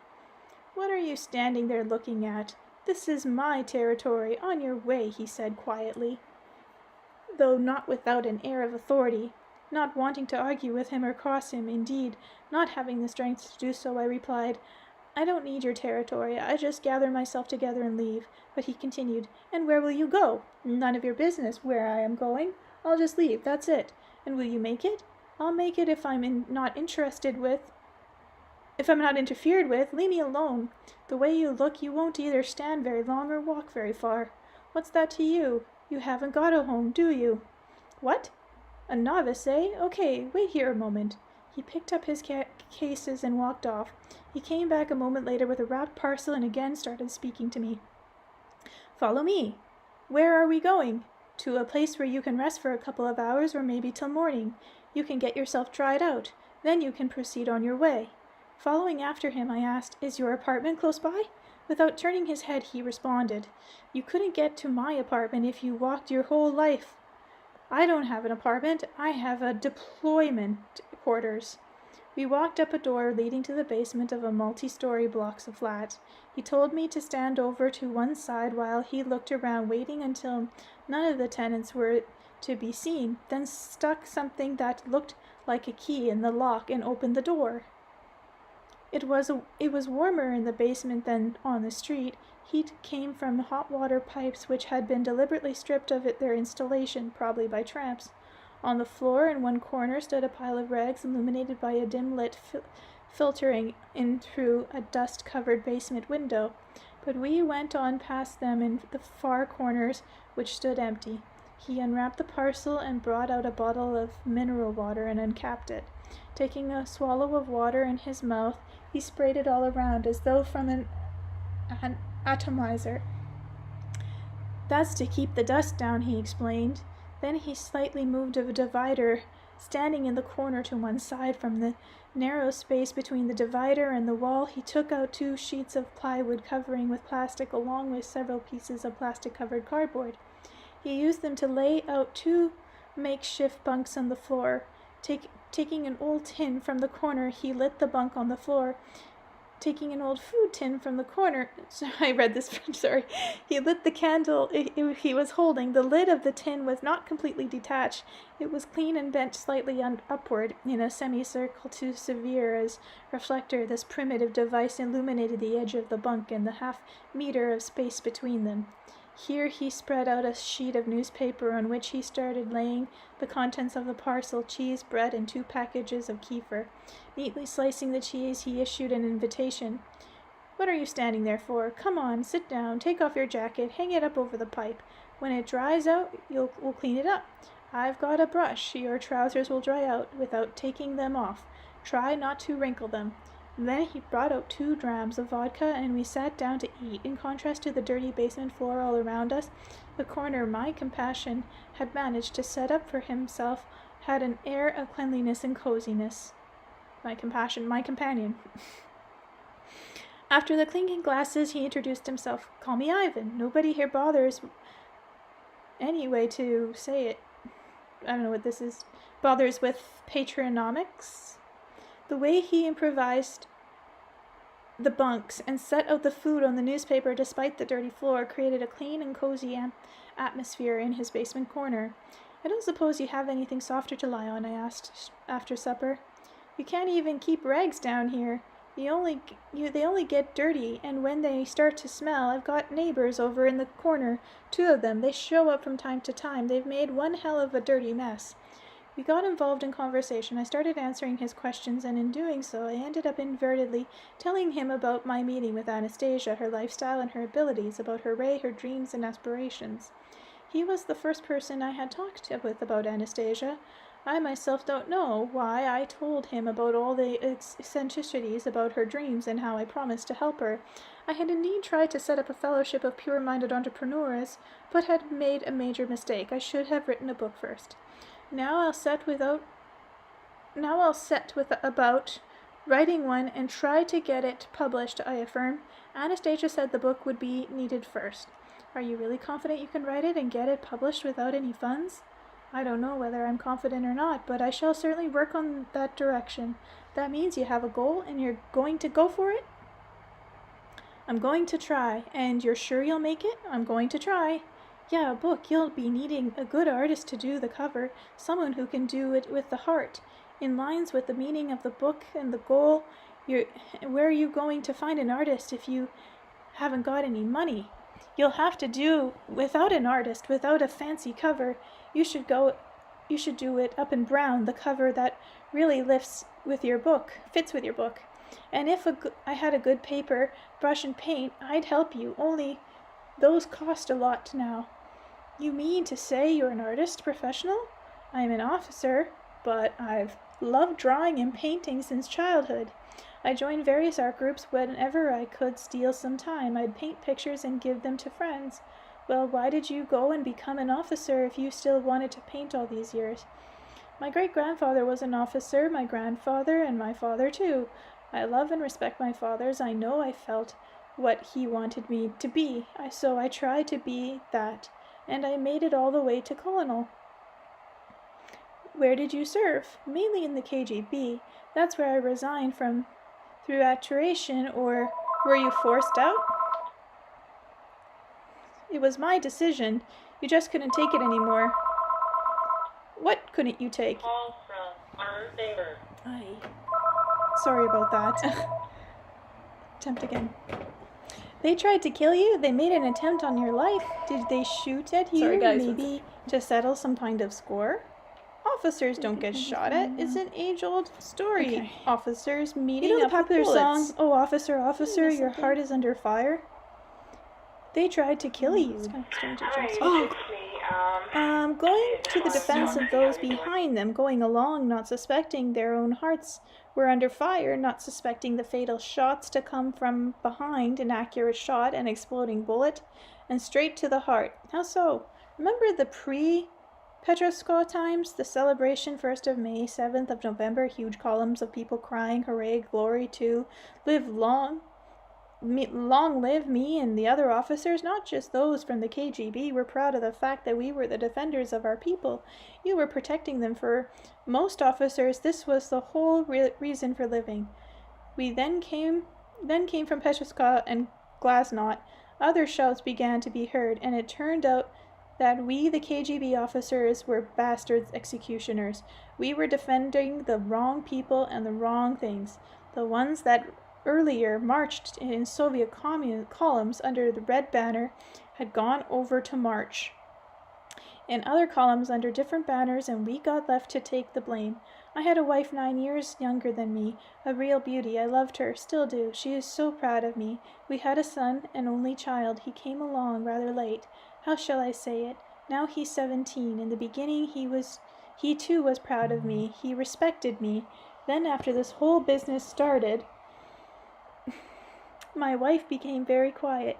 She wouldn't look me in the eye. She began to be ashamed of me. I handed in my resignation and took a job as a security guard at a commercial bank.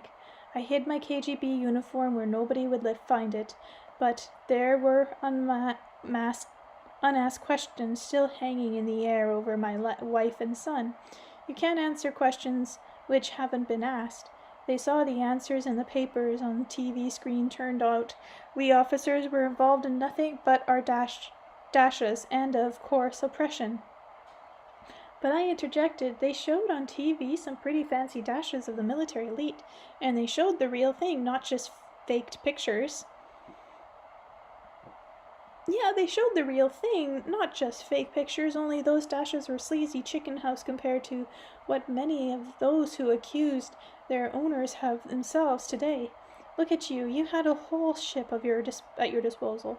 Yours a lot bigger than General Dasha. And don't forget that General was once a cadet. He dug trenches, then he became a lieutenant, got shifted about from barrack to barracks, and naturally he wanted to have a house and a Dasha for his family, just like everyone else. And who knows how many times he had to jump out of his warm bed in the middle of the night in same Dasha to go out on an emergency mission. Officers used to be respected in Russia. They were rewarded with an estate. Now it's been decided that a simple Dasha with 1,500 square meters of land is too much for a general. Everybody living differently before. I observed differently, yes, everybody. But you can't tell me it wasn't the officer who were singled out for blame ahead of everyone else. It was the officers who demonstrated on the Senate Square. They were thinking of people. These officers were later sent either to the scaffolds or to the mines in Siberia. Nobody stood up to defend them. Later, Russian officers fought for the Tsar and the fatherland in their trenches against the Germans, and back home, revolutionary patriots were already getting bullets ready for their hearts. More treble than the leaden ones. White Guard monsters? That was what they called the officer returning from the war, officers who were simply trying to maintain order. There was chaos all around. Everything was falling apart. All our former values, both material and spiritual, were being either torched or trampled upon.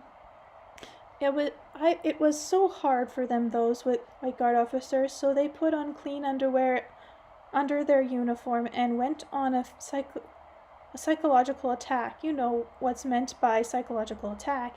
It's when you try to scare the hell out of your opponents. I've seen it in films. Okay, well, what does clean underwear have to do with it?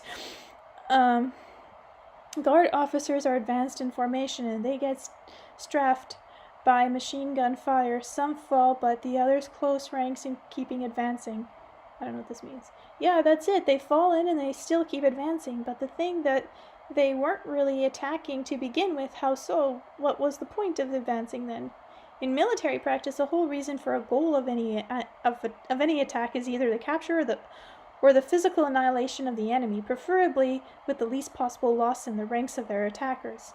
To keep advancing against strafing from machine guns concealed in trenches, that was only done when there was another goal set, either consciously or subconsciously. What goal? Maybe, and this goes against the logic of the art of war. It was a demonstrate something in the enemy, even in the cost of one's own life, to make the soldier firing the guns and killing the advance marching stop and think to realize something and not fire at others. So in that case, their death would be something like Jesus Christ's death on the cross. Something like that. We still managed to remember Christ, however. The young cadets and generals who advanced against their attackers we've forgotten. Maybe even now their souls dressed in clean underwear under their officers' uniforms are standing in front of the bullets we're firing and pleading with us, calling on us to stop and think. Why would they be calling to us when they were being fired on? We weren't even born. What the heck? I don't understand what I'm reading. No, we weren't. But bullets are still flying around today, new bullets. Who, if not us, is doing the firing? Indeed, bullets are still flying around today. And just why have they been flying around all these years? Why did you leave home? It's metaphorical, I guess. I couldn't stand the way he stared at me, who stared at you. We were watching TV one night. My wife was in the kitchen and my son and I were watching together. Then one of these political programming came on. They started talking about the KGB. You know, a real smear campaign. I deliberately picked up a newspaper and made it look like I was reading as though I wasn't interested in what they were saying. I was hoping my son would switch to another program. He never been interested in politics. He likes music. But he didn't change the channel. I rustled my papers, stealing glances at him at the corner of my eye. And I saw him sitting in the chair. His hands gripped the arms of the chair so tight they turned white. He didn't move a muscle. I realized he wasn't going to change the channel. I held on as long as I could, hiding behind the paper. Then I couldn't take it anymore. I smashed the paper from a ball and threw it to one side, got up sharply and yelled, "Are you going to turn the damn thing off? Are you?" My son also got up, but he didn't go over to the TV. He stood up opposite me, staring me in the eye, and said nothing. The TV program was still going, but my son just kept on staring at me. Later that night I wrote them a note. I said I was going away for a while, had no choice, and then I left for good. Why for good? Because for a long time neither of us uttered a word. I needed to make myself a bit more comfortable on the bunk, so I could drift off, but then the colonel started talking again. "So you tell me, Anastasia said she'd bring people through the dark forces window of time." "I sure hope so. We're in the dark forces window of time now." "She'd bring them through, and that's it?" "Yeah, that's what she said, and she herself believed that she could make it happen. Oh, and she should have handpicked a hand-picked regime. I'd become a soldier again to serve in that regime." "What's this about a regime?" I retorted. "You didn't get it. She rejects the use of force. She wants to persuade people by some other means. She's trying to do that with her ray. I think, or rather I feel, that she's going to do it. There's a lot of people that will want to be warmed by her ray, but not many of them will understand what they themselves will have to put in something from their own brain power. Anastasia needs help. She's all alone. She hasn't got even a single platoon at her command. So you see, she's recruited you, she's commissioned you, and here you are lying in a basement like a tramp. And you call yourself an entrepreneur after that? Well, you KGB'er, you're lying here too. Okay, go to sleep, soldier. It's rather cold in your barracks." "Well, that's the way it is, isn't it? Curl up into a ball, conserve your heat." Then he got up and took out from behind a divider yet another plastic bag. He got something out of it, covered me with it. In the dim light of the candle I could see shining right under my nose 3 stars on the epaulette of greatcoat. It was warm under the coat, and I fell asleep. I was half asleep when I heard the tramp come in and head over for their rag corner. So strange, the writing. They demand the colonel hand them over a bottle of my overnight stay. He promised to settle it in the morning, but they insisted, threatening that he better pay up now or else.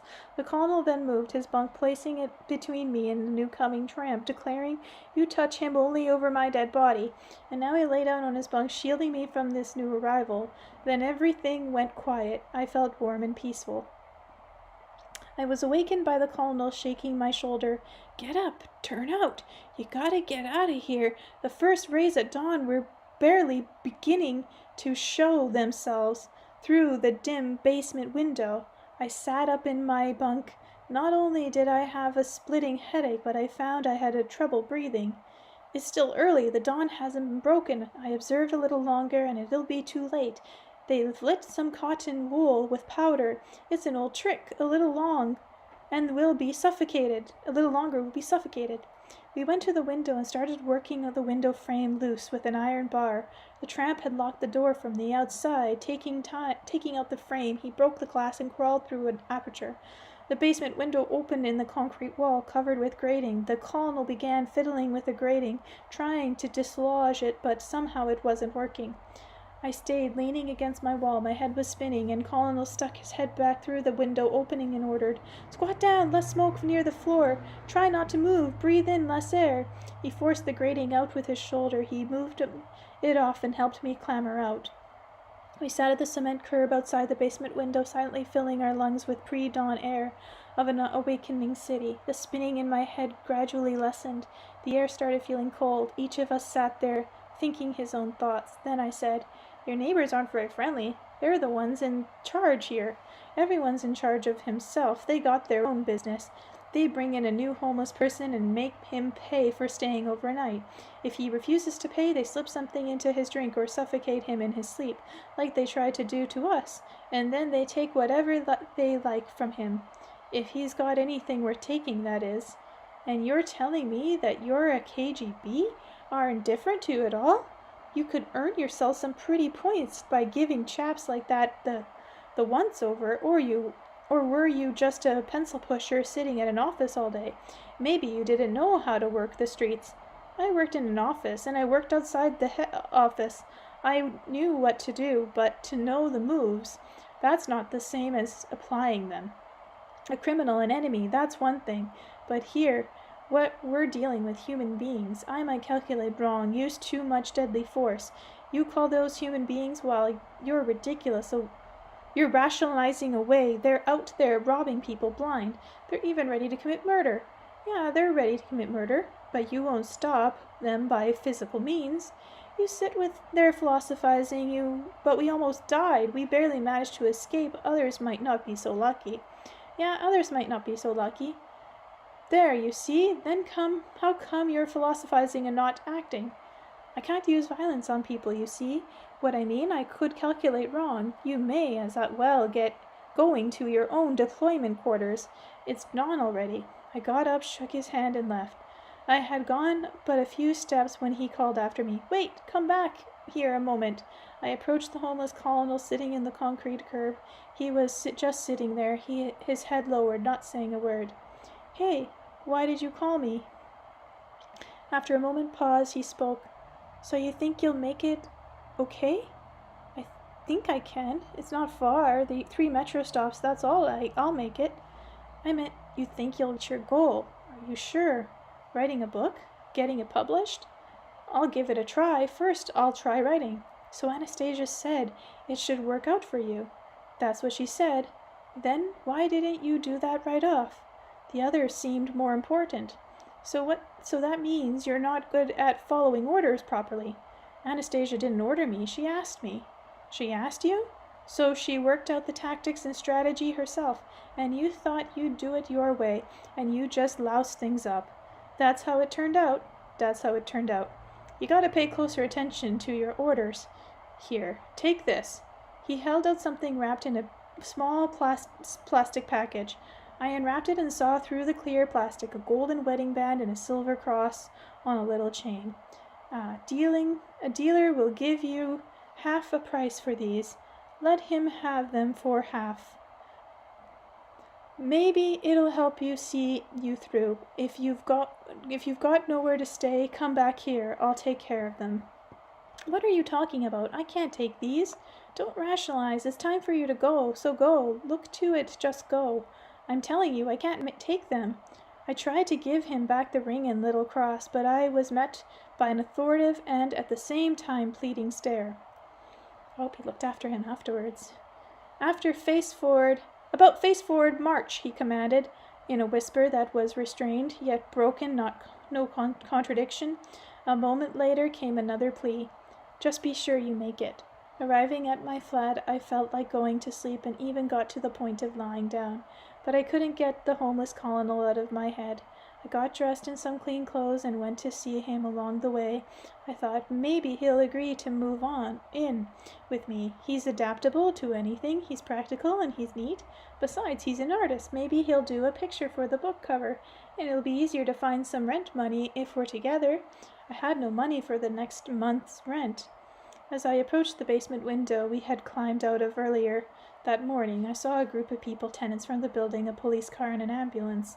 The homeless colonel was lying on the ground, his eyes closed and a smile on his face. His face and body were splattered with wet dirt. One dead hand was clenched around a piece of red brick. A broken wooden crate stood against the wall. The court medical assessor was writing something down on the notepad. He was standing beside a corpse of another man dressed in a shabby, rumpled clothing, with a disfigured face.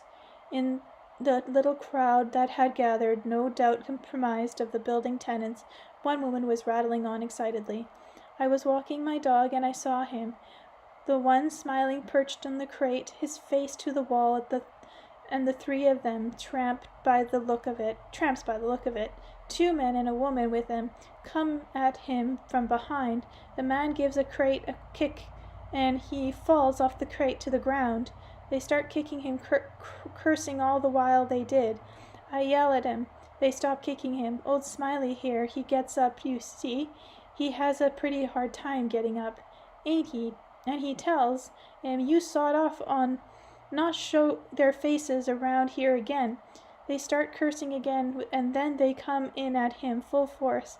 As they get closer, he gives a straight chop with the back of his hand right to the throat at the bloke that kicked the crate. It's not that he's waving his arms about or anything, he just lands the other bloke a chop so he double up on and can't breathe.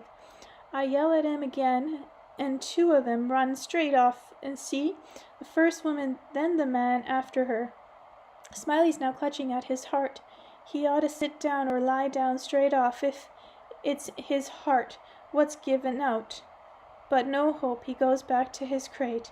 Moves ever so slowly, he does. Puts his crate back against the wall. Then he gets back up on it. I can see he's in a rarely bad way. He starts falling, and he slides down, all drawing on the wall with that red brick of his, and keeps in drawing till he lands himself on the ground, and he's lying there face up right against the wall. I run over, looks, and he ain't breathing, not breathing, but he's smiling. Is that his friend? Why did he climb up on the crate? I asked the woman. Yeah, why did he climb up if his heart were given out? Echoed the voice from the crowd. He wanted to keep on drawing, and when those three blokes came at him from behind, he was drawing, and that's what he was doing. That's probably why he didn't see him coming. I'd been walking him dog for a long time, and there he is standing on his crate and drawing. He didn't turn round, not even once. He can see what he drew. Up there on the wall, and the woman pointed to the building. On the gray brick wall of the building could be seen a circular outline of the sun, and in the middle of it a cedar branch, and around the perimeter of the sun's circle some letters printed rather unevenly. I went closer to the wall and read, "Ringing Cedars of Russia." Apart from that, there were rays emanating from the sun. There were only 3 of them. The homeless colonel didn't manage to draw any more. Two of the rays were short and straight, while the third was wavy and fading away, and extended right down to the base of the wall, where the dead homeless colonel was lying on the ground smiling. Aww. I looked at the smiling face smeared with dirt and thought to myself, maybe in the last moment of his life Anastasia managed to touch him with her ray and warm him up, at least warm his soul up a little and carry it off to a bright infinity. Now I'm going to cry again. I watched as the corpses were loaded into the ambulance. My colonel was thrown carelessly in the process, his head striking the floor of the ambulance. I couldn't take it. I tore off my jacket, ran over to the ambulance, and started demanding they put my jacket under his head. One of the orderlies swore at me, but the other took the jacket without a word and placed it under the colonel's graying head.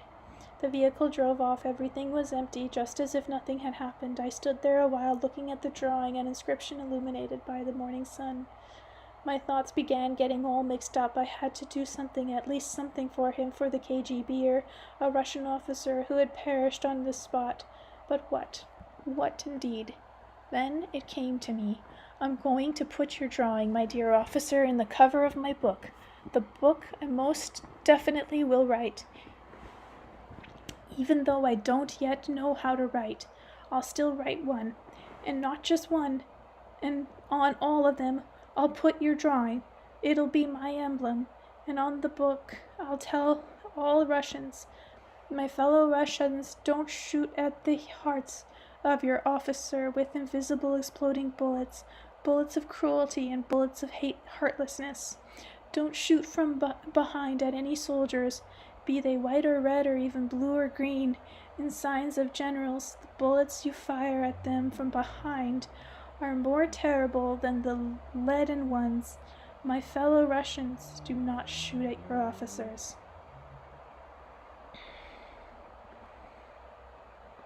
Chapter 21, Untitled. I wrote quickly. From time to time, my friends, my students, programmers would drop by and bring me a bite to eat. I still had not told them about Anastasia, but I explained to them that the organization of the fellowship could be facilitated with the help of the book I was to write, and so they set about keyboarding the text of the book into the computer. It was mainly Laboche who worked on this. He showed up every 3 days, bringing a print out of his latest keyboarding and taking home a new chapter of the manuscript. This went on for about 2 months. One day, Leosh showed up with the last chapter printed of Book 1, diskette, and with full text, 2 bottles of beer, frankfurters, and some other kind of food along with little money, and set it all down on the kitchen table. "Where did you get all this bounty, Leosha?" I asked in amazement. He lived alone with his mother on very limited means. He didn't always have enough money to buy metro tokens or even sandwiches. It's exam time, Vladimir," Leosha responded. "I do drafts for some of the students. I make up computer programs for them, for students who can't do them themselves or are too lazy. They pay me for them." "And will you make it through the exam yourself all right?" "Will do. I've got just one exam left, and in a couple of days I'll have to go off for a month of military training to Kinishma. It's good you managed to get Anastasia finished. If there are any corrections to be made now, Artem will take care of them. Anton's already off on training. Tell me, Leosha, how did you possibly manage to sit exams, do drafts, and make up computer programs for others, then still keyboard and print out Anastasia every day?" Leosha didn't respond. I turned to the kitchen table to serve up the steamed frankfurts. Leosha's head and arms were resting on the table on top of a printed pages containing the Anastasia text. He was fast asleep. Chapter 22. Unraveling the Mystery. Standing in the kitchen in my small Moscow apartment, standing next to the table with the frankfurts getting cold and Leosha's head resting on the pages containing the text of Anastasia, I made a promise to myself to find a way of regaining my capital and getting back my ship with a view on taking it on the same journey as last year when I first met Anastasia, but not on a trade mission as before. I wanted to go there during the white nights of summer, so that Leosha, Antoine, and Artem, as well as all those who had worked like dogs in spite of all the setbacks and often to the neglect of their own material well-being, to organize a fellowship of pure-minded entrepreneurs, could enjoy a decent holiday aboard my ship in the most luxurious quarters. And what was this grand idea all about in any case? What kind of hold did it have on people? Why was I so drawn into it so closely? What kind of mystery did it conceal? I just had to figure out this in concrete detail and unravel its mystery and purpose. And why are people so turned on by this dream of Taiga Recluse? And what lies hidden there? How can I unravel the mystery? I tried unraveling it by asking the students to explain what motivated them, what their personal stake was in all this, but they couldn't give a definitive answer, saying only that it was something worth doing. In other words, they were working on intuition, but what was behind the intuition? Chapter 23. Untitled again. At Moscow Print Shop, number 11, 2,000 copies of the first slim volume about Anastasia were printed at the shop's own expense. Why did the manager decide to print a book by an unknown author? Why would he do this, and in spite of the print shop's current financial difficulties, use offset papers instead of the usual newsprint?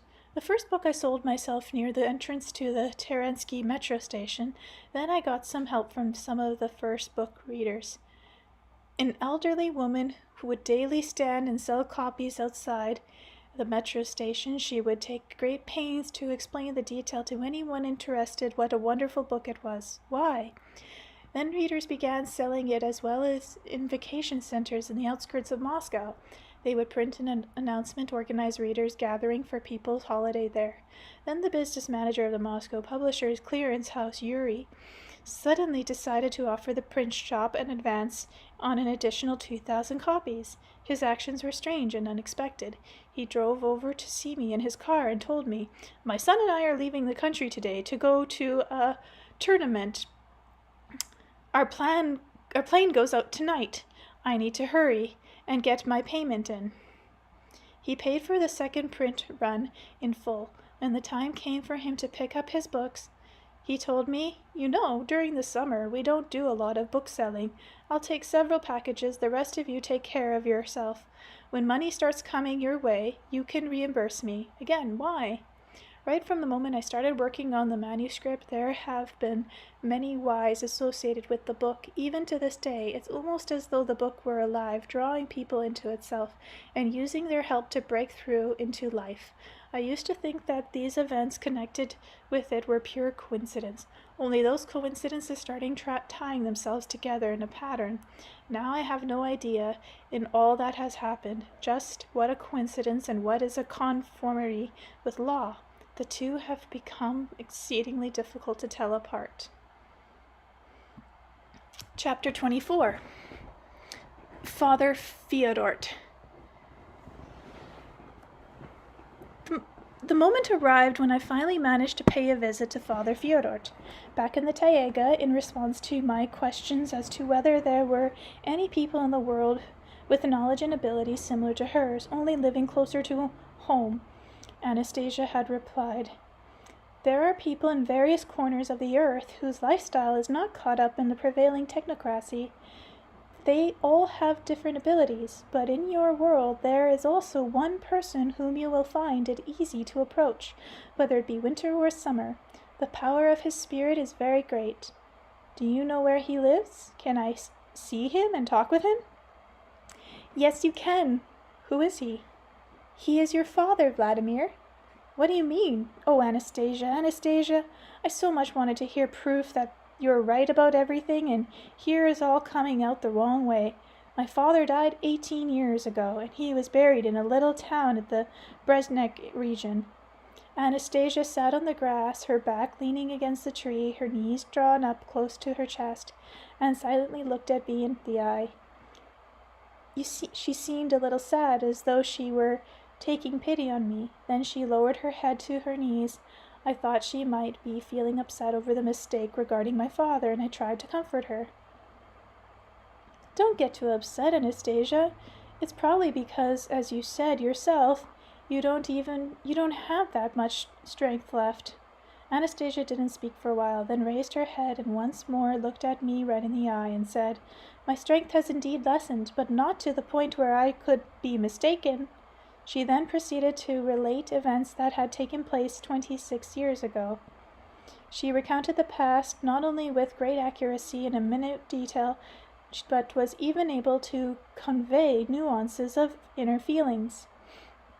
It was understandable how one can pick up clues from the outward appearance, a barely noticeable facial expression, a body position, even the eyes, can all give clues as to what an interlocutor is thinking, but how she was able to discern the past as though it were simply a documentary newsreel is still a mystery to me. Anastasia herself was not able to explain this phenomenon in a standard comprehensible manner, but this is what she had to say.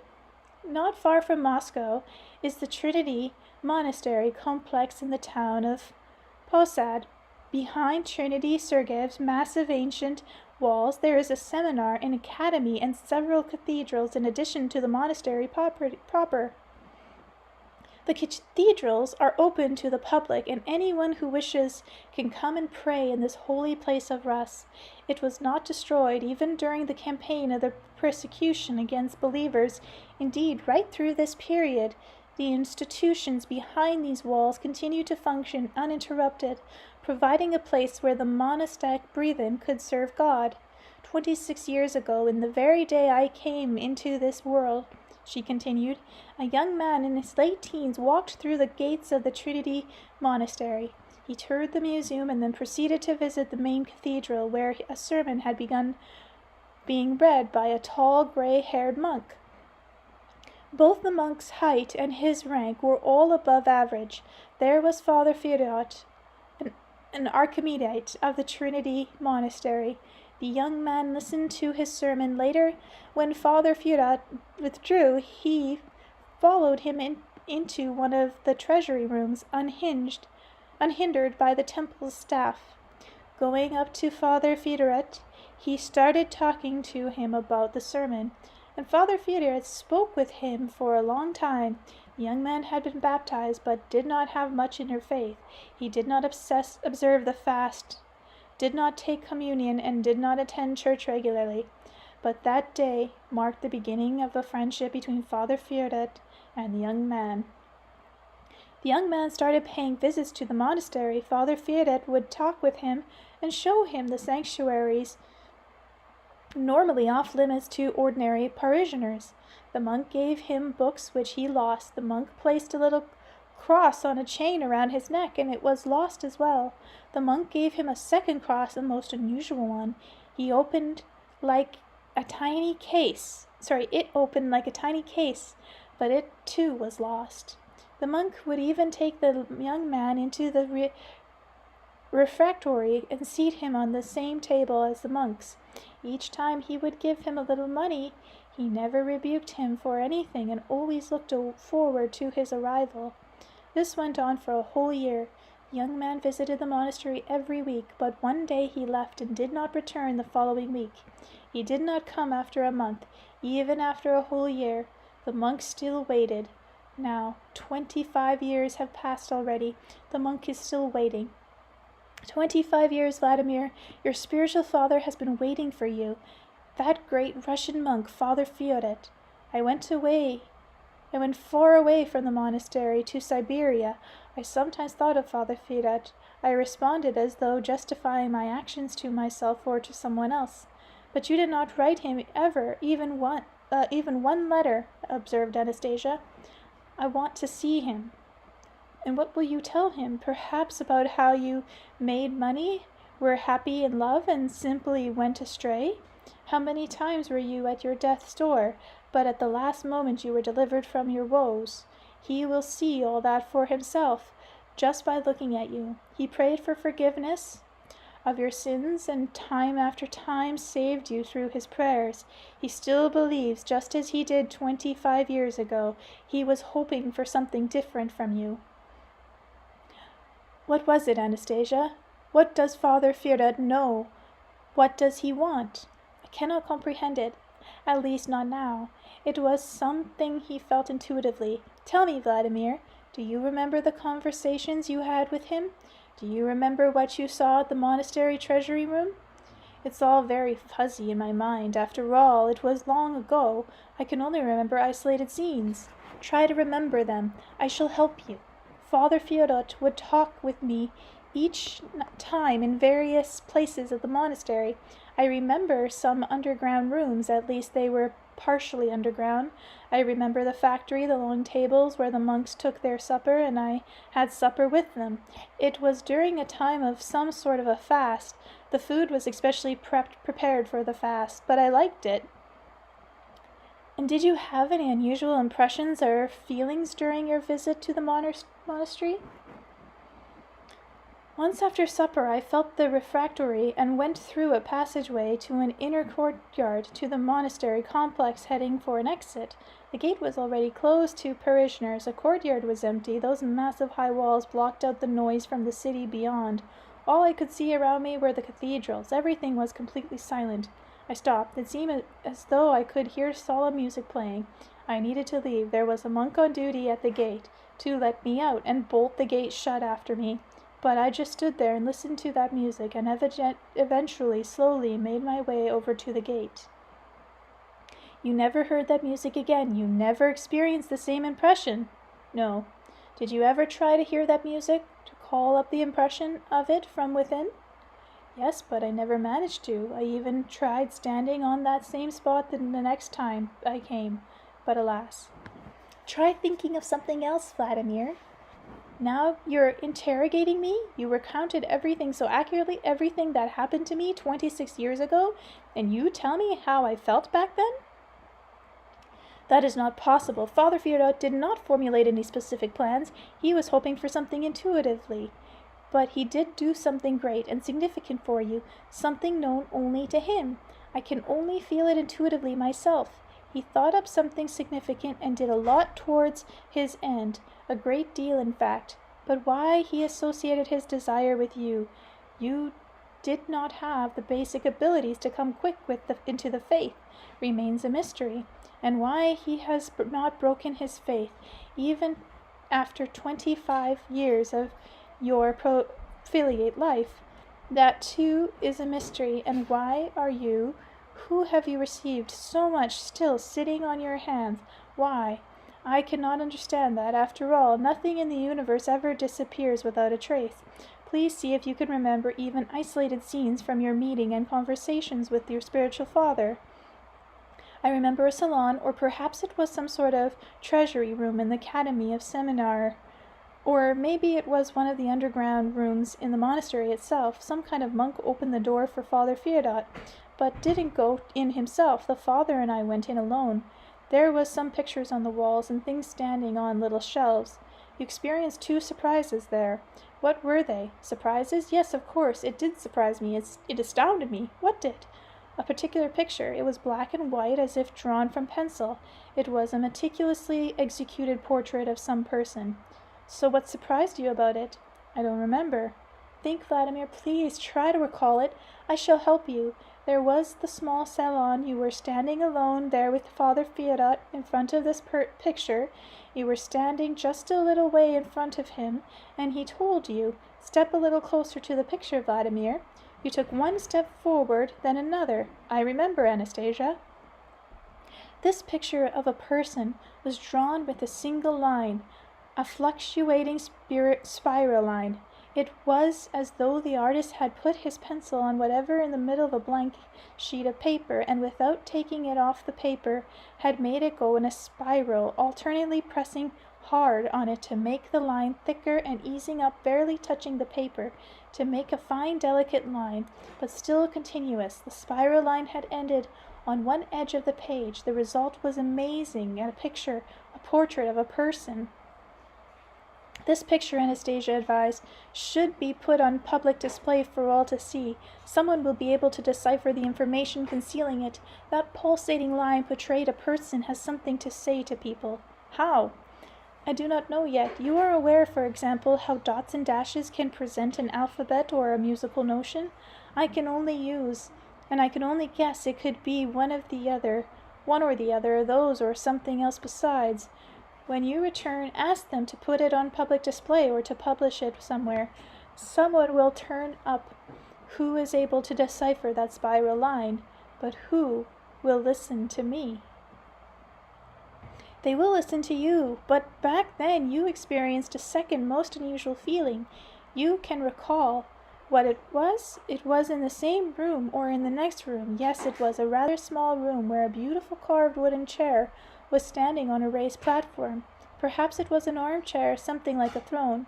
Father Fiodot and I stood and looked at it. The father said that nobody ever touched it, but you touched it and even sat on it. It was Father Fiodot himself who suggested I sit on it. And what happened to you when you did? Nothing. I sat there looking at Father Fiodot, and he stood there silently looking at me in the eye. Just looked, that's all. Please remember, Vladimir, try to recall your inner feelings. They are most important. Well, there wasn't nothing special. It was just that, some thoughts began running through my head, lickety-split, like an autopilot, in fast-forward mode, and the words all blurred into a stream of unintelligible sound. And you never tried to decipher them, Vladimir? Did you ever have the desire to stop that tape so you could listen to it at normal speed and understand what it was saying? How could I? By pondering the essence of your being? Not ever tried? You're not making any sense. And the thing that Father Fiodot told you, did you understand yourself? Can you recall precisely even a single phrase? Even a phrase without any connection to the rest? Yes, but I really can't remember what it was connected with. Tell me what it was. You will show them.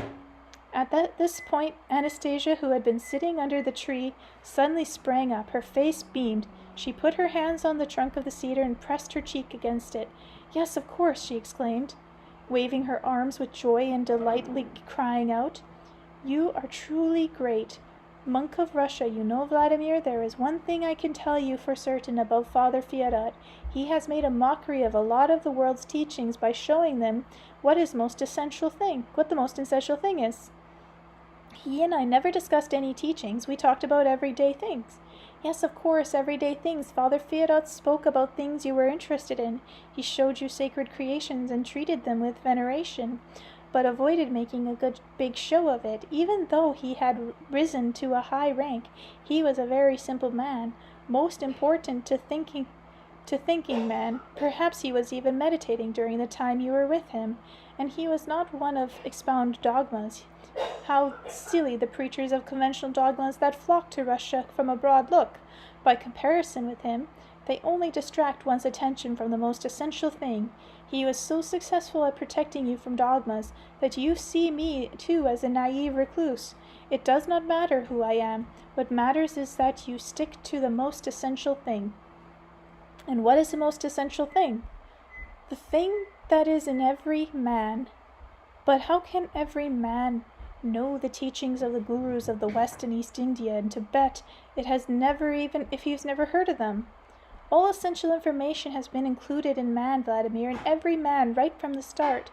It is something he is given on the day of his creation, and just like arms, legs, hair, and a heart, all the teaching of the world, along with all the discoveries, are taken exclusively from this source. Just as parents try to give their children everything, as the grand Creator gives everything to each one right off. Nothing man-made, not a multitude of books, nor the latest computers and the computer of the future, all taken together, can ever encompass even a part of the information containing in a single man. One has only to know how to use it. And why doesn't everybody make discoveries? And why does everyone formulate teachings? Why don't everyone formulate teachings? Let us say one person manages to extract a grain of truth from the whole, and he keeps talking about it enthusiastically, thinking it was given to him alone, and that it contains the most essential thing.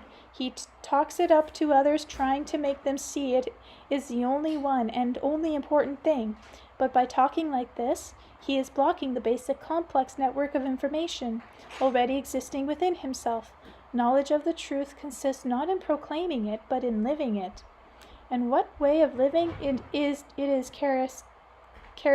characteristic of those who best know the truth, a happy one. But to know the truth, one must have a conclusion, awareness, and purity of thought. That is visionary. Fantastic, Anastasia shrieked with laughter, and merely added, "You read my thoughts." Nothing visionary there. It's simple and an attentive attitude to man. You're always relating everything to purity of thought and conscious awareness. Visionary, visionary, she repeated, still laughing. You read my thoughts. Oh, how fantastic! Upon hearing her cheery laughter, I could no longer refrain myself and broke into peals of merriment. Later I asked, "What do you think, Anastasia? Will my spiritual father, Father Fyodor, receive me if I go see him? Will he talk with me? He won't be upset? Of course he will receive you. He will be most happy to see you there. He will accept you any way you are. Only he will be even happier to see you if you have done at least some things using the information within you, if he perceives some indication that you are aware of it. Stop the fast-forwarding, Vladimir, and you shall understand the great deal. Does my spiritual father still live in the same place at the Trinity Monastery? Your spiritual father, that great elder of us, is now living in a small monastic priority in the forest, not far from the Trinity Monastery. The priory's regulations are stricter than those in the monastery, and your spiritual father is in the prior there. The prior is situated in the forest in a compelling, beautiful setting. There are just a few little houses there, each with its own monastic cell. The prior, situated in the green forest, has a small wooden church. It is not ordinarily decorated, and it does not have a gilded dome, but it is very, very beautiful, cozy and clean, heated by 2 stoves. Candles are not bought or sold there, as in most other churches. In fact, nothing is bought or sold there. There is nothing and nobody to desecrate it, and parishioners are not allowed access. Even to this day, your spiritual father Fyodor is praying in this church. He is praying for the salvation of everyone's souls, including yours. He is praying for children who have forgotten their parents and praying for parents forgotten by their children. Go to him and bow before him. Ask for forgiveness of your sins. The power of his spirit is very great. And give my deepest respects to Father Fioret. Fine, Anastasia, I shall do that. And you know, I shall first try and do what you have asked me to. Upon arriving to Posad, the town outside Moscow, which used to call Zegret, I entered the gates of the monastery just as I used to do 27 years ago. I first headed for the gate of the active part of the monastery. Before, all I had to do was introduce myself and ask for Father Fioret, but this time the monk on duty replied that the archpriest was no longer Father Fioret. There was a Father Fioret at the monastery living in the forest outside the monastery grounds, but parishioners did not go there. I told the monk that I was an acquaintance of Father Fioret, and in proof of this I named the monastery sanctuaries which the father had showed me so many years ago. Then I was told where the forest priority was situated, and with an inexplicable shiver of excitement I approached the little wooden church in the forest. It was indeed extraordinarily beautiful and blended and harmonious with the natural environment. There were paths leading to the church from several little wooden cell houses situated around it. Father Fioret met with me at the small wooden porch of the forest church. I was a bit at a loss for words. I remember Anastasia's counsel. Only do not be embarrassed, and try not to act surprised when you meet your spiritual father. Still, I couldn't get over an inexplicable feeling of trepidation. Father Fioret was old and gray, but no older than he had appeared 27 years ago. We sat on some blocks of wood on the porch of the little forest church. Without a word between us, I tried to speak but couldn't manage to come up with the right thing to say. It seemed as though he already knew the whole picture, and there was no sense of uttering words. It was as if the 27 years since we last met had gone by all at once. It seemed as though we had parted only yesterday. I had brought along a copy of my book on Anastasia to give to Father Fioret, but I felt reluctant to actually hand it to him. I had been showing the book to various clerics. Some just took one look at it and said that they didn't read books like that. Others asked what it was about, and after my brief explanation pronounced Anastasia as an infidel. I didn't feel like upsetting Father Fioret, and certainly didn't want him to reject her out of hand. Each time someone had tried to speak ill of Anastasia, a feeling of resistance had welled up in me, and even had a row about it with the deacon of the Novopasky monastery. He pointed out 2 women wearing dark clothing and black headscarves and said, "That is how God-fearing women should be." I responded, "If Anastasia is happy and enjoying life, that may well be pleasing to God. It is more pleasant to see people enjoying life than being dull and downcast like that." So it was with some trepidation that I finally got out my book and handed it to Father Fioret. He took it quietly and held it in the palm of one hand. He began gently stroking it with his other hand, as though feeling something with his palm, and asked, "Do you want me to read it?" And without waiting for an answer, added, "Fine, leave it with me." 2 days later, I paid a morning visit to Father Fioret. We sat there in the forest on a tiny bench near the father's cell, and we talked about all sorts of things. While his manner of speaking was pretty much the same as 27 years ago, one thing bothered me. Why did Father Fioret look just a bit younger than 27 years ago? And all at once he broke off his strain of thought and said, "You know, Vladimir, your Father Fioret has passed on." At first I was speechless, but then managed to ask, "Then who are you?" "I'm Father Fioret," he replied, and looking at me with just a faint trace of a smile. I then asked him, "Tell me, where is his grave?" "In the old cemetery." "I'd like to see it. Can you tell me how to get there?" He didn't say anything about the grave, only, "Come and see me again whenever you have time," and then an incredible experience began taking place.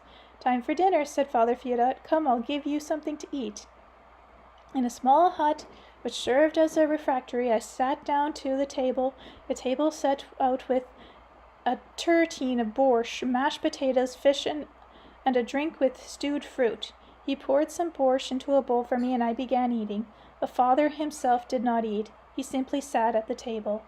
As soon as I started at the potatoes, I felt a delightful taste in my mouth. It brought back memories. The potatoes tasted exactly as they had done in the monastery refectory 27 years ago. I had remembered it all my life since then. My head began spinning. On the one hand, here was a different Father Fioret sitting beside me. On the other hand, he talked and behaved exactly as I remembered from before. I recalled how one time many years ago, when we were together in one of the rooms of the monastery, Father Fioret had suggested I have my picture taken with him, and I agreed. He called over one of the monks who had a camera. He took our picture. Now I decided to use this to introduce some clarity to my present situation. I knew that monks did not like to pose for pictures, and the thought came to me to ask Father Fioret if he would mind if I had a color picture taken of us, and that I also wanted to take one of the little forest church. If he refused, that would mean he was not the same Father Fioret, not my Father Fioret, and so I suggested, "Let me have my picture taken with you." Father Fioret did not refuse, and we had our picture taken, and I also took a snapshot of the little church. It turned out rather well even though I had a very simple camera. As I was leaving Father Fioret, he gave me a small travel Bible. It was not laid out in verses like all other Bibles I had seen, but simply a running text as an ordinary book, he advised me. When you cite the Bible in your book, and you should indicate the precise chapters you are quoting from. I asked him whether he would be open to receiving and talking with people who wished to meet Anastasia, so they wouldn't have to travel such a long distance to the Siberian taiga, to which he replied, "You know I still haven't fully understood myself, so for now just come alone, whenever you have time."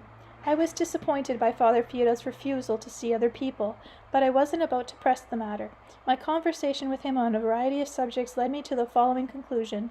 In Russian monasteries there are to be found certain elders whose wisdom and simplicity of expression far surpass the art of countless numbers of denominational preachers, each of the home-grown or imported variety. Well, why are you silent? Your elders of Russia that have been endowed with such wisdom, is this something to which you have been led on your own, or are there dark forces of some kind that are preventing you from speaking out? People come to church service, and it turns out to be a language they don't understand. Then people flock in droves, and even pay money to hear preachers talk in languages they can understand. Maybe that is why so many Russians flock to foreign holy places and ignore their own. I always felt a sense of peace in my heart after speaking with Father Fioret. The way he talks is a lot simpler, clearer, and more understandable than the vast majority of preachers. I want to hear after meeting with Anastasia in my efforts. Meeting with Anastasia in my efforts to make some sense of what she said. I want others to have good experiences too. But when will you speak out, wise old elders of Russia? Chapter 25. The Space of Love. After the sale of the first print runs of the book about Anastasia, I received royalty payment. I went to Davinka, now known as All Russian Exhibition Center. For some reason, I always enjoyed being there. This time I walked past the multitude of snack bars and shashlik buffet, tempting me with their delicious aromas, and fought against my inclination to buy all the delicacies in sight. Even though I had money in my pocket, and a fair amount at that, I decided I would now spend it more wisely, and all at once another incredible thing happened. It wasn't loud, but unmistakably distinctively I heard Anastasia's voice. "Buy yourself something to eat, Vladimir. Buy whatever you like. You do not have to scrimp on food any more." I kept on walking a few steps past the open snack bar, and again came the voice. "Why are you walking on past? Please have something to eat, Vladimir." "Come on now, I'm having hallucinations," I thought. I walked over to a bench alongside a broad pathway, where there was hardly anyone else around. I sat down and whispered, quietly bending over so people wouldn't think I was talking to myself. "Anastasia, am I really hearing your voice?" And I heard the answer distinct and clear. "You are hearing my voice, Vladimir. Hello, Anastasia. Why didn't you talk to me earlier? So many questions have been piling up, questions people have been asking at readers' gatherings, including a lot I can't answer. I haven't been talking to you. I have been trying all this time to talk with you. I have been talking with you." I've been trying all this time to talk with you, but you have not been hearing me. Once when you decided to do away with yourself, I even cried out. I was so worried, but to no avail. You did not hear me. I figured out what I needed to do and started singing. It was this song that the two girls picked up and played on their violins. At the metro station, they heard it and started playing. As soon as you recognized the same melody and had heard me sing in the taiga, you remembered me. I was so worried at the time, I thought my milk was going to give out. What milk, Anastasia? My breast milk, the milk of our son. After all, I did bear him, that Vladimir. You did bear, Anastasia? Was it hard? How are you doing there all alone in the taiga? How is he? You told me, I remember your saying it wouldn't be at the right time. Everything is fine. Nature's awakened early and is now helping me, and our son is fine. He is strong, lad. He is already smiling, only his skin is a little dry, just like yours. But that is nothing, it will pass. Everything will be fine, you shall see. It is more difficult for you now than for us, but take one more step, finish the writing. I know how hard it has been for you, and it will not be easy in the future either. But keep going on your own path.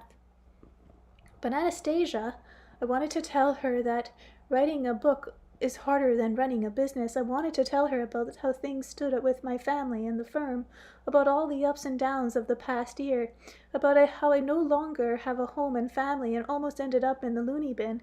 I wanted to give her a good talking to about those dreams of hers, so she wouldn't aim too high with them, wouldn't keep on tempting people. But then I thought, why upset a nursing mother?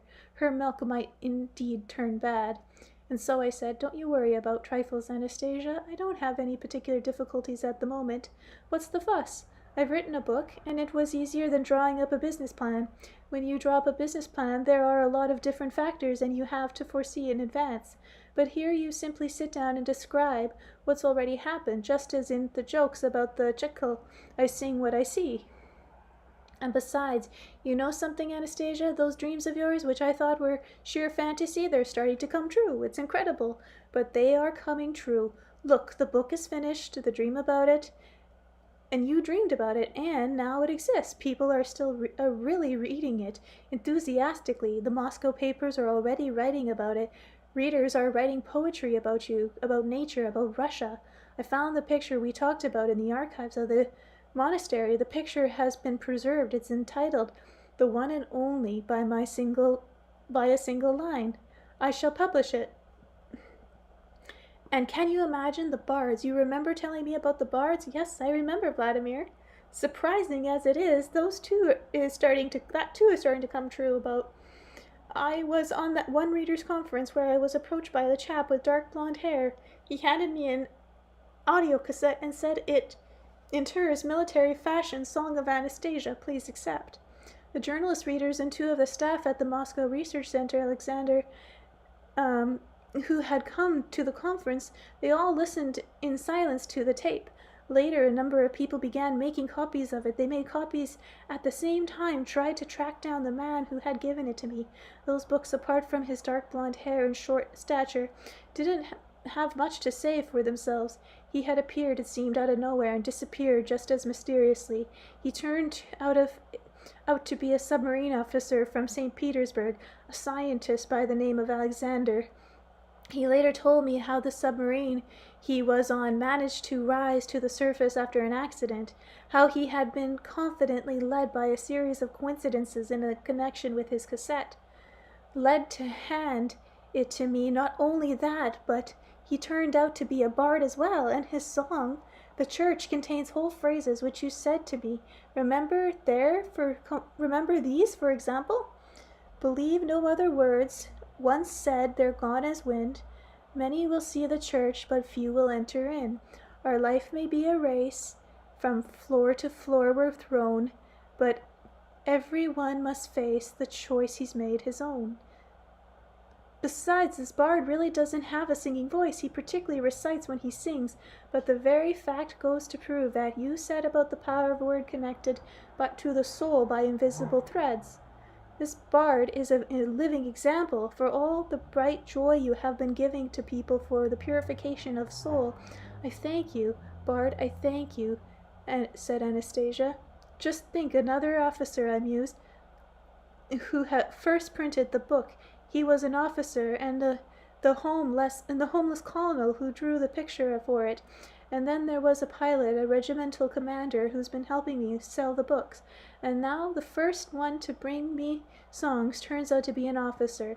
What is it about your ray that seems to set officers' hearts afire in particular? Do you shine your ray on them more than others? Many have been touched by my ray, Vladimir, but it sparks aspirations only when there is something there to set aflame. Your dream, Anastasia, is indeed turning more and more into reality. People are grasping hold of it. They understand it. The homeless colonel understood. He was a chance acquaintance. Pity he's gone. I saw him laying dead there. His face was all smeared with dirt, but he was smiling. Dead, but was still smiling. Did you do something there with your ray? What does that mean when someone dies with a smile on their face? That man that was with you, he is now with the Bard, treading the invisible pathway.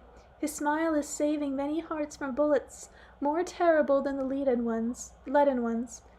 Your dream, Anastasia, has entered upon our world, and it really seems as though our world is beginning to change.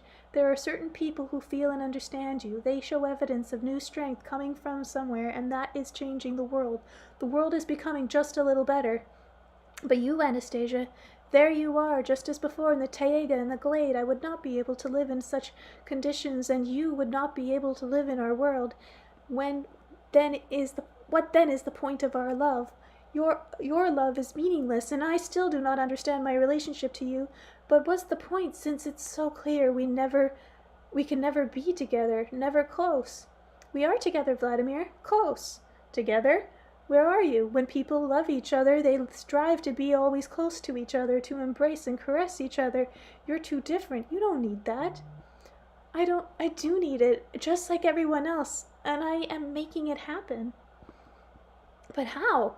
Right now, for example, can you note all the gentle touch of the breeze, feel its caressing embrace, and the warm touch of the sun's glistening rays on your face? Can you not? Hear the birds singing so cheerfully and the leaves rustling on the tree you are sitting under? Listen, it is most beautiful and unusual rustling. But that everything you just mentioned, that's for everyone. In any case, you are responsible for all that. Love dissolves. In any case, are you responsible for all that? Love dissolves in space, for one can touch the hearts of many. Why dissolve love in space? So that close to a loved one, there will always be a space of love. This is the essence of love. This is the designated purpose. It's all pretty confusing to me. And your voice, before I never heard anything at a distance, but now I do. Why, it's not the voice that you hear at a distance. You need to listen not with your ears, but with your heart. You need to learn how to listen with your heart. Why should I bother learning? You can just talk with me the way you're doing right now with your voice. I shall not be able to do that indefinitely. But you're doing it right now. After all, I can hear you. Grandfather is helping us at the moment. You go have a talk with him. I need to go feed our son, and there are so many other things to do. I do want to get them all done. So it works with your grandfather, but not with you? Why? Because grandfather is somewhere in your vicinity right now, very close to you. Where? Chapter 26. Anastasia's grandfather. I looked about me. There was Anastasia's grandfather standing right close to the bench, using his walking stick to push a piece of litter somewhere someone had thoughtlessly tossed on the grass toward a rubbish bin. I jumped up. We shook hands. His kindly eyes were sparkling with cheer, and he talked in simple terms, not like his father. When I saw Anastasia's great-grandfather back in the taiga, he hardly said a word, and his eyes kept staring into space as though they were looking right through you. Grandfather, I sat down at the bench, and I asked him, "How did you get here? How did you find me?" "It wasn't much of a problem getting here and finding you with Anastasia's help." "She's really something, eh?"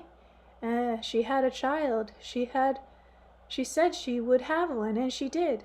Alone, out there in the taiga, not any hospital. It must have been painful for her. Did she cry out?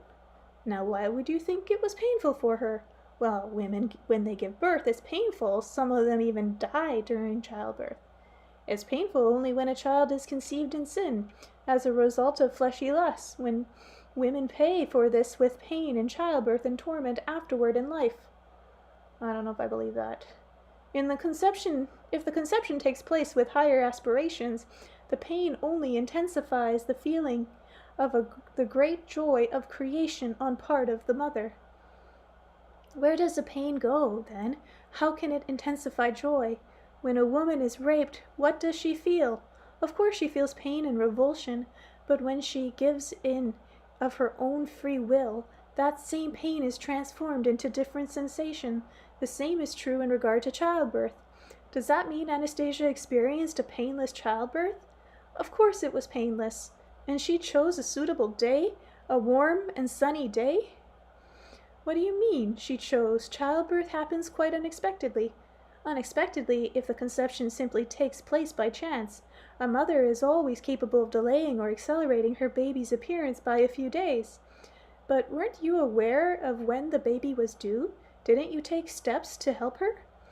We did feel something happen on that day. It was a splendid day. We walked over to her glade, saw the she-bear sitting at the edge of the glade, moaning because her feelings were hurt.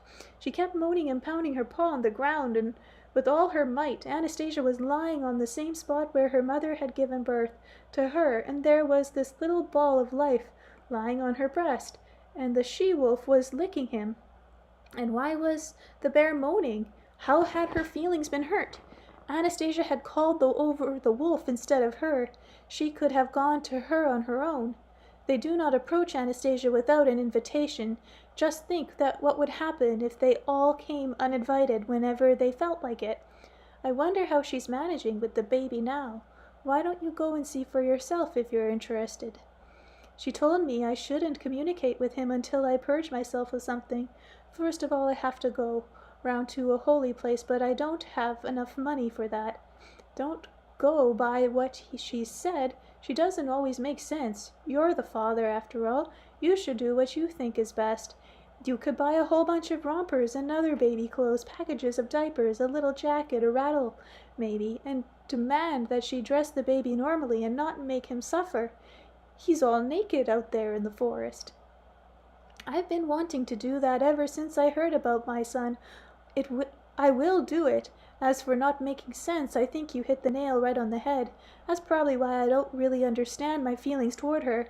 First it was amazement, now some kind of feeling of respect has appeared, and something else besides which I can't grasp hold of. But not on the order of love for a woman. I still remember the kind of feeling I had when I loved a woman before. This here is something quite different. It's quite possible that she cannot be loved in the ordinary sense of the word. Something gets in the way. Maybe it's her illogicality, her failure to make complete sense all the time. Don't take Anastasia illogically, Vladimir, for stupidly. It is her seemingly illogicality that is drawing forgotten laws out of the depth of the universe and possibly creating new laws. The force of both light and darkness are occasionally astounded at her apparent illogicality, and then all at once the simple truth of being, that everyone knows, starts flaring up more brightly.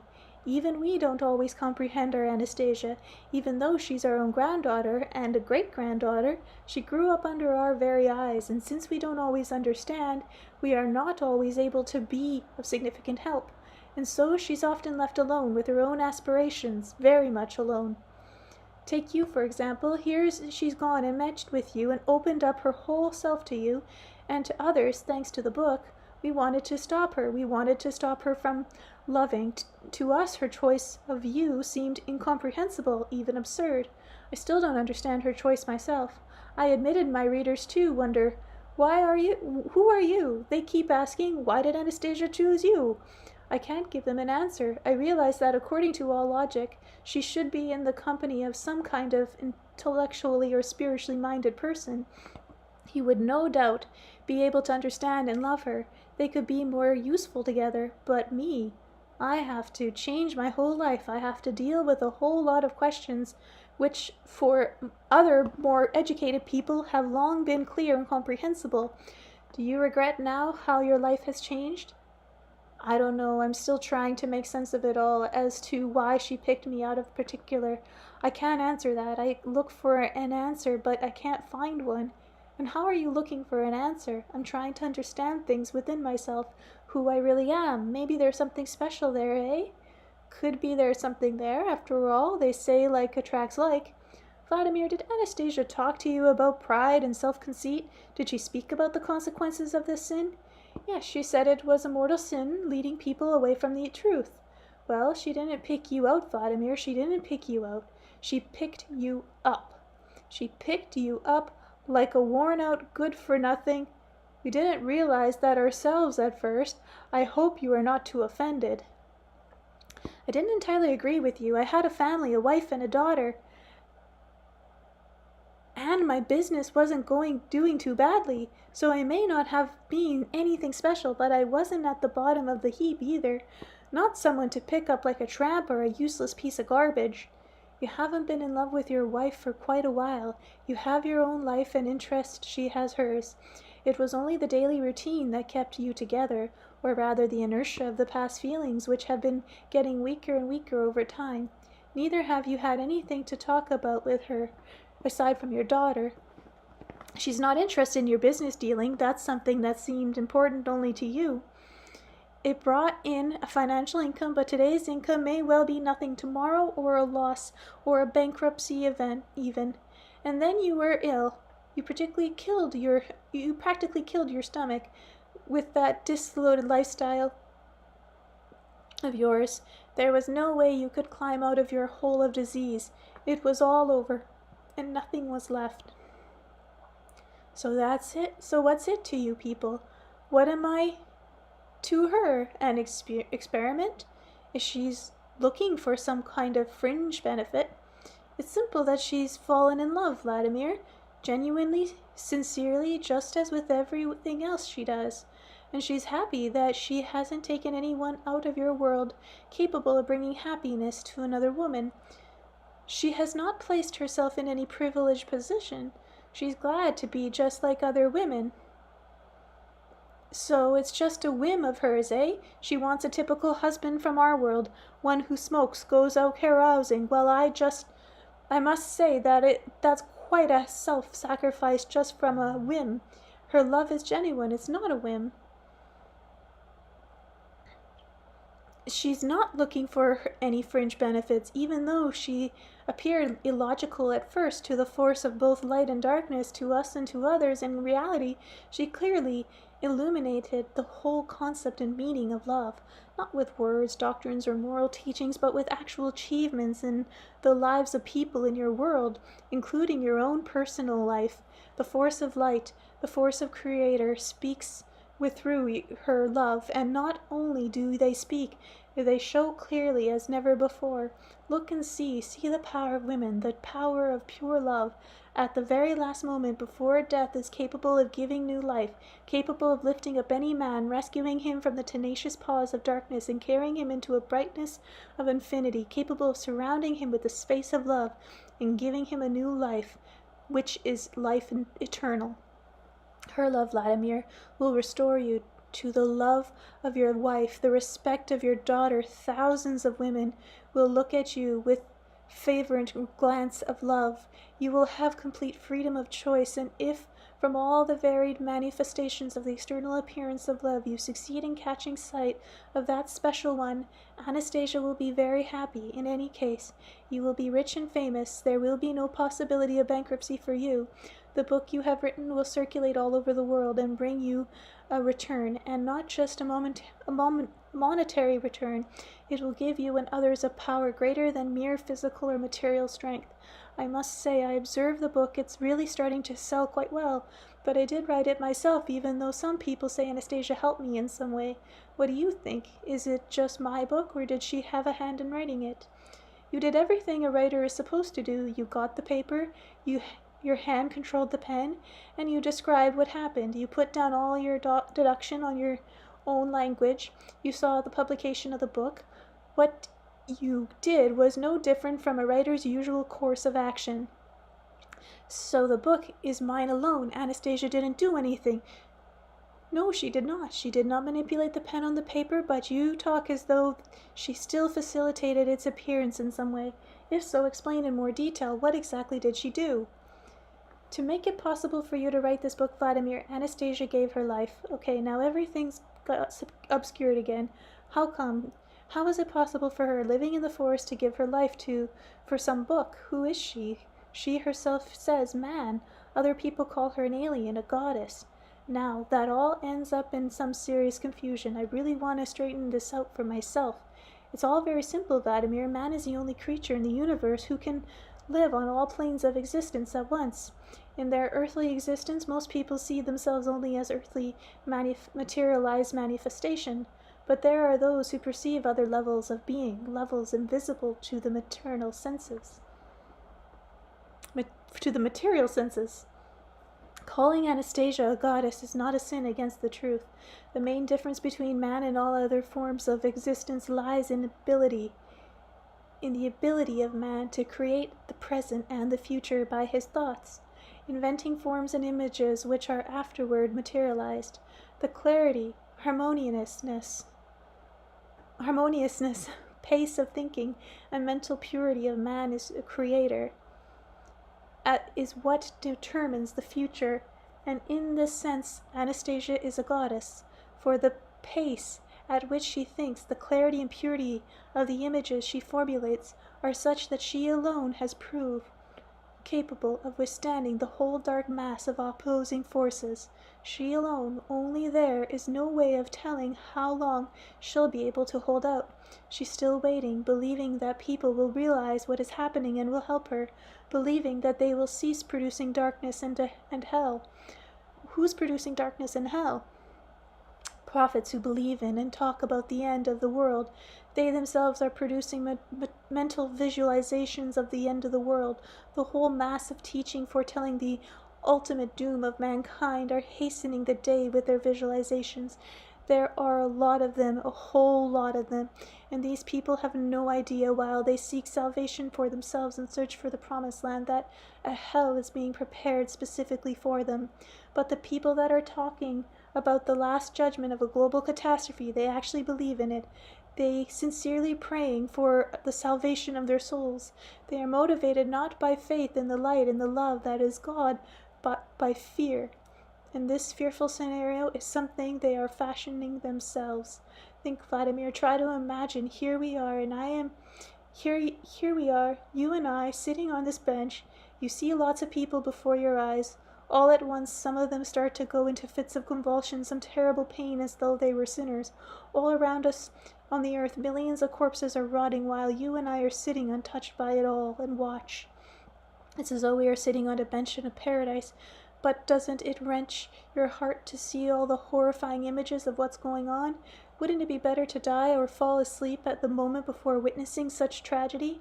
What if all the righteousness who are saved, I wonder aloud, are in the promised land, where there are no rotting corpses around, no frightful images? When you get news, even from the other side of the world, about the death of a loved one or a relative, don't you feel grief and sorrow in your heart?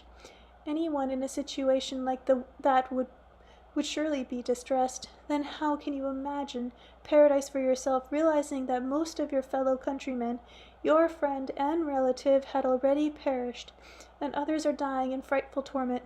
How hardened must a heart become, how deep a pit of gloom must it fall into, to feel pressure under such circumstances? Such souls are not needed in the kingdom of light, for they themselves are the creatures of darkness.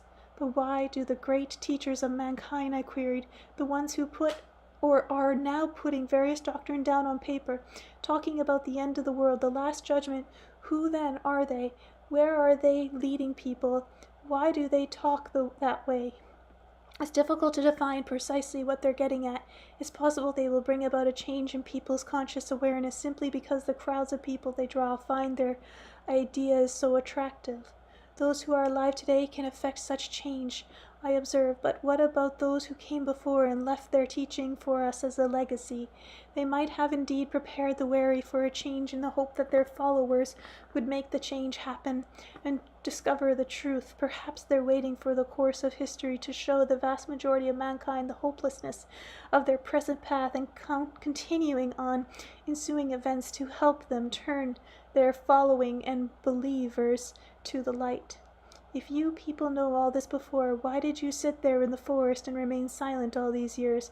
Why didn't you try to explain it to somebody earlier? Anastasia said your people have been living this way of life for generations, over thousands of years, preserving the truth about man's pristine origins. In various corners of the earth, the grandfather replied, there are people who have preserved a way of life apart from technocracy, making us of capacities which are inherent only in man. From time to time they have made attempts to share their conscious awareness with others, and each time those who tried perished before they could say anything substantial. Even though they presented powerful thought forms and images, they were resisted by the vast majority of mankind. You mean to say they would trample on Anastasia and crush her? Anastasia has somehow managed to stand up to them, at least so far. Maybe it's because of her illogicality. The old fellow fell silent, thoughtfully tracing the point of his walking stick on the ground to form an incomprehensible symbol. I sat there, deep in thought. Finally I asked him, and why did she keep repeating to me all the time, I am man, I am woman, if she's really a goddess, as you say? In her earthly materialized sense of existence, she is simply man, a human being, a woman, and even though her lifestyle is somewhat unusual, she is still capable of, just like anyone else, of experiencing feelings of joy and sorrow, love and wanting to be loved. But all the abilities she has are inherent in man, in every man. That is, in man in his pristine state. The ability she had, which seems so extraordinary, will no longer seem exceptional to you once you learn what your modern science has to say about them.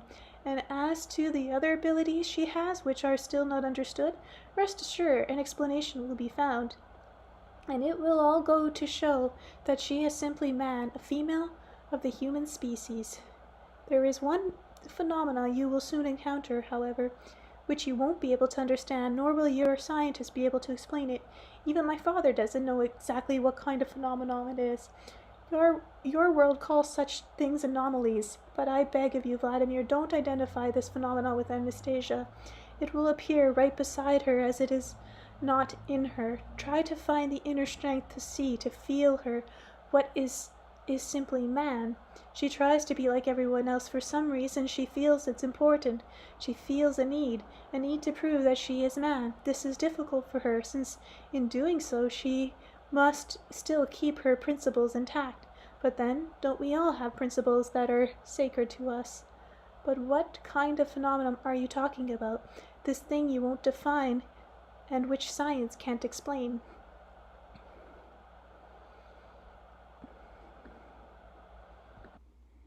Chapter 27. The Anomaly. When we buried Anastasia's parents, she was still very young. Anastasia's grandfather began. She wasn't yet able to walk or talk. My father and I dug a hole in the ground with the animal's help. We placed branches at the bottom and put the bodies of Anastasia's parents in a hole and covered them over with grass and earth. We stood there a while on the burial mounds without saying a word.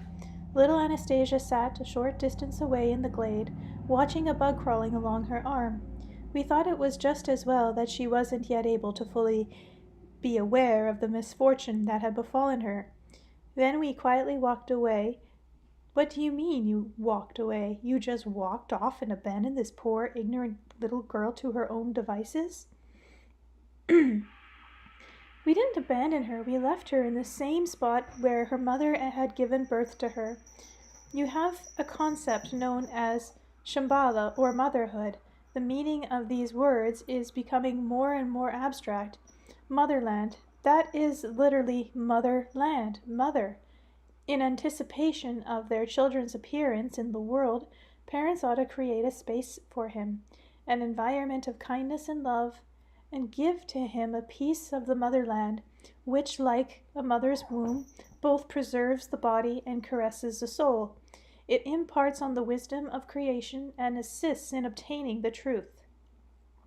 And what can a woman give her child who isn't born amidst stone walls? What kind of world has she made ready for him? Or has she given any thought at all to the world in which her child is to live? In that case, the world will do with him as it likes. It will strive to subject this little human being unto itself, making him a mere cog or a slave, and the mother will simply become an observer, as she has not made ready for her child any space of love. You see, Vladimir, the nature surrounding Anastasia's mother, the creatures large and small, treated her as they would treat any man who lived the way she did, as a friend, as a wise and good deity, one who had created around her a world of love. Anastasia's parents were happy and kind people. They very much loved one another, loved the earth and the space around them, responded to them with love. Little Anastasia was born into this space of love and at once became its center. Many creatures will not touch a newborn. A mother cat may nurse a puppy, or a mother's dog a kitten. Many wild animals are capable of nursing and taking care of human offspring, but these animals have become wild to people in your world. To Anastasia's mother and father, they played quite another role. The creatures treated them entirely different. Anastasia's mother gave birth to her in the glade, and many creatures were witness to the birth. They saw how the women there revered, became a mother and bore another man, another human being. When they witnessed the birth, their feelings towards their human friend, their love for her, intertwined with their own parenting instincts, giving birth to a new exalted manifestation of light. Everything, absolutely everything in the surrounding space, from the tiniest bug and blade of grass to the seemingly ferocious beast, was ready unhesitantly to give its life for the sake of that little being. And there was nothing in that surrounding space of motherland, created and bestowed by its mother, that could possibly have threatened that being. Everything would look after and cherish this human being. To Anastasia, the little glade is literally a mother's womb. The glade is her living motherland, powerful and kind, and inextricably tied by a natural living thread to the whole universe, to the whole creation of the grand creator. The little glade is her living motherland. It came from her mother and her father, and from the one and the only original father. We can never be a substitute for it. That is why, after burying her parents, we walked away. 3 days later, while we were approaching the glade, we felt the tension in the air. We heard wolves howling. Then we saw little Anastasia was sitting quietly atop the burial mound. One of her cheeks was smeared with earth. We realized she had been sleeping on the mound. Tiny tears were streaming from her eyes and falling onto the ground. She was crying noiselessly, with only an occasional sob, and she kept stroking the burial mound with her little hand. She wasn't able to talk, but she did say her first words on this mound. We heard them. At first she simply uttered syllables like Mama, then Papa. She repeated this several times. Then she added a syllable to each. Mamachka, Papachka, Mamachka, Papachka. I am Anastasia. I now have you no more, eh? Only my grandpa's, eh? Sounds Canadian. My father was the first to realize it. Even as we were burying her parents, little Anastasia, sitting there in the glade and watching the bug, was fully aware of the whole depth of the misfortune that had befallen her. She used her willpower to refrain from showing her feelings. With her mother's milk, she had been imbued with the wisdom and strength of her pristine origins.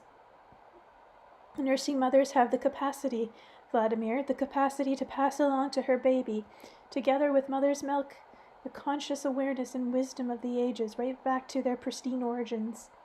Anastasia's mother knew how to do this, and used this method to full advantage, to the fullest possible advantage. Since Anastasia didn't want us to see her crying, we didn't go out into the glade and didn't approach the mound. But we couldn't tear ourselves from the spot, so we just stood there, observing what was going on. Supporting herself on the burial mound, little Anastasia attempted to stand on her little feet. She didn't do it on the first try, but still she managed to stand up. She stood there swaying back and forth, stretching her arms out a little to each side, and finally took her first timid step away from her parents' grave. Then she stepped a second one. Her little feet got mixed up in the grass, and her little body lost its balance and started to fall. But the fall, well, there was something quite unusual. At the moment she fell, barely noticeable bluish glow came flooding over the glade and changed the earth's laws of gravity just on that particular spot. It touched us too with some kind of mellow languor. Anastasia's body didn't fall, but gradually and smoothly descended to the ground. Once she got up on her feet again, the bluish light disappeared and the normal gravitation field was restored. With careful and hesitating footsteps, Anastasia went over a little branch lying in the glade and was able to pick it up. We realized she had started cleaning up the glade, as her mother had done many times. This wee little girl then carried the dry branches to the edge of the glade, but once again she lost her balance, began to fall, and dropped the branch. During her fall, once more the bluish glow sparked into life, changing the earth's gravitational field, and the branches flew over to the little pile of dry branches lying on the edge of the glade. Anastasia got up, looked around for the branches, but couldn't find them. Then, throwing up her little hands with shaky steps, she slowly made her way over to another branch. No sooner had she started bending over to pick it up than the branch itself began rising from the ground as though a breezer had blown it to the edge of the glade. But there wasn't enough of a wind around to do this.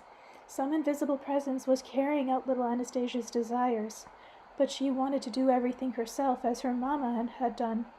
And no doubt in protest against this help from her invisible ally, she thrust her little hand into the air and waved it gently above her head. We looked over and saw it. Over the meadow we saw hanging a small spherical mass, pulsating and glowing with a pale blue light.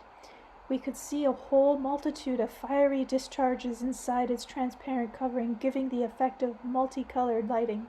Indeed, it was very similar to a large ball of lightning, but it was intelligent. We couldn't tell what it was made of and what kind of intelligence we were dealing with. We could feel some kind of unknown and unseen power in it, but there was no sense of fear of this power. On the contrary, it seemed to be radiating a pleasant, languid grace. We didn't feel like moving, we just felt like being. But what made you think it possessed untold power? I interrupted. My papa noticed that, even though it was a bright, sunny day, the leaves on the trees and the petals on the flowers turned in its direction.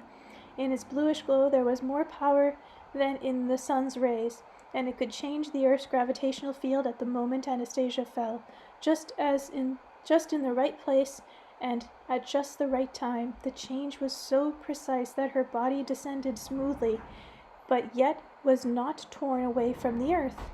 Anastasia spent a long time collecting branches. Sometimes she would crawl, at other times walk all over the meadow with slow steps until she had cleared them all away. The fiery sphere still pulsating, hovering over the wee little one, but it no longer helped her pick up the branches. The powerful fiery sphere seemed to understand the gesture of her little hand and obeyed it. Expanding and dissolving in space, contracting and producing internal discharge like flashbulbs of some kind of energy from goodness knows where, the sphere would momentarily disappear and then reappear as though it were somehow excited, and this excitement caused it to sweep through space at incredible speed. The time came when Anastasia normally lay down and to sleep.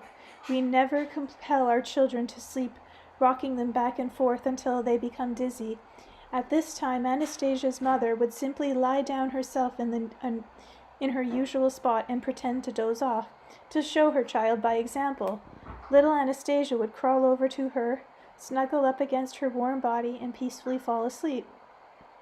And this time Anastasia went to the spot where she was used to sleeping during the day with her mother. She stood and looked at the place where she had always slept with her mamma at this time, but now there was no mamma around. It was not clear just what she was thinking at that moment, only once again a tiny tear glistened in the sunbeam on Anastasia's face, and right away the bluish glow came pulsating across the glade, flashing at irregular intervals. Anastasia raised her little head, saw the pulsating mass of light, sat down on the grass, and began staring at it continuously. It remained still under her gaze. For some time she just sat there staring like that. Then she held out both of her little arms in its direction, as she was wont to do when summoning one of the creatures to her side. At that point, the fiery sphere sparked up a multitude of powerful lightning bolts, reaching out beyond its blue covering, and made a dash for her little arms like a fiery comet, looking as though it had the ability to sweep away everything in its path. It took only a split second to reach Anastasia's face, start rotating, and with one of its lightning flash, wipe away a tiny tear glistening on her cheek. And at this point, it extinguished all the discharges and became a pale blue, faintly glowing sphere in the arms of the little one sitting on the grass. For a time Anastasia sat there holding it, examining it, and stroking it with her hands. Then she got up, lifted up the blue sphere, and with careful steps carried it over and put it down on the place she used to sleep with her mother, and again she caressed it gently. The sphere took up position on the ground and pretended to doze off, just as Anastasia's mother had done, and the little girl lay down beside it. She fell asleep. She slept there on the grass, all curled up into a ball. The sphere took flight, disappearing into the heavenly heights, then spread itself low over the glade as though it were a blanket. Later, once more, contracting into a small pulsating ball, it took up a position next to Anastasia, who was still sleeping on the grass, and began stroking her hair. It was a strange and unusual caressing, with the most delicate luminescent flickering threads of lightning. It took each individual strand of hair, lifted it, and caressed it. One subsequent visit to Anastasia in her glade, we saw it again on several occasions. We realized that to Anastasia it was something quite natural, just like the sun or the moon or the trees and animals around her, and she had conversations with it just as she did with everything else around her. But it was evident she made a distinction between it and the other things in her environment. The distinction wasn't too noticeable in terms of outward expression, but there was a definite impression that she treated it with just a little more respect than other things, and sometimes she would even play up to it. She never played up to anyone else, but for some reason she allowed herself to behave this way with the sphere. It reacted to her mood and even played along. The morning Anastasia turned 4, Grandfather continued, we were standing at the edge of the glade, waiting for her to wake up. We wanted to quietly watch and see how she would delight in the new spring day that was unfolding. The sphere appeared just a moment before she woke up. It glistened faintly with its bluish glow, either spreading itself in a shower of light or dissolving over the whole space of the glade. And we beheld natural living pictures made by no human hand. It was charming and magnificent. The whole glade was transformed. The surrounding trees, the grass, even the bugs, the needles of the cedar began shining in hosts of soft hues. Behind the squirrels, springing from branch to branch, could be seen rainbow trails sparkling and dissolving. The grass was lit up in soft green glow, and even more pronounced multicolored glow emanated from the multitude of bugs scurrying through the grass, forming unusual, vivid, and beautiful carpets spreading its way across the glade, constantly morphing itself into new, intricate, and marvelous patterns. Upon awakening, Anastasia opened her eyes to behold an extraordinary living phenomena. Full of enchantment, she jumped up and gazed all around. With a panorama view, she smiled as she always did in the morning, and everything around her responded to her smile, an even brighter glow and accelerated moment. Then Anastasia carefully knelt down and began meticulously examining the grass and shining multicolored bugs scurrying about. When she lifted her head, and slightly worried expression on her face betrayed a measure of concentration. She looked up and even thought nothing was visible up there. Stretching her little arm to the sky, all at once the still air stirred in her hand, appeared the bluish sphere. She held it up to her face, then put it down on the grass and tenderly stroked it, and we could hear their conversation. Anastasia was the only one who actually spoke, but we had the distinct impression that the sphere was understanding her, and even silently responding. Anastasia spoke with it tenderly, with just a touch of sadness. "You are good. You are very good. You wanted to delight me with your beauty. Thank you. But change it back, please. Change it back to the way it was before, and do not ever change it again." The blue sphere emitted another pulse, then lifted slightly off the ground and slightly discharged as flashed from within. But this glowing scene did not fade. Anastasia fixed her gaze upon it and spoke to it once again. "Every little beetle, bug, and ant has its mama. Everyone has a mama. All mamas love their children just the way they were born. It does not matter how many legs they have or what color they are. You have changed everything. How will the mamas recognize their children now? Please make everything as it was before." The sphere gave a faint flash, and everything in the glade was restored to the way it looked before. Once again it descended to Anastasia's feet. She stroked it and offered a thank you. She stared silently at the sphere for a while, and when she spoke to it again, her words really impressed us. She told it, "Do not come to see me again. I like being with you. You are always trying to do only what is good for everyone else, always trying to help. But do not come visit me. I know you have a very large glade of your own, but you think it very fast, so fast that I cannot understand all at once. Only later shall I understand a bit. You move faster than everything else, much faster, and the birds and the breeze. You do everything very fast and very well. And I know that is how you must do it to get everything done, to do good in your very large glade. But when you are with me, it means you are not there. So when you are with me, there is no one to do good in the other glade. Go away, you need to take care of the large glade." The blue sphere contracted into a little hump and took off way up high. It began sweeping through space, sparkling more brighter than usual, and once more plunged down like a fiery comet to Anastasia, who was still sitting in the same spot. It stayed still by her head for a while. Then a multitude of tiny flickering rays reached out to Anastasia's long hair and stroked each strand individually, right down to the tip. What are you taking your time for?" Anastasia said quietly.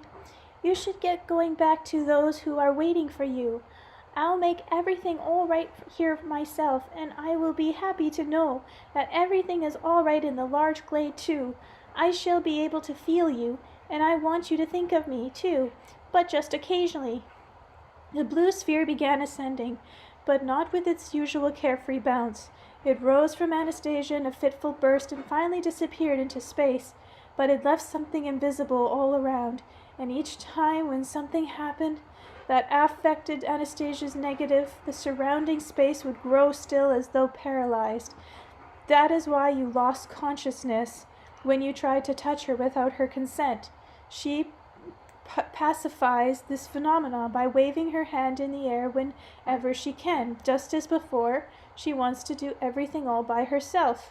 We asked our little Anastasia what was that glowing thing that was hovering over the glade. What do you call it? She thought about it a bit and answered briefly. "I would call it good. Rampikins?" The oldster fell silent, but I still wanted to hear about how little Anastasia lived in the forest, and I asked him, what did she do after that? How did she live? "The same way the old fellow replied. She grew up just like everyone else. She like anyone else, we suggested she help the Dashniks. By the time she was 6, she was already able to see people at a distance to discern their feelings and help them. She got involved with the Dashniks. Now she believes that the phenomenon of the Dashniks offers an easy transition to making sense of what constitutes our earthly existence.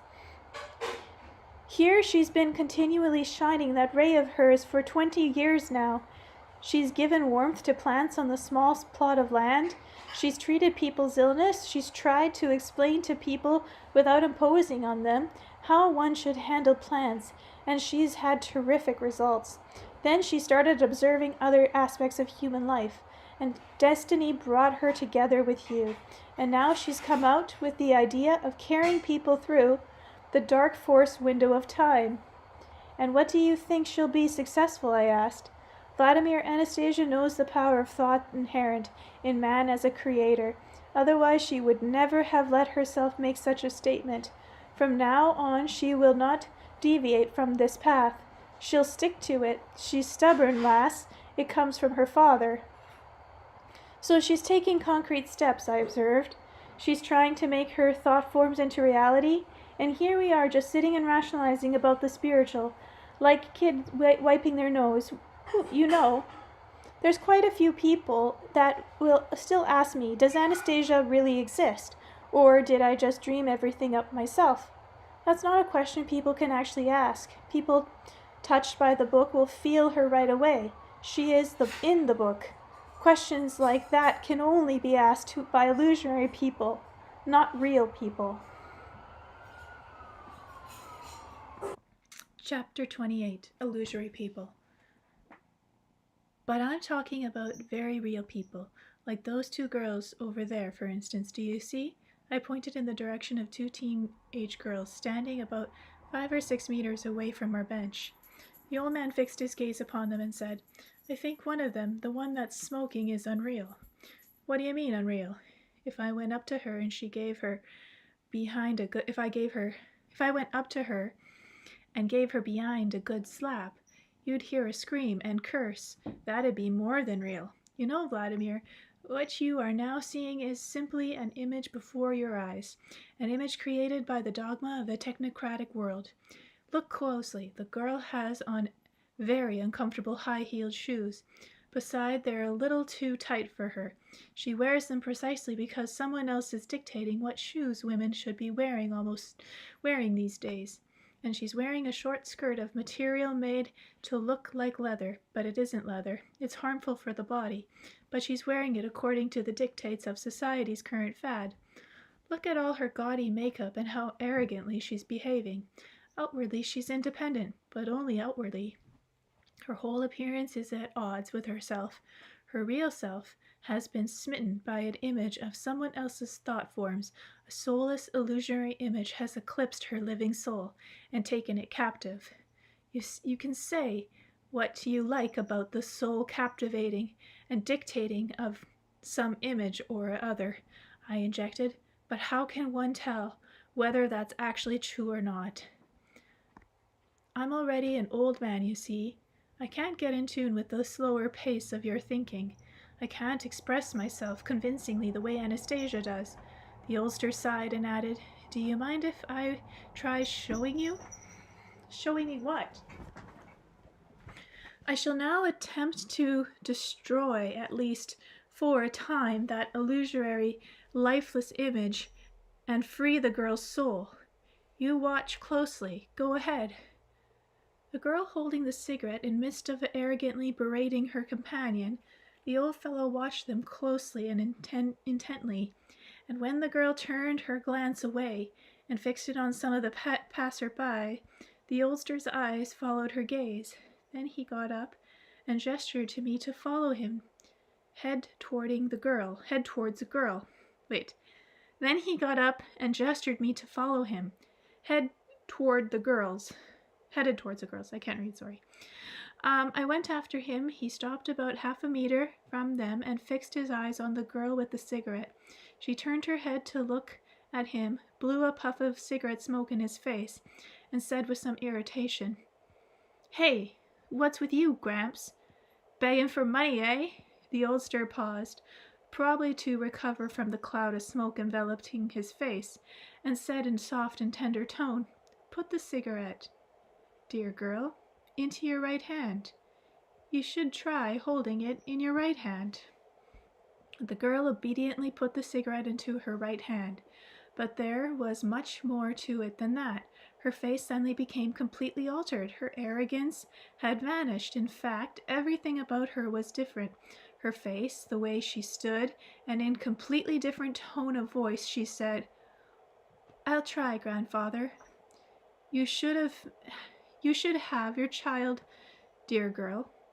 You should have your child, dear girl. It'll be hard for me. I'm all alone. Let him come to you. You go and think about that hand of yours. Think about your child, and he will come. Go along now, my dear. You must hurry." "I'll go." The girl took a few steps, then stopped and called back to her companion in a calm, quiet voice, with no sign of her former irritation. "Come along, Tanya. Come with me." They left. "Wow, can you tame any woman like that?" I said, when we had regained our seats at the bench again. "That's terrific. Some sort of super hypnosis, eh? Far out." "It's not hypnosis, Vladimir, and there's no far out mysticism here. It's simply an attentive attitude to one's fellow man, and I mean to the man, not the dreamed up image which obscures the real man. And man responds instantly to this. He finds his strength when you appeal directly to him, ignoring the illusory image. But how did you manage to see the invisible man behind the invisible image? The invisible man behind the visible image. It's all very simple, really. I watched them a bit. The girl was holding her cigarette in her left hand. She was rummaging about in her purse with her left hand, which means she's left-handed. And if a small child holds a spoon or does something else with the left hand, his parents try to get him to use his right.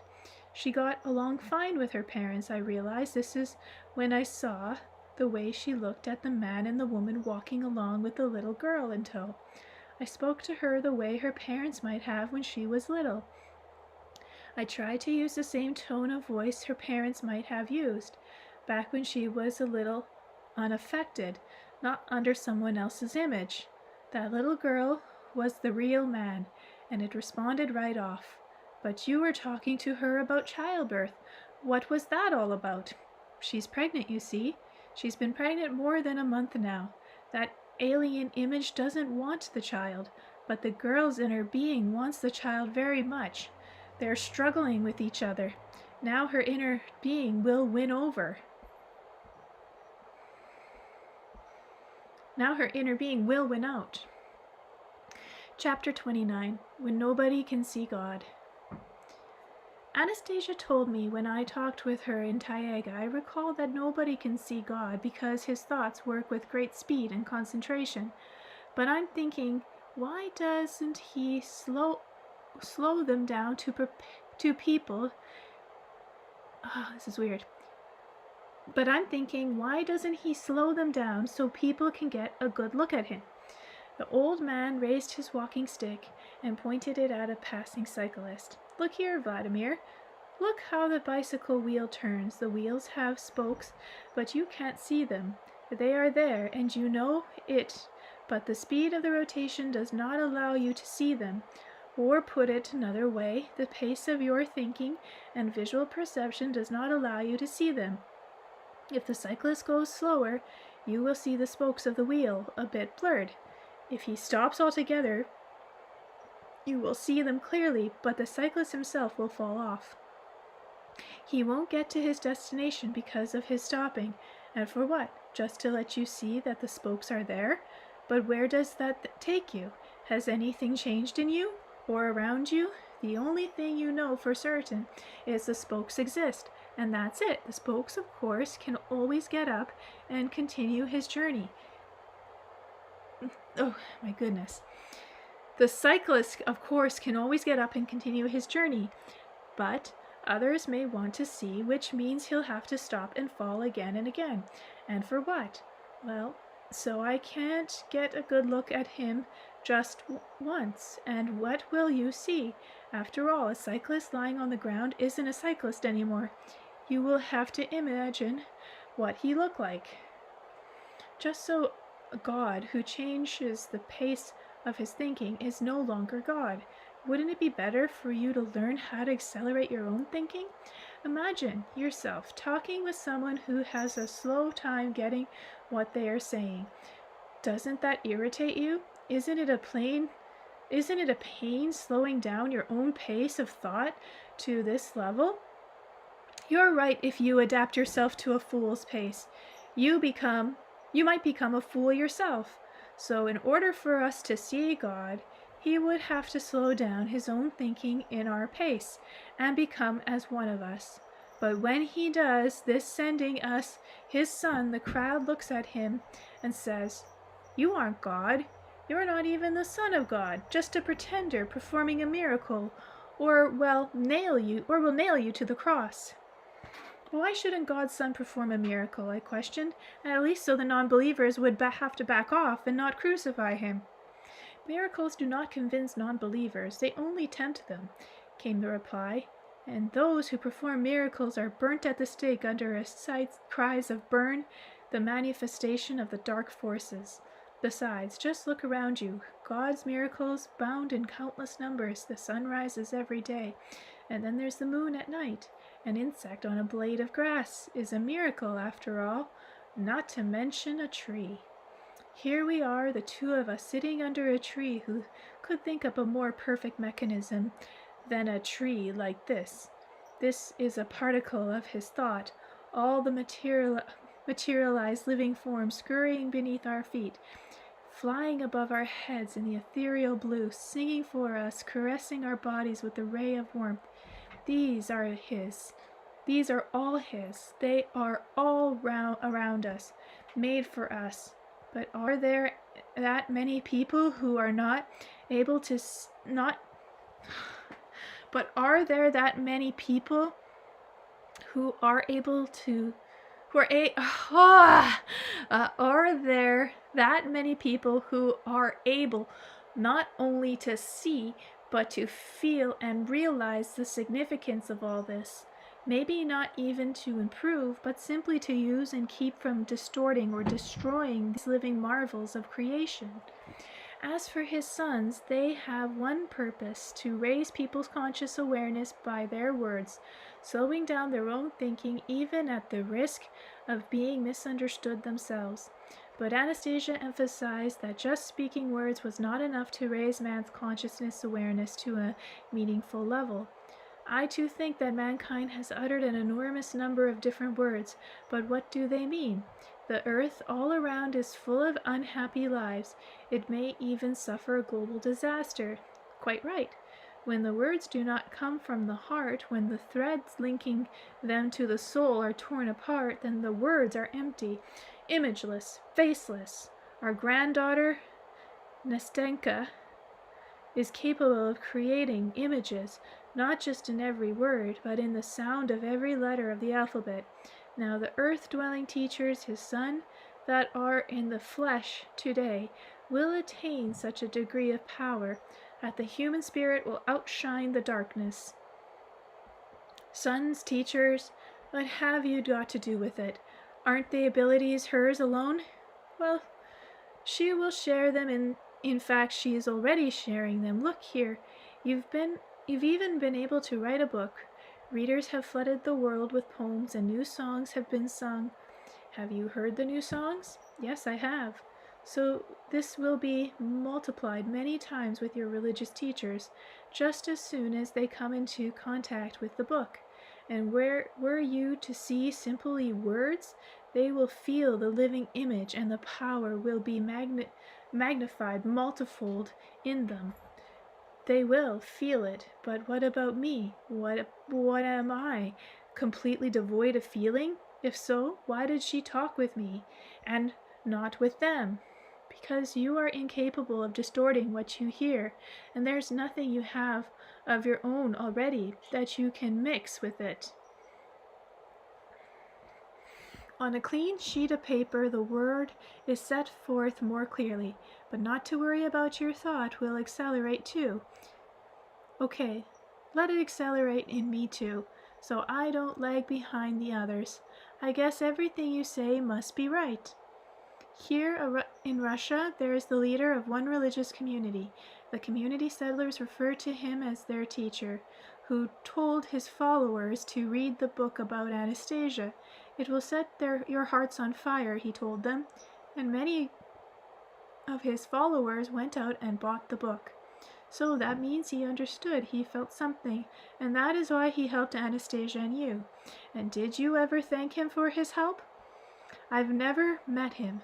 You can say thank you in your heart, silently, and you mean, but who's going to hear that? The one who listens with all his heart will hear it. There's another element here, he said, and the book was really good. Anastasia too, but he went on to say that I wasn't a real man, and that I wasn't a true male of the species. Anastasia didn't meet with a real man, he said. I saw this myself on TV, and then read it in the papers. And what would you say you were, Mr. Perfection? Well, perfection, I admit, is stretching it. Then you need not to be offended. You can work towards being perfect. My granddaughter will help you. Those whom love is capable of uplifting can rise to the heights. It's not even meant for everyone to grasp the whys and the wherefores. An extraordinary speed of thinking is required for that. What about your thoughts? What speed does it operate at? You don't find it tiresome talking with me? The thinking speed of anyone who leads a lifestyle such as ours is always significantly greater than that of people in the technocratic world. Our thoughts is not encumbered by constant concerns about clothing, food, and a lot of other things like that. But I don't find it tiresome talking with you, thanks to my love for my granddaughter. She wanted me to talk with you, and I am glad to do something for her. And what is the pace of Anastasia's thinking? The same as yours and your father's?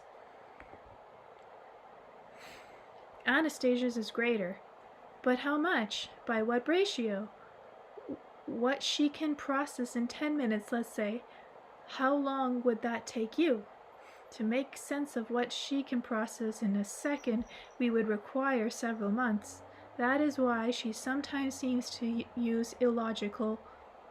That's why she sometimes seems to us as illogical. That is why she is utterly alone. That is why we can't be of any significant help to her. Why we can't grasp right off the logic behind her actions. My father has completely given up conversation altogether. He keeps trying to match her pace of thinking so he can help her.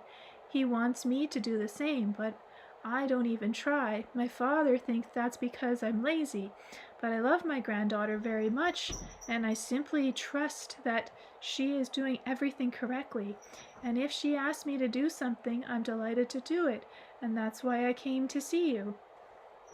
But how then did Anastasia manage to talk with me for 3 whole days? We wondered how too, for a long time. After all, constantly making that kind of an adjustment would drive one crazy. It was just recently that we discovered the answer.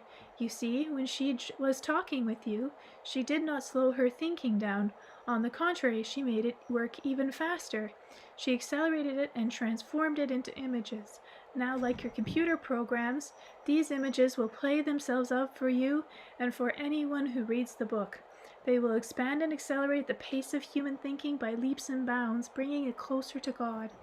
When we realized that, we concluded that in thinking up such a thing, she had created a new law in the universe.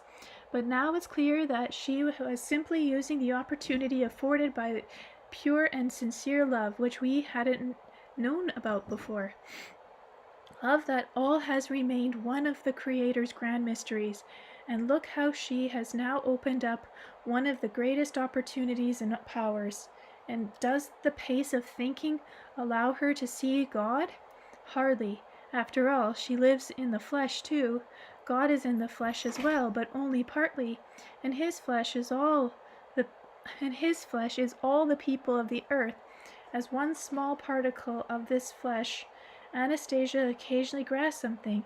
It is possible that when her thinking reaches such incredible speed, she feels him more than others do, but this happens with her only for short periods of time. And what does it give her?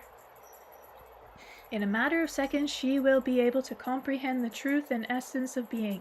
The conscious awareness with the wisest people of your world have spent a lifetime perfecting and sharing with each other. And that means she has the knowledge of our Oriental lamas, the wisdom of Buddha and Christ, and knows yoga too. She does. She knows more than it is said in all the treaties passed down to your world today, but she still considers them to be insufficient since there is no universal harmony among those living in the earth today. The march toward global disaster continues. This is why she is working out at her incredible combinations. She is saying enough of teaching people dogmas, enough of tempting them with Adam and Eve's apple.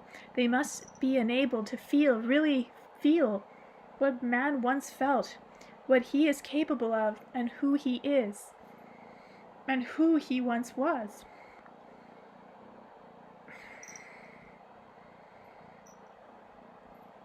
So I said, what you're trying to tell me is that she has a real possibility of doing something good for all of mankind.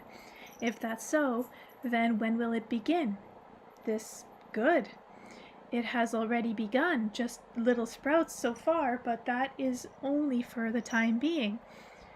Where are they? How do I see them or feel them? Ask the people who read the book. The sprouts are in them. Indeed, the book is awakening bright feelings in many people. That's something that can no longer be denied. Many will attest to it. She succeeded with those combinations of hers. Incredible, but she has done it. And you, Vladimir, think about who you were and who you've become. It's very interesting. For the people who think she's not real, he is a very transformed man. Something happened to transform him like that. And for the better, for sure. What has been happening, Vladimir, is that a program of thought images has been unfolding in you, and her soul has been unfolding in people's consciousness. The world is starting to change in you, and by doing so, in changing the thought images all around you, we cannot fathom completely how she manages to do that. What is evidently real on the surface is something we can still manage to decipher. What helps her to bring about this new reality remains a mystery. Naturally, one can make vigorous efforts to delve into it, but we should be wary of taking away from the marvelous reality that is folding before our eyes. A breathtaking dawn of a new day is something to be admired. Once you begin analyzing the whys and wherefores instead of elation, all you get is excavation, which doesn't lead to anything and doesn't change anything. Golly, I didn't realize it was so far out, so complex. I was still hoping that Anastasia was just a simple recluse, only extraordinary kind, beautiful and a little naive. You see what I mean? You mustn't go digging around and knocking your brains out. If it's all too complex, then let her remain for you a kind of beautiful recluse, since that's the image you have of her. Others will see something different. You've been given what you've been given.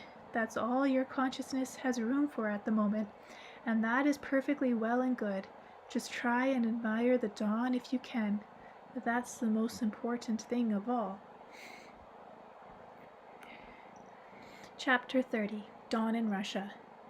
The dawn will begin in Russia, I observed, when everyone will be better off financially, when the economy as a whole improves, and individuals see a rise in their income. All the material things you see around you depend on man's spirit and conscious awareness, Anastasia's grandfather responded. Okay, maybe. But what's the point in your erudite philosophies of if people cannot afford to feed or clothe themselves? They need to think about why that has been happening. Each one needs to figure it out for themselves, to stop trying to find a scapegoat. Only in changing themselves within will they change anything around them, including their financial situation. I agree with you that people will not be able to accept this all at once. But Anastasia said, after all, you have to do without moral preaching. You have to show people how, that's all. And she showed how. Now it's up to you to carry out what she has outlined. Then within the space of 3 years, many communities throughout Siberia, large, small, foreign, and neglected, where there are only old people still living, those children don't even come for a visit. We will become richer, many times richer. Their life will bloom abundantly, and many children will return. And she will have much more than that to offer. She will reveal many secrets. She will restore people's abilities and the knowledge inherent in the pristine origins. Russia will be a most wealthy land, and she will do this to prove that the spirituality and knowledge inherent in our pristine origins are more significant than the futile efforts of the technocracy. Russia will herald a new dawn over the whole earth. And what do you have to do to bring it about? You can start by revealing the first secret related to you by Anastasia. You should write in your book about how to produce healing oil from the cedar nut. And don't hold anything back. I suddenly felt everything boiling up inside me. The wind was literally knocked out of me. I could sit and jumped to my feet. I couldn't sit and I jumped to my feet.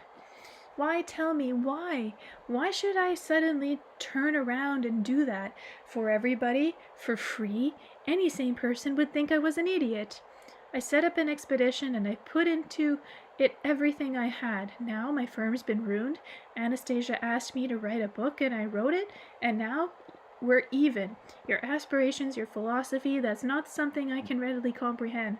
All I did was put it down on paper as promised. As I promised Anastasia I would.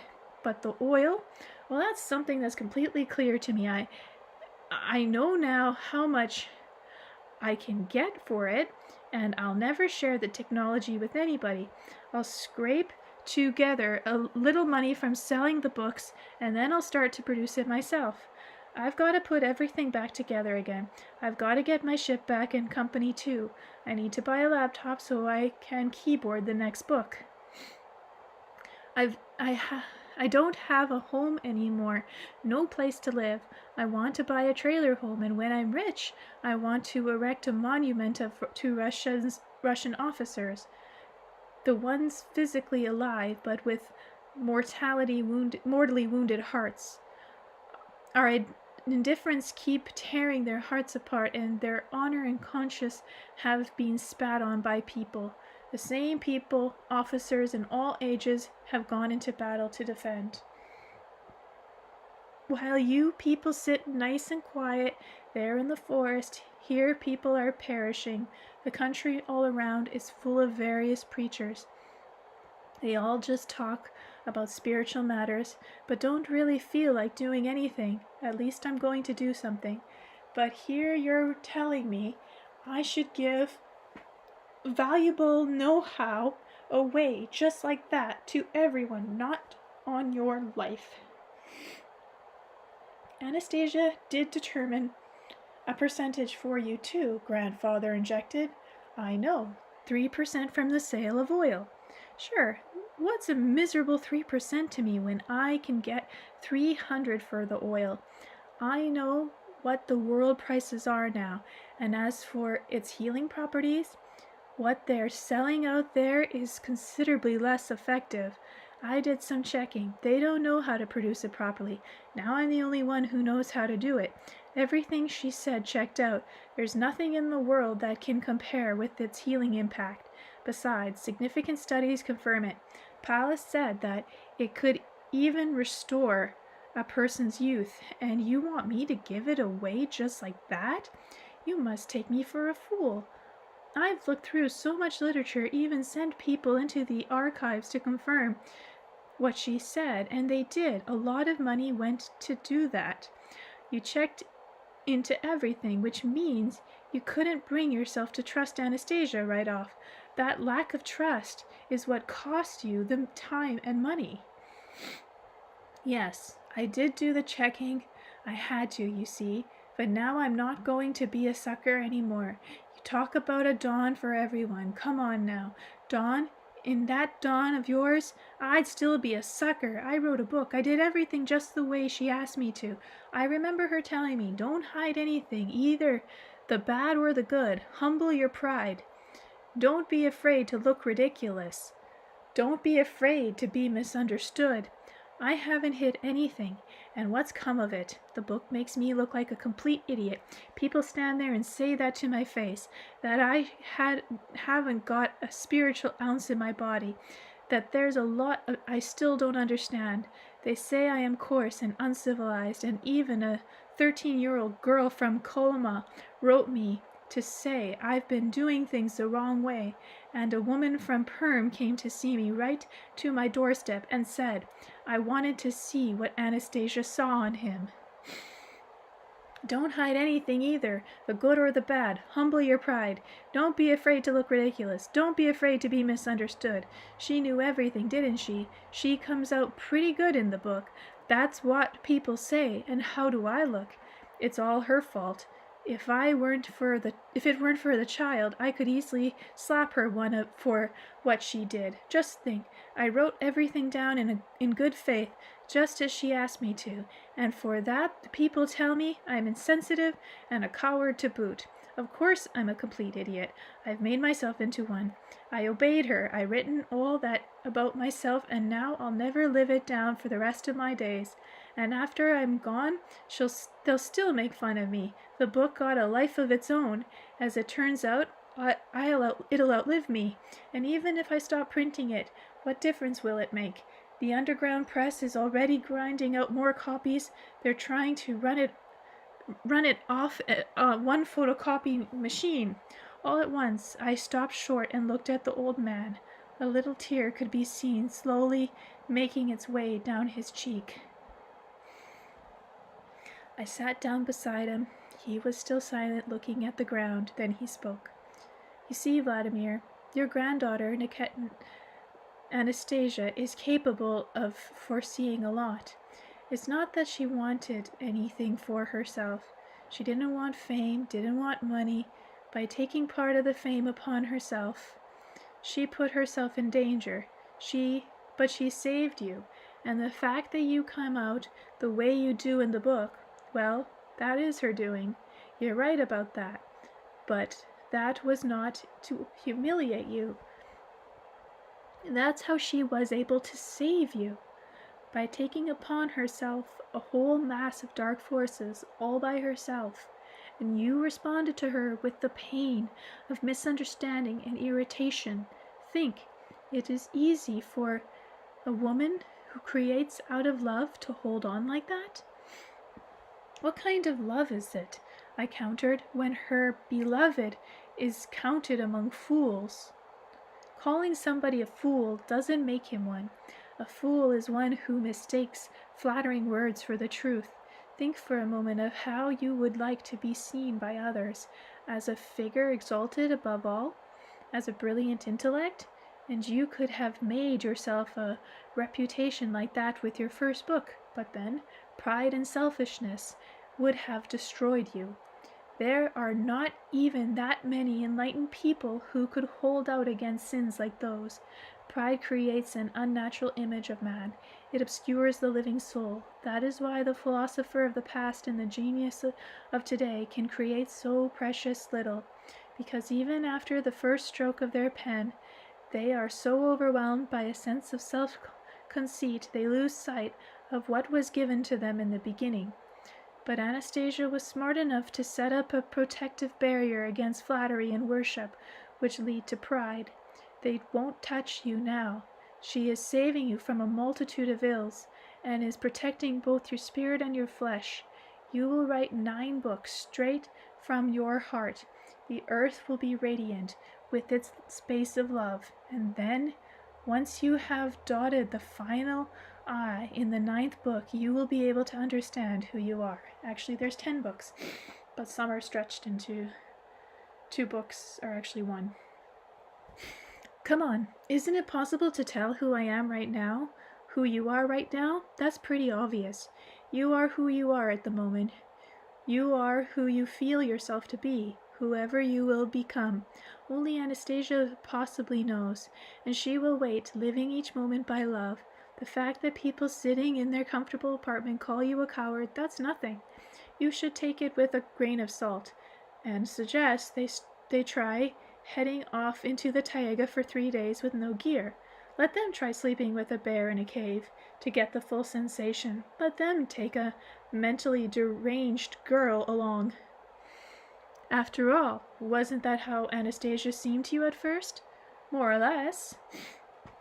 Let any man who accuses you try sleeping with his mentally deranged companion out there in the backwoods where they can hear the wolves howling. Could he really do that? What do you think? The old fellow asked slyly.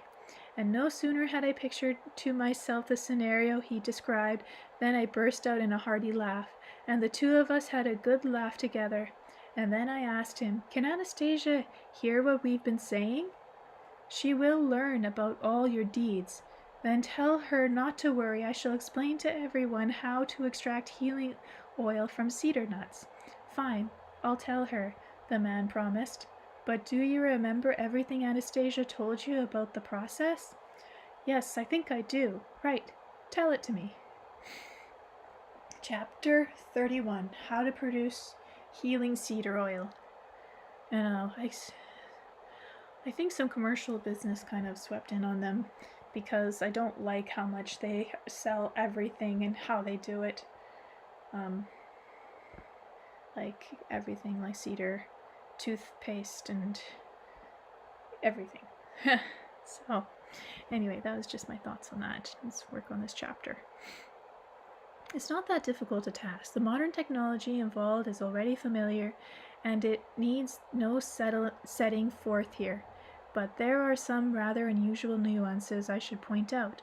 When gathering the cone, one should not beat against the cedars with logs or wooden bats, as the harvesters do today.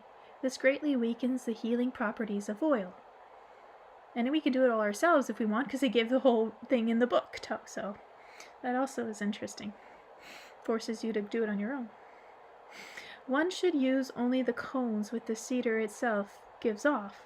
Either they fall with the wind, or you can knock them down with the resonance of your voice, as Anastasia does. They should be collected by people whose thought is free from evil, and it is especially good when the cones are picked up by children's hands. In any case, all the steps that follow should be carried out with kind and bright thoughts. Such people may be found in Siberian villages even now, Anastasia affirmed. Whether this really makes a difference is difficult to tell, but it is always says in the Bible that King Solomon sought out people skilled in felling timber. Only it doesn't say how these people differed from anyone else in other respects. The nuts obtained after the shelling of the cones must have their oil extract within 3-month period. After that, quality will significantly deteriorate. The kernel should not come into contact with any metal during the extraction process. In any case, the oil should never come into contact with metal. The oil can be used to treat any disease without diagnosis. It can also be used as a food product and added to a salad, or it can be taken 1 spoonful a day, preferably at sunrise, although the afternoon is also a good time. But definitely it's in daylight, not at night. That's the main thing. Only people may be offered a counterfeit. I voiced my concern to the old fellows, but he responded slyly and just a touch of humor. "Well, then, you and I will make a device to screen out counterfeits, and we'll work out those commissions of yours at the same time." "How do we do that?" "Have to think about it. You, after all, are the entrepreneur. I was one, but right now I am not sure who I am. Let's think together then. You correct me if something's not right." "Okay," I agreed.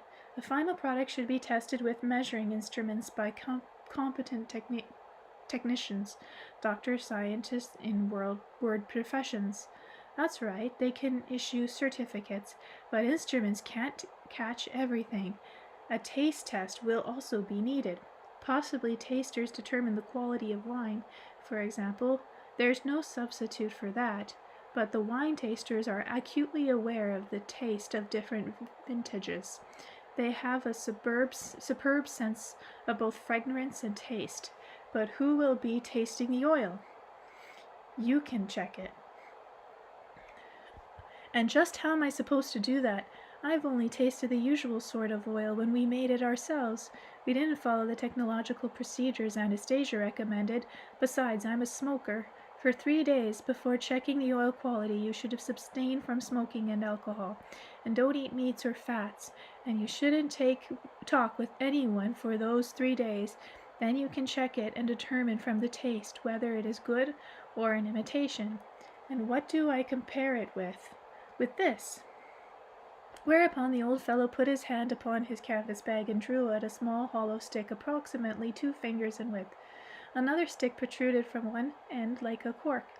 This is genuine oil. Once you've tasted it, it won't mistake it for anything else. You won't mistake it for anything else. But first let me rid you of what has built up in you from smoking and other quirky habits. How are you going to get rid of it, the way Anastasia did?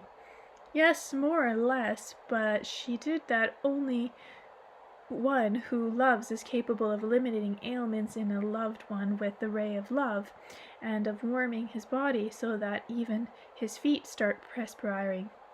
With the ray of love, quite correct, but you cannot love me, not the way she does. But I love my granddaughter. Let's try it. Go ahead. The oldster screwed up his eyes and began fixing an unblinking gaze on me. I could feel a sense of warmth flow through my body, but quite a bit weaker than what I felt from Anastasia's gaze.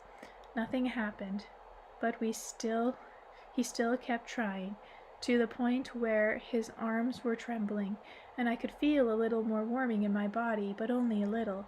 Still the old fellow didn't give up, and I waited, and all at once my feet broke out into a sweat, after which a feeling of freshness permeated my head along with fragrance.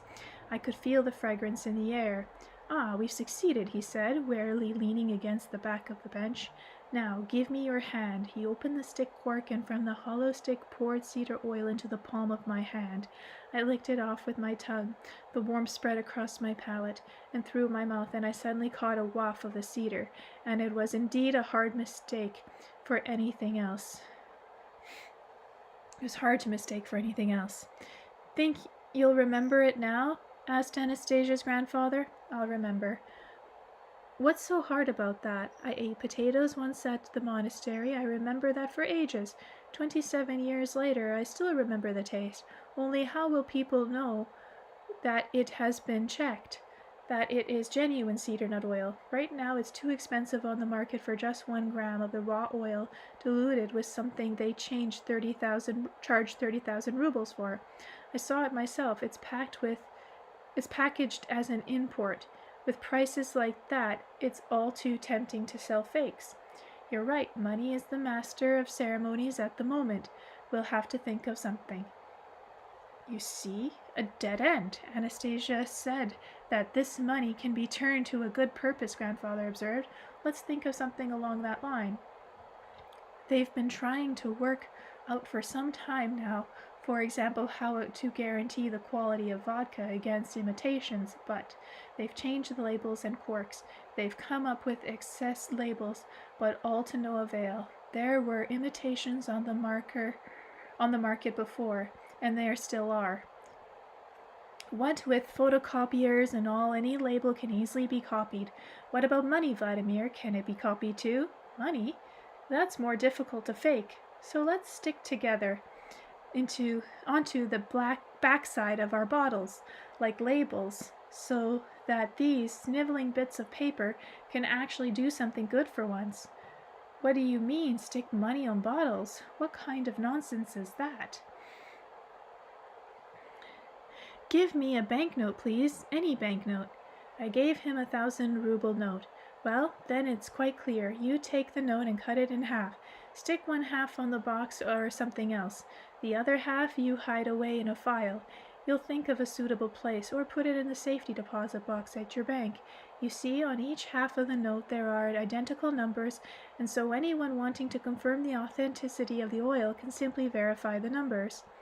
Well, Grams, I thought to myself, you've got a good head up on your shoulders, and out loud I said, there are no better differences against imitation. Way to go. He laughed. Still laughing, he added, so give me a percentage too. Come on, cough it up.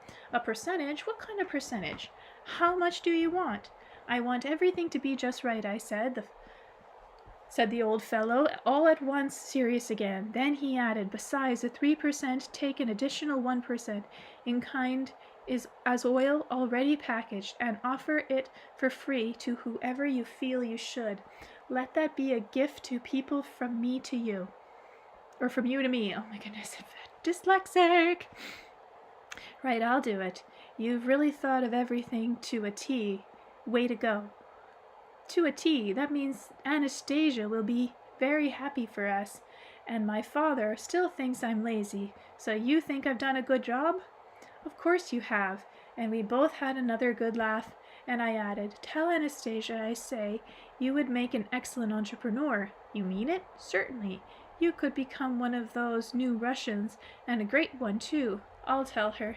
And the fact that you're telling everyone about the cedar nut oil, I'll pass that along too. No regrets. What is there to regret? It would be a tiresome process anyway. I'll dash off the 3rd books, as I promised, and then I'll get going with my business again, trade, or something else, something normal.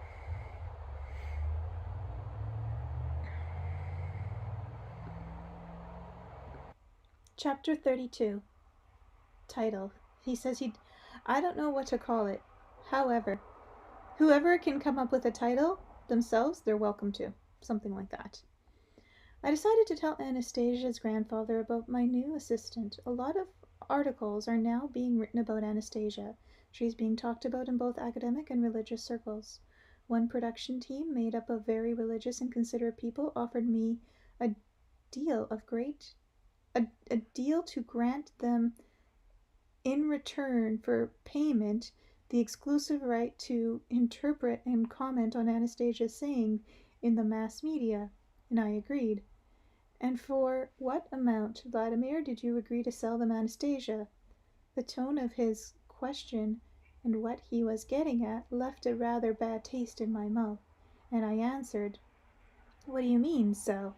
I told them more about Anastasia when I wrote in the book. I told religious people so that they could offer their exclusive comments, as well as their explanations of what she said. They want to meet with her. They're even ready to finance an expedition. I agreed. What's wrong with that? The old fellow didn't respond immediately. Since no reply was forthcoming, I added, they offered me money for an exclusive right. That's the way we do things. People offer services for money. They will earn even more from their publications. The oldster lowered his head and remained silent for a while. Then, as if thinking things over aloud, he said, so, you, in your entrepreneurizing way, sold Anastasia, and they, assuming themselves to be the most religious and competent people in the world, decided to buy her.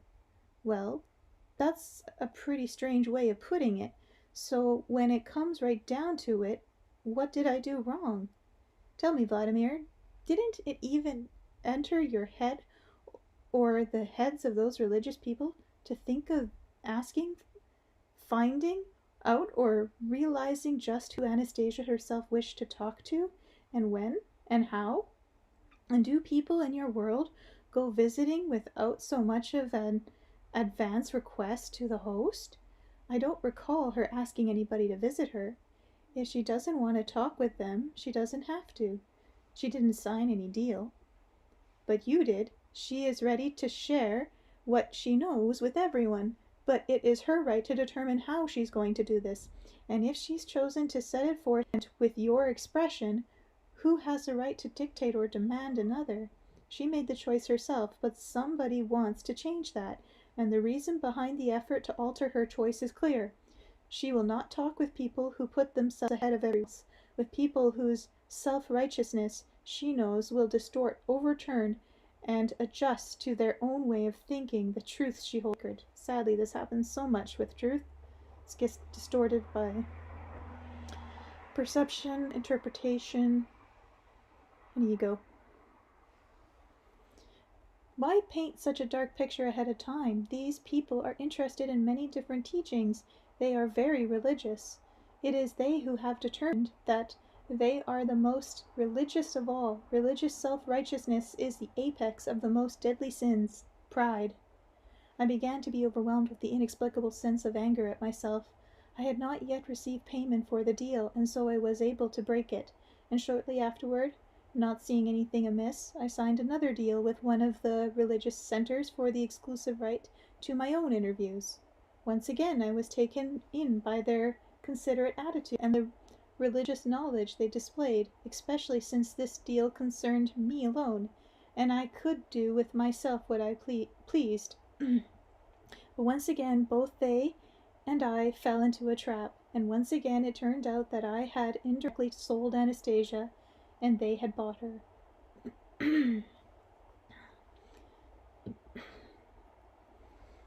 Oh, you're shedding all over me. Sorry, I got hair all over my face. And this time it was not Anastasia's grandfather, but a Moscow woman journalist who, after reading a new agreement, flustered, "Boy, how stupid can you get? You've sold Anastasia really cheap. Take a closer look and see what the fine print says. You've signed over the right to others, an exclusive right to exploit and use as they see fit, over the most powerful information channel there is. Everything you said relating to Anastasia, you've denied yourself the right even to question their opinion, no matter what it is. To what degree that's true, it's hard to say. Maybe I'd better cite a few of the points of the agreements here." Good old Vladimir goes into all the details. Subject of agreement. The author gives exclusive rights to all videotaping of himself, as well as to the use of any other video material connected directly or indirectly with the production of Anastasia television program, hereinafter referring to as programs. The aforementioned transfer of right to the contractor extends to all countries of the world. The contractor undertakes his own expense to prepare the copy each of 3 programs of between 30 and 40 minutes each on a professional beatcam recorder.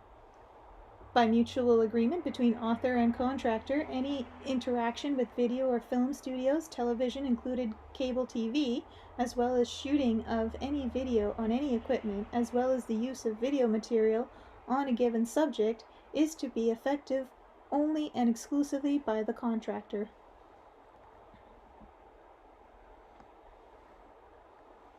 While this agreement is in force, the author waivers the right to give video interviews and prepare any audio material using the concept or terms that are in the programs, either directly or indirectly. When did that happen? After analyzing all the events connected with the writing, publication, and distribution of Anastasia's book, I came to the conclusion that people who call themselves strongly religious have a dark side which they themselves fear, and thus keep trying to assure others and persuade them of their religiosity. They are probably afraid that people will discover their dark side. It's so much simpler with entrepreneurs. Their actions and goals are more open, less obscured, and consequently they are also more honest, both to themselves and to those around them, to society. It's possible I'm mistaken, but you can't get away from the facts. 3 Moskans cured the of Anastasia, no agents or compensation anytime soon. They never talked about any religious matter. The book was published by Shalim 11, a retired officer by the name of Gennady. I'm not going to pronounce the rest of his name because I will butcher it. At his own expense. The print run was small, and there wasn't even a thought of breaking even. Gutsaya, an entrepreneur, never talked of religious matters either. The next run was paid for by the business manager of Moscow Publishing Clearance House, Yuri. And again, not even going to try the rest of the name. But then it turned out he wasn't dealing in books at the time. He gave me the greater part of the print run to sell. He set no deadlines for getting a return on his investments, and he too never talked about religious matters. And then the religious people began putting in their 2 cents worth, and a print turned of 45,000 was released by an underground press. When this religious firm was discovered, they started proclaiming their religiosity and desire to produce bright things, and even promised to pay authors royalties. They still keep promising that, and that's not the only case. Religious people generally seem to be very neglectful of accounts, especially when they're the ones who owe money. As the transfer of exclusive rights, I have decided to make it clear on the pages of this book. I shall no longer give exclusive rights for the interpretation of Anastasia's sayings to anybody, and if anybody challenges me on that, let people know that I have not given anything voluntarily. Why do I say voluntarily? The Moscow journalists who helped me break the contract soon became the target of the anonymous threats. Who made them? What did they want? What kind of religion do they profess? They support their religion by extortion. Well, I know what the extortion racket is all about. After all, there are human beings there too, and I want to warn them. Be extra careful around religious people, and before getting into anything, consider calmly and carefully where these religious people are taking you. There's more. In the first book I wrote that I have invited Anastasia to come to Moscow herself and appear on our TV, but she refused. I couldn't understand why at the time, but now it is clear to me that what she foresaw. Even after the books came out, there have been many interpretations of what she said, many quite different interpretations. Some are interesting, some are interesting, and some are controversial. But among others, one could clearly trace the desire on the part of certain people to interpret her in a manner that would serve their own interests. Direct challenges were thrown my way, for example. So you think you alone have the right to talk with her? You don't understand everything. Let others speak with her. More will come out of it.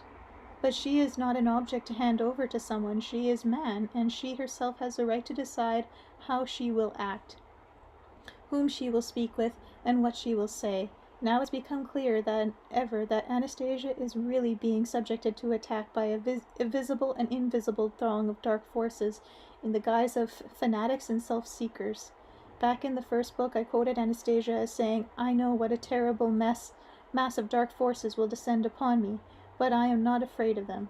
I will succeed in raising my son. I will succeed in seeing my plan come true, and people will be carried across the dark forces window of time," which is what we are in right now. Wondering how that's when and how, yeah. In Anastasia's world, they instruct their children up to 11 years of age. In other words, she has at least another 10 years she can hold out. And then what? I asked her grandfather. Is she bound to perish? It's hard to say, the old fellow answered.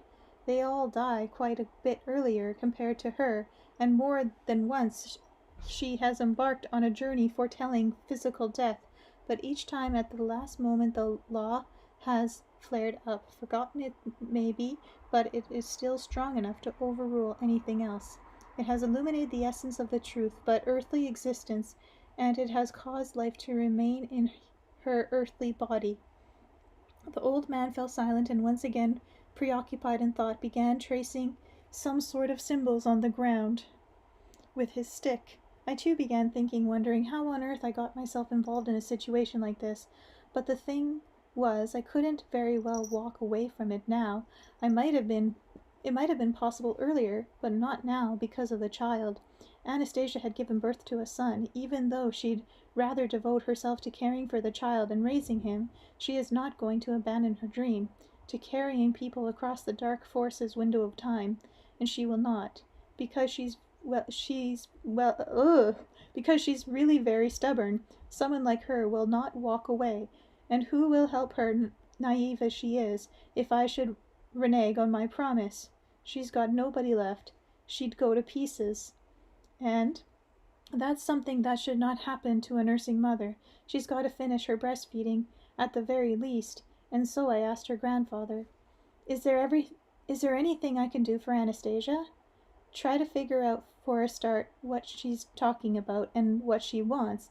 Then aimless wandering will give way to understanding, and a wave of warmth will cheer the heart, and over the word cheer the heart, and over the world will be unfurled a new dawn. Can you make it any more specific? I asked. It's hard for me to formulate it in any more specific way. The whole important thing is sincerity in all. So start by doing what is dictated by your heart and soul. She told me about particular Russian provincial towns. I remarked. She said about it something possibly becoming richer than Jerusalem or Rome, because all around there are many sacred sites of our forebears, sites more significant than the temples of Jerusalem. Only the local people do not have sufficient conscious awareness to discern them. I want to go there and change their conscious awareness. That's not something that can be done quickly, Vladimir. Well, you see, I didn't know it couldn't be done, and so I promised Anastasia, and there must be some way of bringing about a change. Since you didn't know it could be done, you shall change it, indeed. More power to you. And now is time for me to go. I'll see you off. Don't waste your time. No need to see me off. Think about what you have to do. The old fellow got up and offered me his hand. I watched Anastasia's grandfather recede into the distance along a tree-lined boulevard, and thought of my forthcoming trip to the city of Gelsenik, remembering what Anastasia had told me about it, and it was no mere chance conversation. Blah. Chapter 23. Jess. Chapter 33. Your sacred sites, O Russia. Wow, I read that properly. I asked Anastasia, do you people often come across ringing cedars? Very, very rarely, she replied. Perhaps 2 or 3 in 1,000 years. Right now, apart from the one that has been saved, there is one more, and it can be sought up and used for its designated purpose.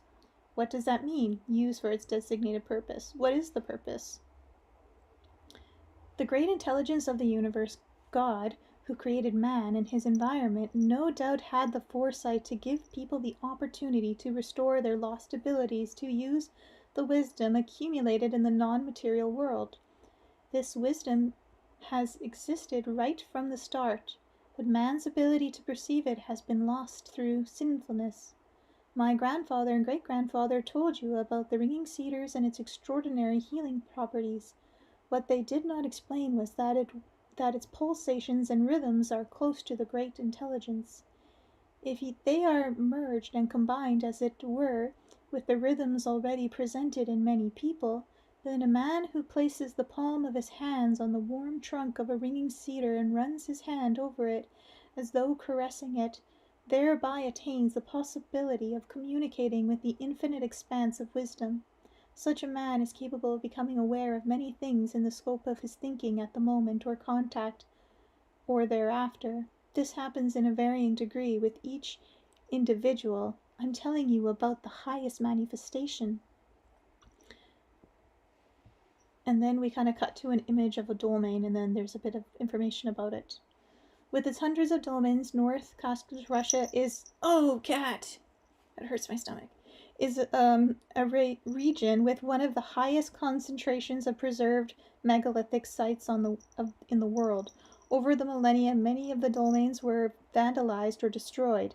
After Vladimir Megre's The Ringing Cedars of Russia raised public awareness of their momentous spiritual importance, millions of people have visited these formerly neglected and forgotten sites. Photos from 2004. And then a map of where they are, and then a bit more information. A map of domain country, Russian northern Caucasus, and the Black Sea coast above, and a view of this region below. What the region looks like. More of the domain land. After a domain complex in the process of restoration, northern Caucasus, Russia. Below a domain near the settlement of Sada, which is front vandalized and covered in modern graffiti. Can't see it in the photo though. Giant tree beside a house. The cedar of Lebanon planted some 100 years ago by the hand of Vladimir, another Vladimir, not this Vladimir, one last name I can't pronounce again, near the city of Gelznek. For details, please see chapter 33, your sacred rights, O Russia, which is in this chapter already. So I guess they're going to talk about that. A group of people in front of a domain. Above, 8 women employed of Druzhka, a Santorinium, on the trip to domain near Svata in the Kashkai's mountain in 26 November 96.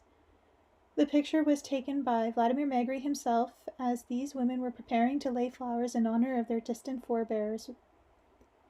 And then there's a house in the next photo, and it says below Vladimir Megre's photo of a Father Fioret's church. Oh, it's a church. And then a photo of Jesus, it looks like, wearing a thorn of crowns. The one and only by single line. This picture in the private collection of the Trinity Sergiv Monastery is a copy of a famous engraving by Claude Mellon. The face of Jesus Christ, the one and only, surmounted by a crown of thrones, is executed by a single spiral line in 166 revolutions. For detail on Vladimir Megre's experience connected with this image, please see chapter 24.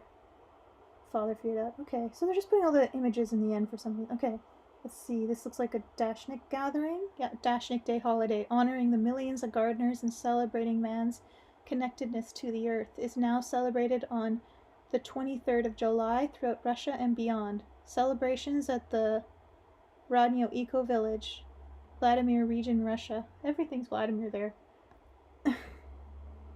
Another looks like more Dashnik's gathering, and a picture of Vladimir Megre arriving from the Ringing Cedars of Russia movement conference held in the city of Vladimir it's also called in the city of Vladimir, on June 5th, 2004. The conference brought together over 400 delegates from 150 eco villages from all over Russia and beyond.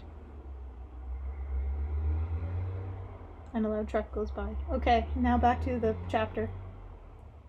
I think I'm going to have to just quickly go back to see what we left off on, where all these pictures came in. Just give me a second, guys.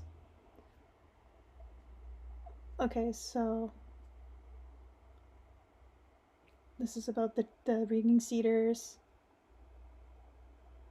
Okay, I'm just going to reread this part. My grandfather and great-grandfather told you about the Ringing Cedars and its extraordinary healing properties. What they did not explain was that its pulsations and rhythms are close to the great intelligence. If they are merged and combined, as it were, with the rhythms already present in many people, then a man who places the palm of his hand on the warm trunk of a ringing cedar and runs his hand over it is through it as though caressing it, thereby attains the possibility of communicating with the infinite expanse of wisdom. Such as man is capable of becoming aware of many things in the scope of his thinking at the moment of contact or thereafter. This happens in varying degrees with which individual I'm telling you about the highest manifestation. Okay, right, I remember now. But why does it happen differently? Does the cedar choose to give its power to one person and not another? Its operations is identical to each case. Its rhythm and vibration are always the same. But some people can tune into it and feel it all to the full, while others detect just a light touch. Many people don't feel anything at all to start with, but conscious awareness will gradually come even to those without feeling. At least, they have a great possibility of feeling it. I still don't quite understand what kind of selection takes place. Vladimir, please try to read my lips. The difference is not in the power of the tree, but in the man. All right. I have found it. An example. Music. You know, when music is playing, music too, after all, consists of vibration and rhythm. But some people listen to it attentively. They begin to have feelings from it, sometimes even tears of joy and tenderness. Others listen to some music, but feel nothing, or do not care about listening to it at all. The same with this cedar. Only those who are capable of feeling and understanding will hear anything much at all. And this much is something that will gradually unfold itself to them. It comes during the moment when man feels like pondering.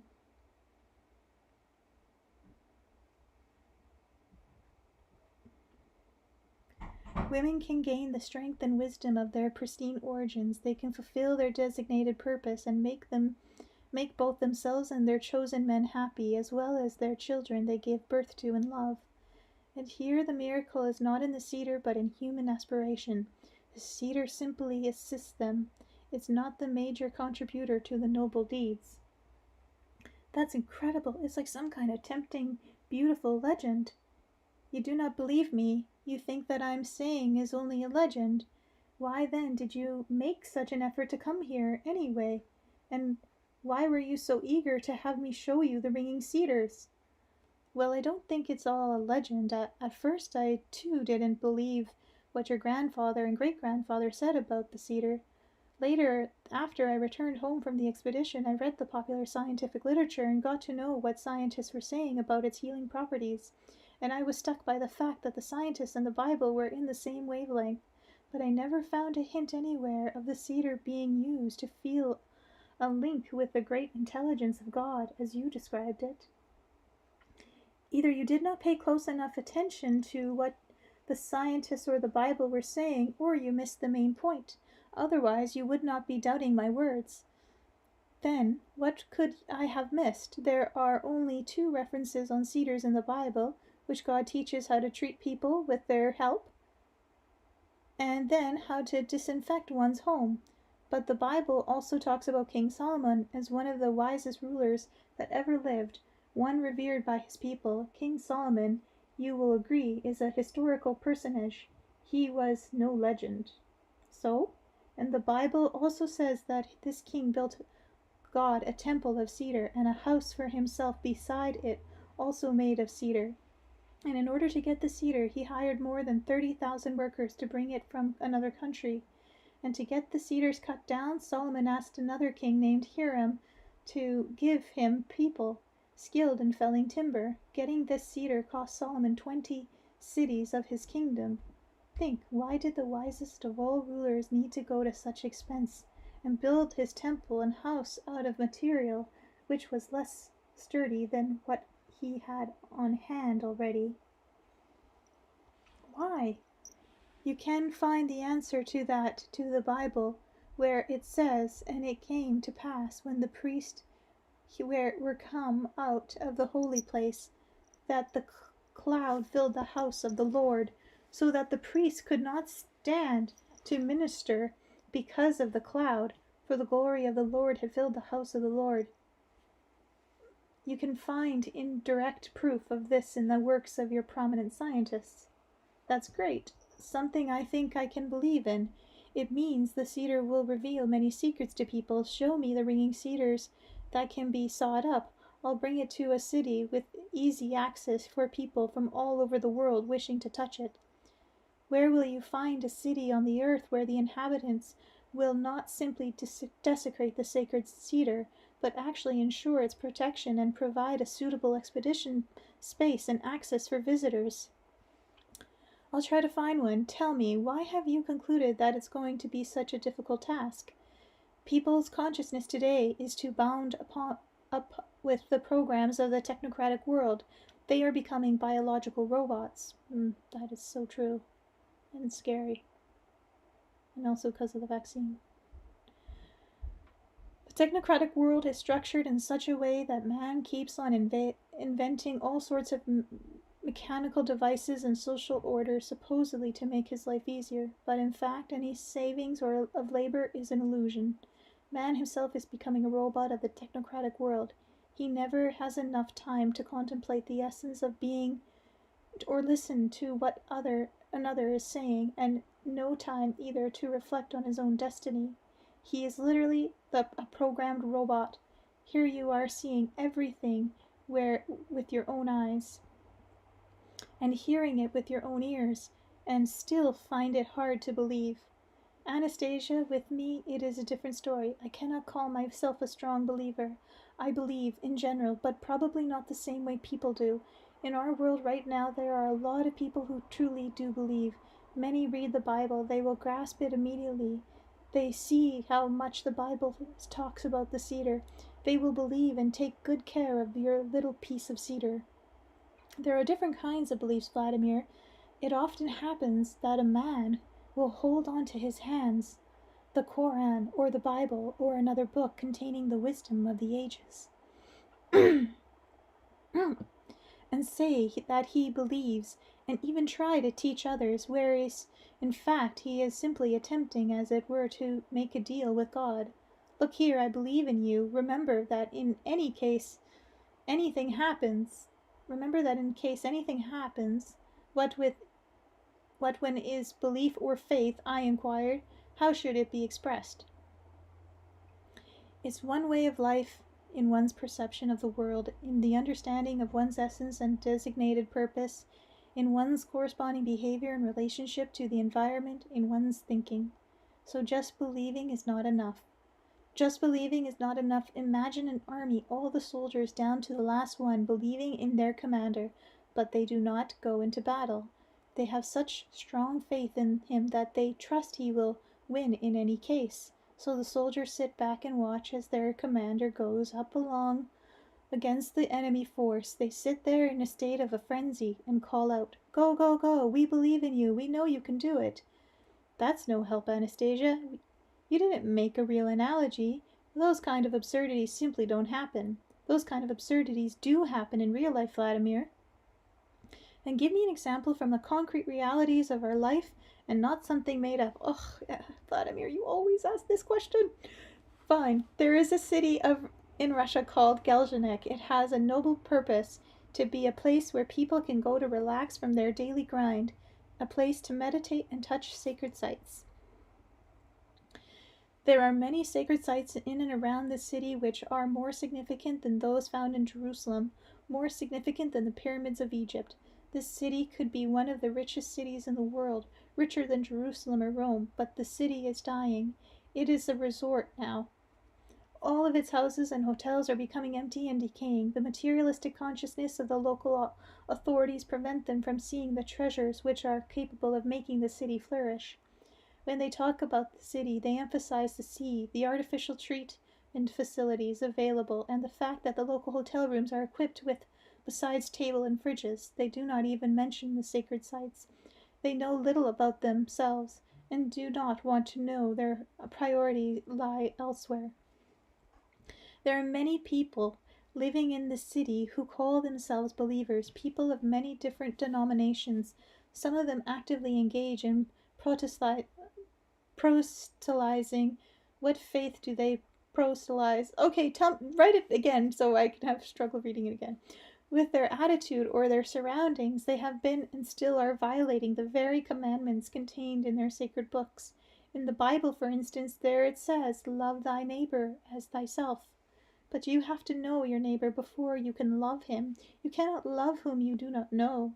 But the one who calls themselves believers, do know their neighbors or even their forebears who lived in the sacred land and left them inexhaustible treasures of the sacred sites as their legacy. Our ancestors have carried with them over the millennia waves of wisdom and light of their own soul.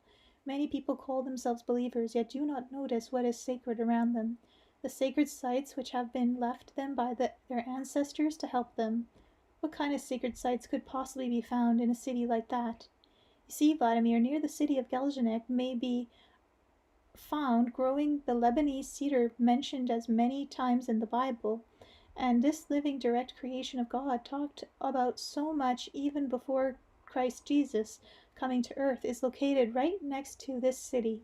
It is only 100 years old. It is still but a stripling through already very beautiful and sturdy, It has grown there because it was planted by a worthy man. He was a writer named Korlienko. Thanks to his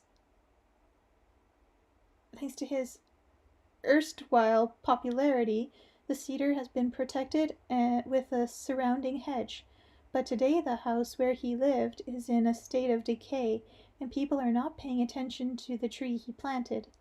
And what about the believers? Many of the people in the city who call themselves believers pay no attention either to the tree or the other great sacred sites of their forebears. They are destroying them, and the city is dying. This means God's punishing them in some kind of vengeance, eh? God is good, he's never vengeful, but what can he do when his creations are ignored? That's amazing. Can such a tree really exist? I must look into that. It exists, and there are many other sacred sites around the city, but people treat them with the technocratic point of view, like the pyramids of the wise pharaohs. What? How do you know about the existence of the Egyptian pyramids? Thanks to generations of my forebears, the ability has been preserved within me to communicate with the dimensions where thoughts and wisdom reside. Akashic records. The communication gives one the opportunity to learn anything one might wish to know, anything that captures one's interest. Hold on a moment. Let me test you. Answer me. Do you know the secrets of the Egyptian pyramids? I do, just as I know that those who investigated those pyramids were constantly working from a material standpoint.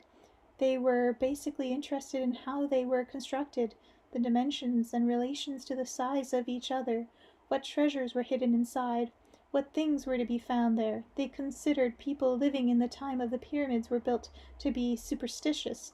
They regard the pyramids only as a means of preserving the pharaoh's valuables, their bodies, their glory. Thus they distanced themselves from what was fundamental, from what was consciously designed. Consciously designed, Jess? I don't understand you, Anastasia. What conscious design were they distancing themselves from? Well, that I read right. Wow. Anastasia didn't speak for some time, staring, it seemed, somewhere off into infinity, and then she began telling her remarkable story. You see, Vladimir, way back in ancient times, people living on the earth had the capacity to use wisdom and intelligence far surpassing the abilities of modern man. Past is the future, and the future is the past. We are more advanced in the past. People at the time of the Earth's pristine origins enjoyed ready access to all the information in the entire database of the universe. This information filling the universe was created by the great intelligence God, with contributions both from him and from people themselves, their thoughts. It is so superb that it is capable of answering any questions unobtrusively. The answers would appear instantaneously in the subconscious of the man asking the question. Like channeling, but just thoughts downloaded to your mind. That's how I do it. And what did it give these people? These people needed no spaceships for traveling to other planets. All they had to do was wish for it, and they could see what was happening here. These people needed no television, telephone, or communications wires ensnaring the Earth. Not even literacy, since all the information you derive from books they were able to obtain instantaneously by other means. So thoughts create reality, and what I always say is technology is training wheels for what we can do on our own, and far more superior. We don't need, like the Star beings say, they need a spaceship, but we are the spaceship. We can become the spaceship.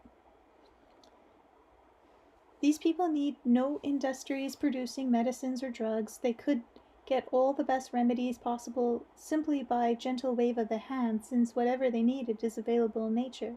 These people needed none of your modern transportation devices. They did not need cars or food processing complexes, for everything was supplied to them. They knew that a change in climate conditions in one part of the earth was a signal to them to move to another part, so that the part they were leaving might refresh itself. Natural disasters. They had an understanding of the universe along with their own planet. To add to that, animals know this. They always sense right before a disaster is about to happen, and they leave. A few days in advance even. Sometimes a few weeks. So you should listen. Pay attention to the animals, you know. And kids. They worked to bring the planet Earth to perfection. They had no equals in the universe. In terms of intelligence, they were second only to the great intelligence of the universe of God.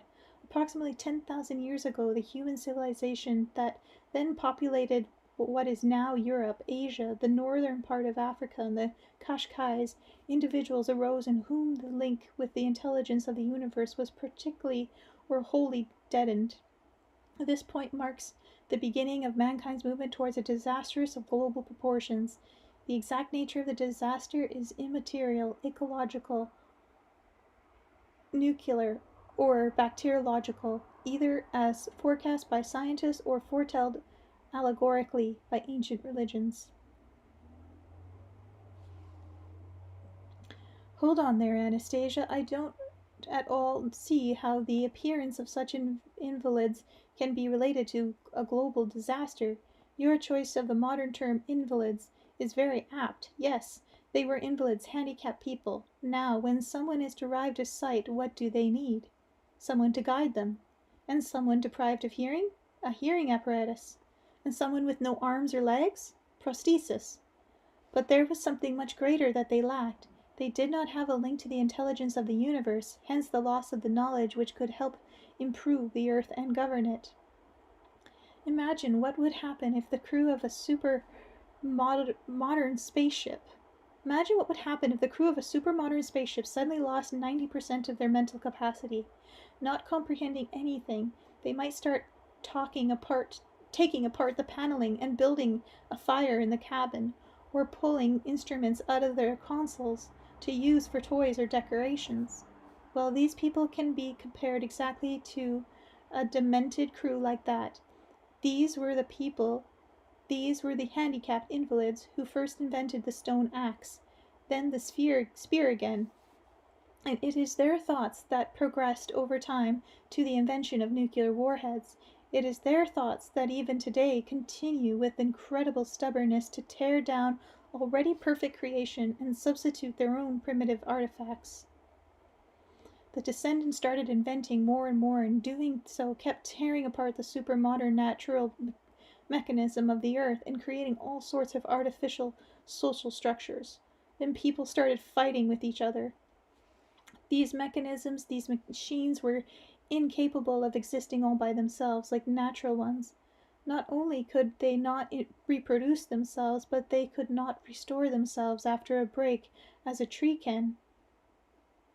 Not only could they not reproduce themselves, they could not restore themselves after a breakdown as a tree can, for example, and then the technocrats, required a vast army of workers to serve these mechanisms virtually, transforming a segment of the general populace into biological robots. These biological robots, lacking as they do any individual capacity to learn the truth, very easily lend themselves to manipulation. For example, they were all too easily injected through artificial information media with the program, "We must build communism," right? Like today, all over the world. Symbols were created for it, including lapel pens and flags of a certain color. Then later, through these same media, the program "Communism is bad" was inculcated in another segment of the populace, and other symbols and colors were brought to the fore. And then these two groups with different programming end up hating each other right to the point of physical annihilation. But this all began 10,000 years ago, at the time of a significant increase in the number of people deprived of a link to the great intelligence. Indeed, you could even call them demented, since there was not a single living creature capable of polluting the earth the way they did. In the far-off time of a few people were still left who had free access to the wisdom of the universe. They hoped that when mankind reached the point that the polluted air made it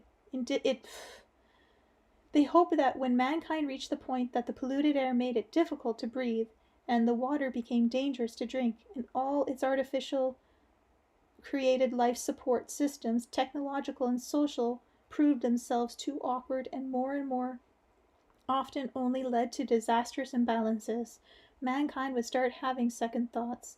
People standing on the edge of an abyss will start thinking about what happens and what being is all about. They will start pondering the meaning of their existence and purpose.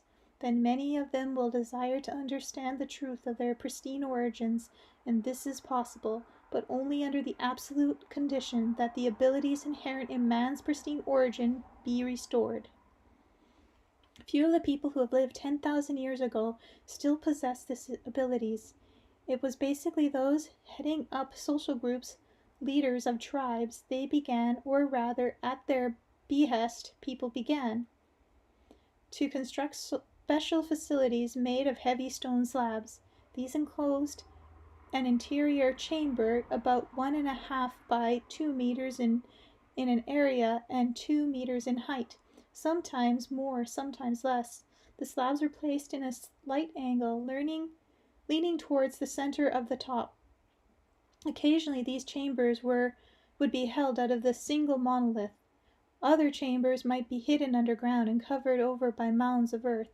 On one of the walls in the chamber a cone-shaped opening was cut into the slab, approximately 30 centimeters in diameter and covered with a specialty fitted stone plug.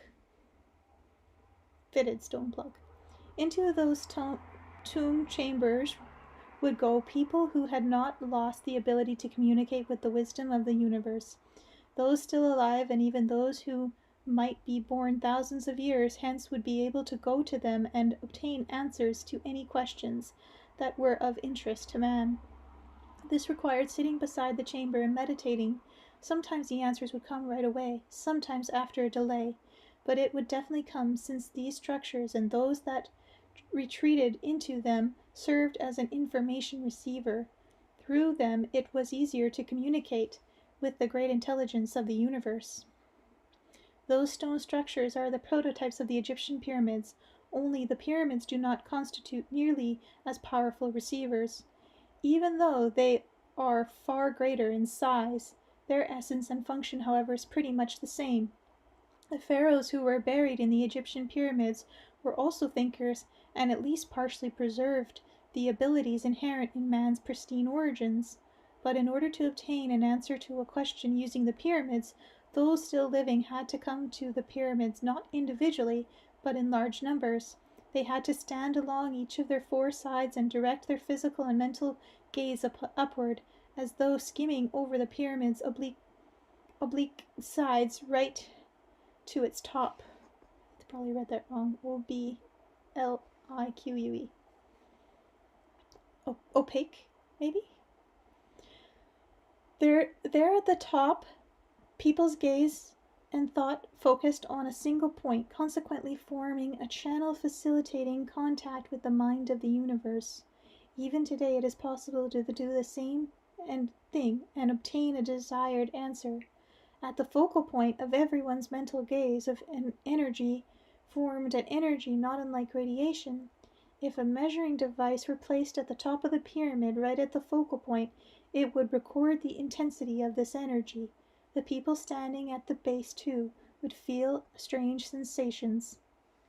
Oh, if it were not for the sinful pride of people today, the prevailing public opinion, the false perception of that past civilizations were less advanced, people today would then be able to find out the real purpose of the pyramids. With all the attention modern researchers have paid to how they were built, they still have not been able to figure this out. And it was all so simple. In constructing the pyramid, apart from physical strength and various pieces of equipment, they always use mental energy to reduce the force of gravitation. Whole groups of people with this kind of an ability would assist the builders. There are people alive today who are able to move small objects with their will.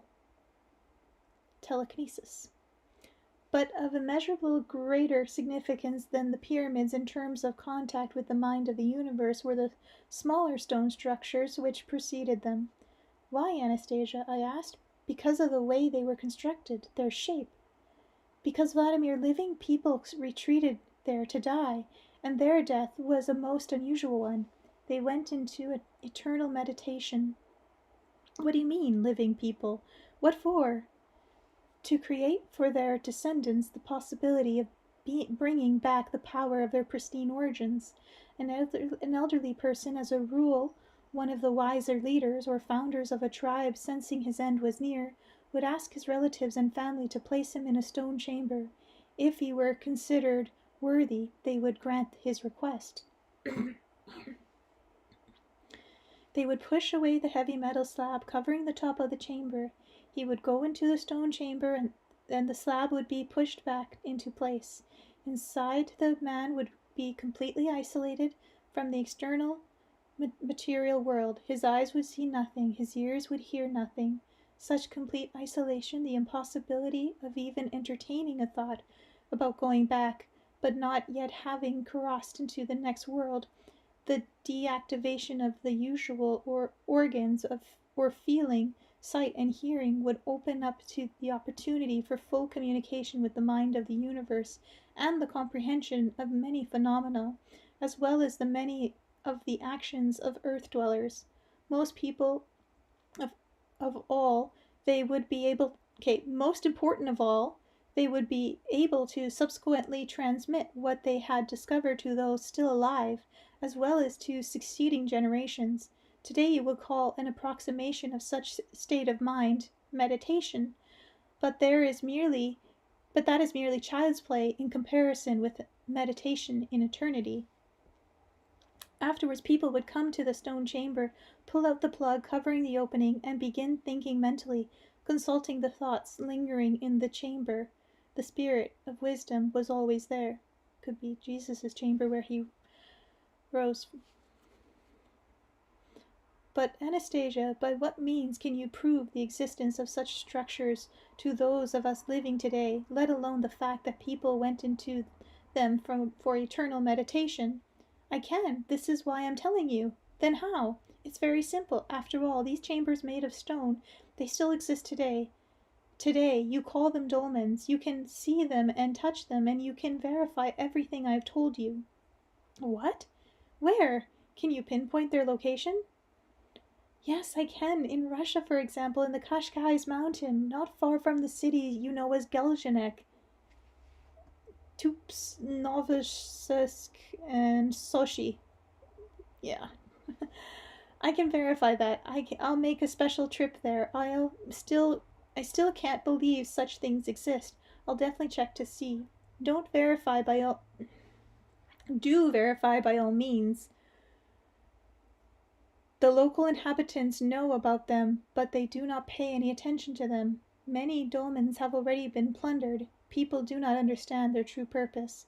They do not know about the possibilities they afford for contact with the wisdom of the universe.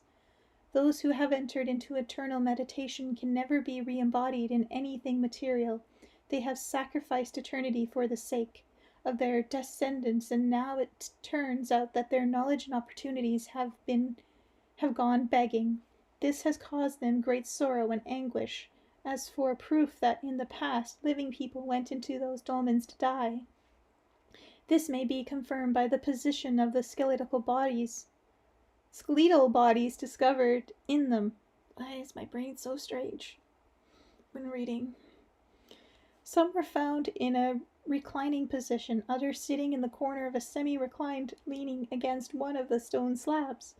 This fact has been attested by people today. It has been described by your scientists, but they still have not attributed any special significance to it. No serious studies of the dolmens have been undertaken. The dolmens are being laid waste by the local inhabitants. Some of them are being used. Their stone slabs for construction of new buildings. Anastasia sorrowfully lowered her head and fell silent. I promised her. I will tell them what you said. I'll explain everything to them so they won't go on plundering and laying waste. They won't mock them any more. They simply don't know. Do you think you will manage to convince them? I'll try. I'll go to these places and try to explain. I don't quite know how at the moment. I'll find these dolmens, pay my respects to them, and explain it all to the people. That would be good. Then if you're going to those places, please pay your respects to the dolmens in which my foremothers died. Astonishing. How do you know that your foremother lived in these places, and how she died? Anastasia replied. How could one not know, Vladimir? How one's ancestors lived and what they did? How could one not be aware of their desires and aspirations? My ancient foremother certainly deserved to be remembered. All the mothers in my family since then have learned of her wisdom, and she continues to help me today. My foremother was a woman who had a perfect knowledge of how to inculcate in her child thought, breastfeeding, and the ability to communicate with the mind of the universe. Even back in her time, people were starting to ignore the significance of this, just as people ignore today. In breastfeeding an infant, the, the mother should never allow herself to be distracted by random thoughts, but concentrate all her attention on her child.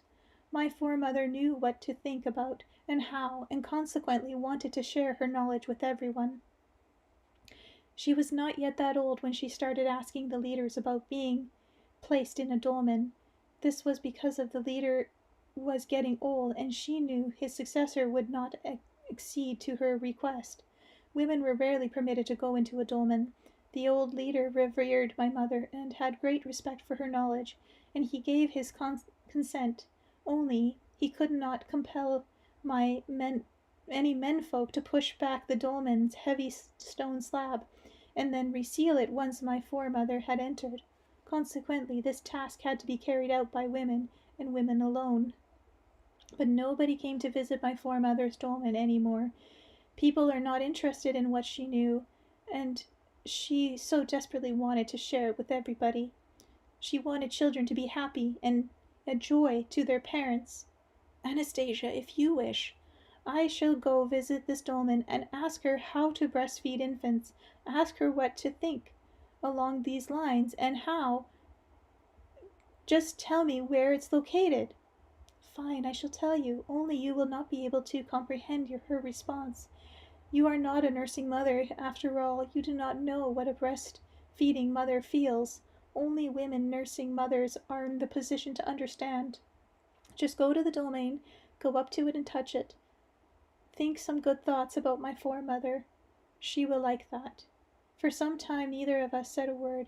I was amazed at how detailed her explanations were regarding the exact location of the domains, enough information for me to subsequently verify, and I was not able to raise any further doubts about her existence.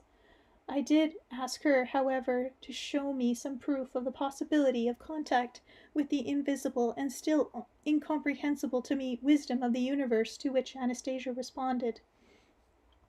Vladimir, if you keep on doubting everything I say, any proof I have to offer will seem incomprehensible and unconvincing to you, and I shall have to spend a great deal of time explaining. Don't be offended, Anastasia. It's just that your unusual lifestyle as a recluse. How can you call me a recluse when I have the opportunity to communicate not only with everyone and everything on earth, but with significantly more? So many on earth are surrounded by utterly lonely people just like themselves. These are real hermit recluses. It's not that frightening to be alone. It is much more frightening when one is lonely, even when surrounded by people. But still I persisted. If one of our prominent scientists, let's say, could talk about that dimension, the one where, as you say, thoughts produced by humans, civilizations reside, people would be more inclined to believe than just on your say-so. That's the way people today are. They look to formal science as an authority. There are such scientists. I have seen their thoughts. I cannot tell you their names, but no doubt they are renowned scholars by your standards. They have the capacity to prolific thought. You can hunt down the proof you need when you get back, and compare them with everything I have said. Upon arriving in Kashgars, I located the dolmens in the mountains near Gelznik. I took some color photos of them. They knew about the dolmens and the local history museums, only they didn't attach any particular significance to them. I also managed to find the dolmens where Anastasia's foremother was buried. Paying my respects, I laid flowers on the moss-covered stone portal. As I looked at the dolmens, I realized that here was a visible and tangible proof of Anastasia's words. By the time I had read the account from Kings in the Bible about King Solomon and his relationship to the cedars of Lebanon, not being much of a scholar myself, I wasn't about to leaf through a whole lot of scientific works trying to find confirmation of Anastasia's words. But by extraordinary coincidence, this young recluse from the remote Siberia taiga seemed to be able to confirm, from a distance, the truth of everything she said, and in the language of modern science. People took up into themselves to bring or to send to me scientific studies dealing with the existence of the mind of the universe. At the beginning of the book, I cited the conclusion of two academics,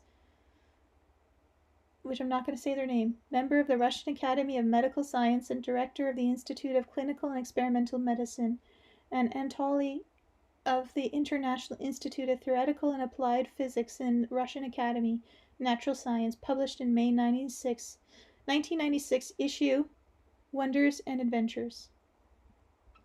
I have been writing this chapter about the sacred sites of Geljanek right in the city itself. The text has been keyboarded into the computer by an employee friend. Prior to its publication in the book, it has gone over by my employees of the sanitarium, and something interesting has happened. On the 26th of November 1996 at 10:30 in the morning Moscow time, an event occurred which did not have any obvious claim to significance, although I am certain that it will prove to be of planetary proportions. A group of women were making their way toward one of the domains in the mountain near the settlement of Fashada in the Geljanek district. They were all employees of the Drushka Sanitarium. In contrast to the tourists that sometimes visit these places to admire the natural beauty and gawk at this lonely mountain domain, these people, possibly for the first time in a millennia, came to the domain for the specific purpose of honoring the memory of their ancient forebear, to honor the memory of a person who lived more than 10,000 years ago, a wise leader of his people who, at his own initiative, was sealed into the stone crypt, alive so that over the millennia he could share the wisdom of the universe with his descendants. It is difficult to say for just how many millennia his efforts went begging. Traces of our own era's atrocities are seared into the ancient slabs of the form of modern graffiti and the forcibly enlarged aperture of the domain's portal. Visitors to the domains, at least over the past century, have thought little about its significance, about the person buried here, his wisdom, his desire and aspirations to sacrifice his life for the living. This is all eloquently attested in a number of pre-revolutionary as well as more recent monographs I have seen. Scientists, researchers, and archaeologists have been more interested in the dimension of the domain itself, amazed and eager to determine how the multi-toned slabs were prepared and put in place. And now I look at the women standing by the domain with the flowers they had brought to lay on the portal, and thought to myself, how many centuries or even millennia have passed since you last received flowers, O illustrious ancestors? What does your soul feel now? What is happening this very moment in the astral world? Have you, or our distant and yet so close forebears, taken these flowers as a first sign that your efforts were not in vain? And among people today, your descendants, there is an aspiration today toward living one's life with greater conscious awareness. These are but the first flowers. No doubt there will be more and more, but the first ones are the most desirable, and you will be helping those who are now living attain the wisdom of the universe and the conscious awareness of being. You are our distant forebears. Participants in this visit to the domain, including the sanitary inspector of Geljanek Health Service, he had been invited in her capacity as a local tour guide and museum curator, to accompany them and measure the domain's radioactivity.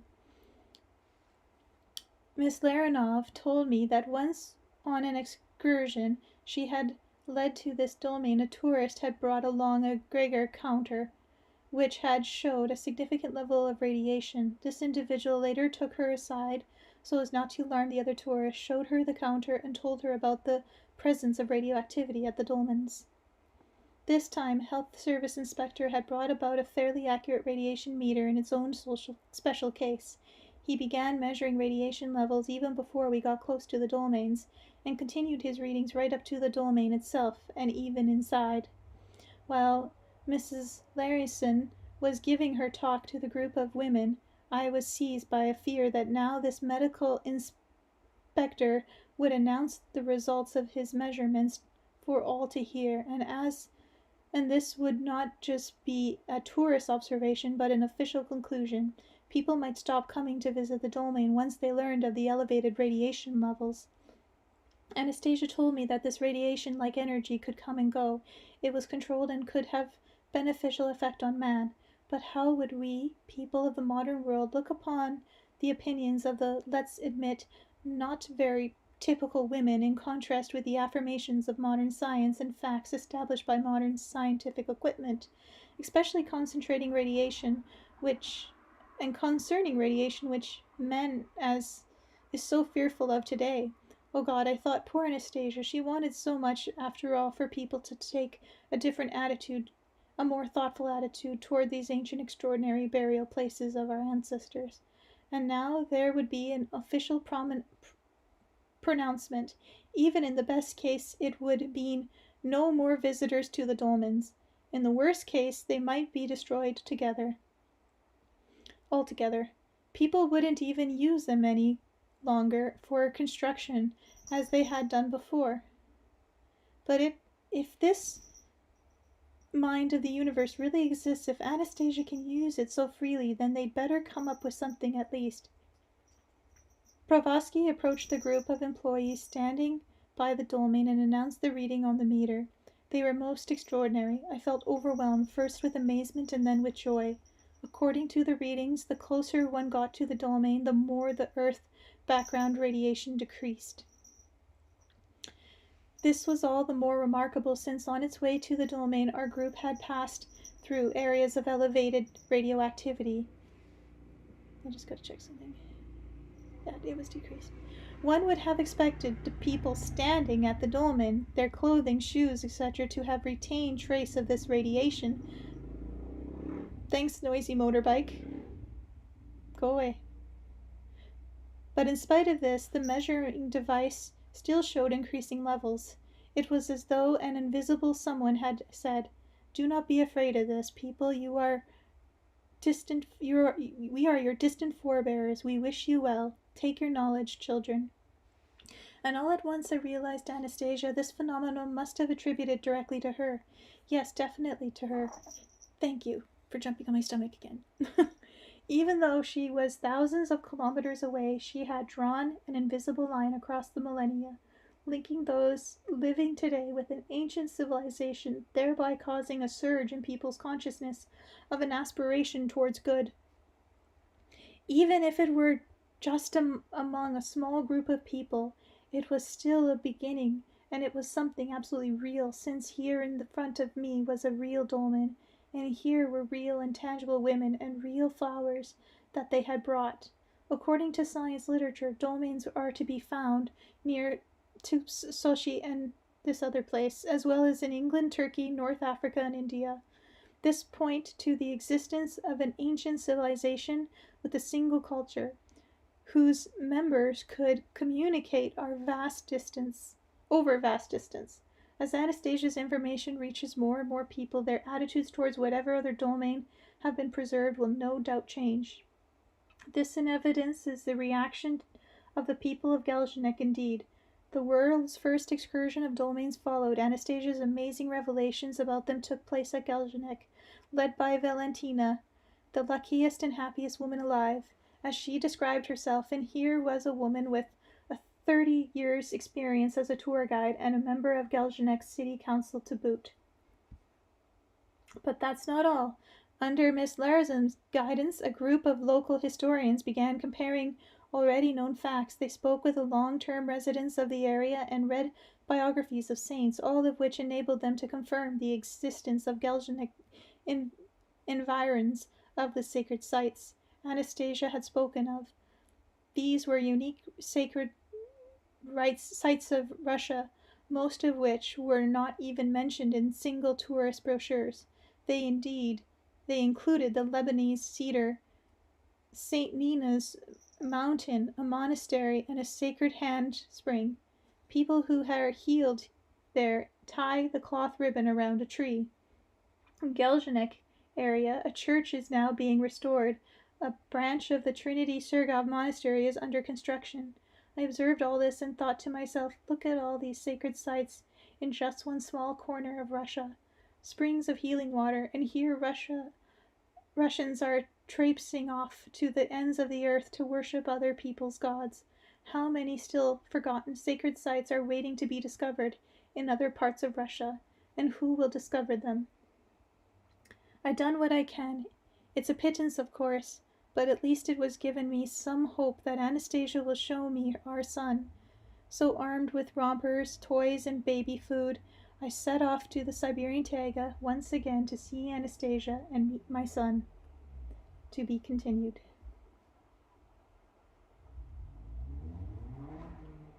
One more thing, but I'm not sure if I'll read it now. It's kind of long. It's in Anastasia's Ray, editors afterward.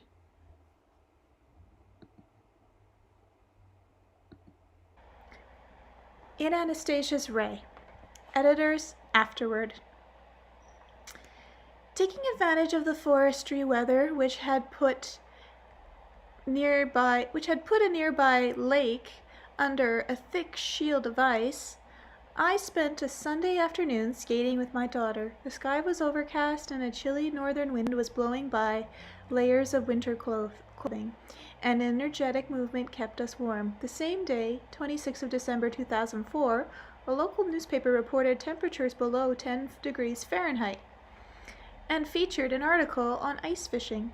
5 days later, on New Year's Eve, we were having tea on the porch of our house, basking in the sun's hot rays and watching our daughter in her summer dress, smelling yellow dandelions and feeding honey to a bee that had joined our meal.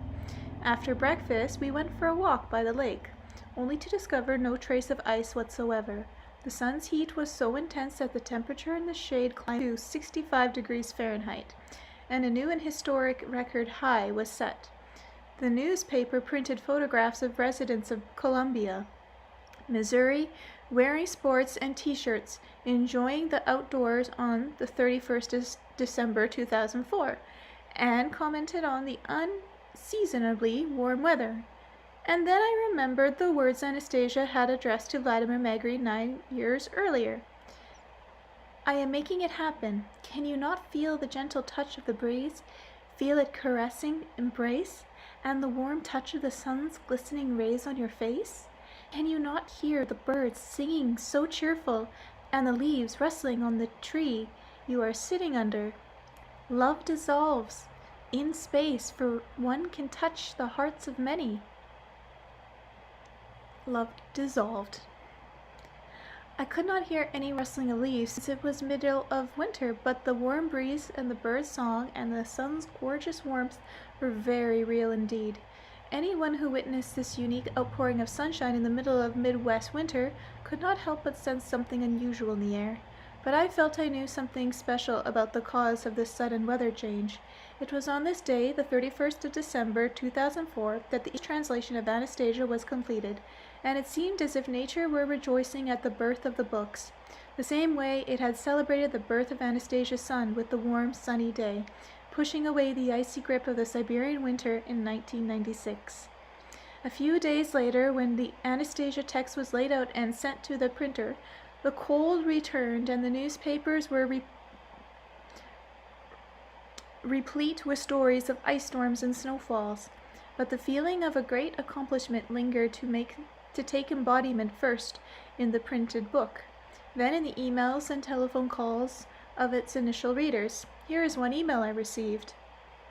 A friend gave me the book Anastasia. I read it today outdoors while the sun shone warmly and the birds sang sweetly. My heart knows such an essence as her spirit, and I am still basking in the glow of the presence. After reading that Anastasia suffered a loss in strength after helping someone, I decided to send her distant Reiki. I know from experience with my kids that it has a healing effect. Immediately after sending the distant Reiki, I heard her say thank you. Today I sent her a distant Reiki again. Soon after I finished, I began smelling the sweetest scent of flowers, and the scent went into all my senses and sinuses. My sinuses feel different now. I feel such an inexpressible feeling of love and joy. It is like being in love, but in a total different way. If you were here right now, I would hug you and let you feel it. Thank you, sweet and precious gift. Even as this and other heartwarming messages showed me that the book is producing same responses among English-speaking readers as in other parts of the world, I was still wary of the welcome the translated edition of Anastasia would receive in professional and academic circles. But the first impression shared with me by its early readers, students of psychology, Russian literature, forestry, ecology, sociology, and philosophy, are most encouraging. One scholar, after reading just the first chapter, asked me if she could have a pendant she read. Dr. Richard Bolstad, a psychologist from New Zealand and author of Resolve, a new NLP model of therapy, was quick to recognize the value of the book for his professional field and described the Ringing Cedar series as ecological, consensus, and found wisdom delivered with love, unique Russian gift towards the needed healing of the whole planet and the creation of space for love in our lives. Stephen Foster, a guru, one of the leading experts on medical plants in North America, author of A Field Guide to Medical Plants and Herbs and other books, medicinal plants. After sharing many of his personal experiences corroborating Anastasia's sayings about the spiritual link between man and nature, had this comment about the series. The Ringing Cedar series will impact a new generation of readers like the works of Carlos Castaneda did for a previous generation, only this time through the awakening latent spiritual connection each of us has with nature.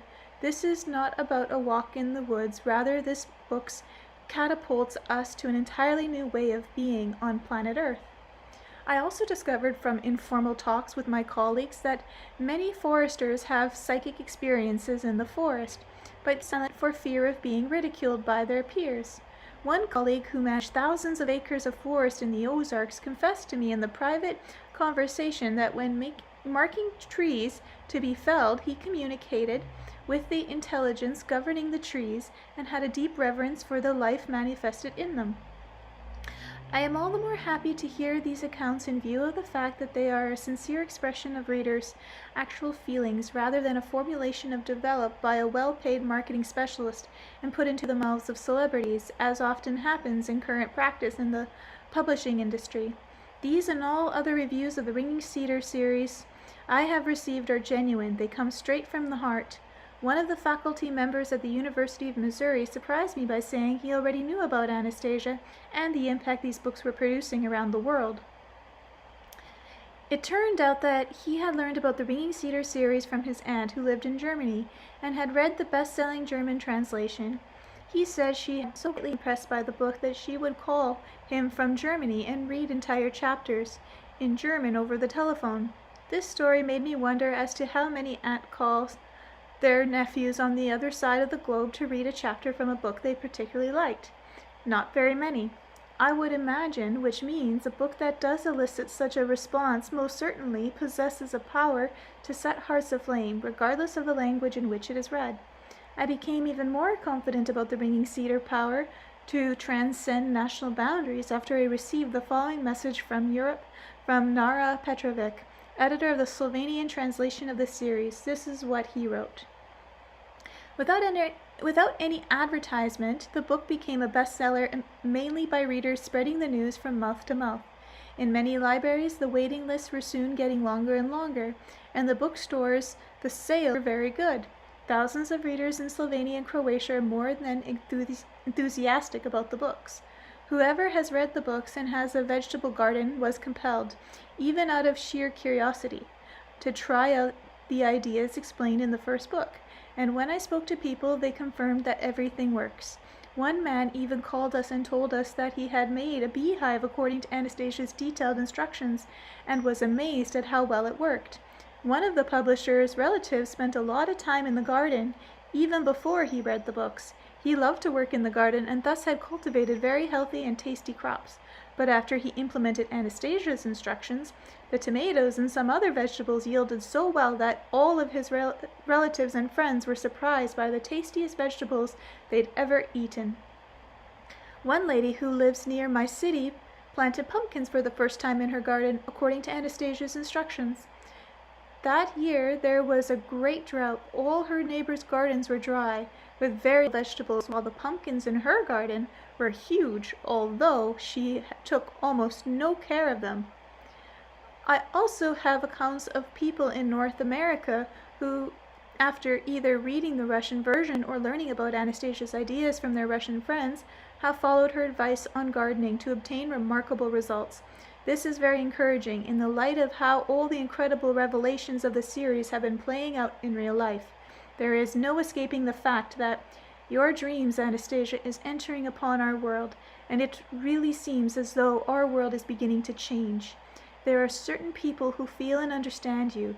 They show evidence of new strength coming from somewhere, and that is changing the world. The world is best coming just a little brighter.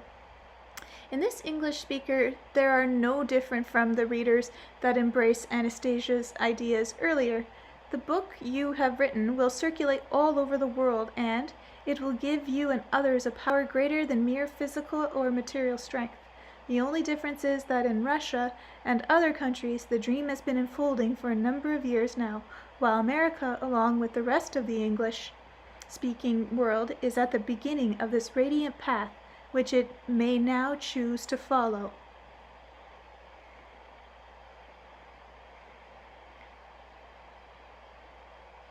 I lost where I was. All right, okay.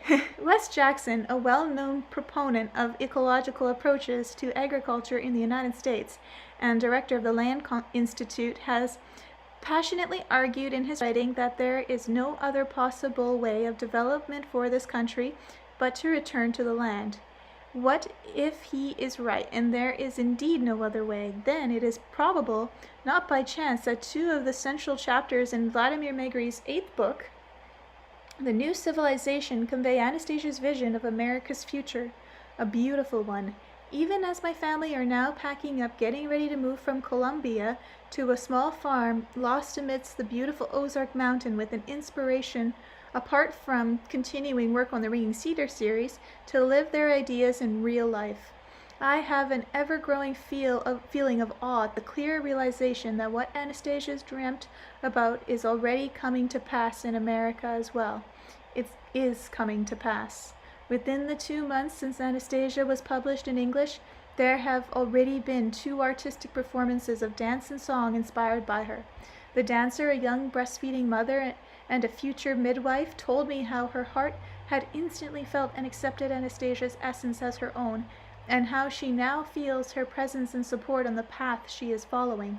She told me she felt herself simply overflowing with the energy of love and wanted to share it with everybody. Then, as she described her captivating dance and song as a butterfly woman, I stared at her in awe, experiencing a strange sensation in my heart and head. The remarkable thing is that I have a large painting by Alexander, I cannot pronounce the last name, who designed the cover art for the series, hanging on the wall in my home. This painting, called The Butterfly Dance, depicts Anastasia dancing in the whirlwind of butterflies and is inspired by Book 3, The Space of Love, one of my favorites, which is next. I will read. Which has not been translated as yet. But The Space of Love is being translated and is scheduled to see the light on July 23, 2005. A day in which Dashnik Day, an all-Earth holiday, will be celebrated in America for the first time, true to Anastasia's promise. This holiday will indeed begin in Russia, but then it will become the most fantastic holiday for the world as a whole. And then a wave of warmth will cheer the heart, and over the world will be unfurled a new dawn. I can already see the twilight of this dawn, and I know that I'm not the only one who does. Columbia, Missouri, Earth Day, April 22, 2005, Leonid Sharskin. I met him in Australia. That's it. The end.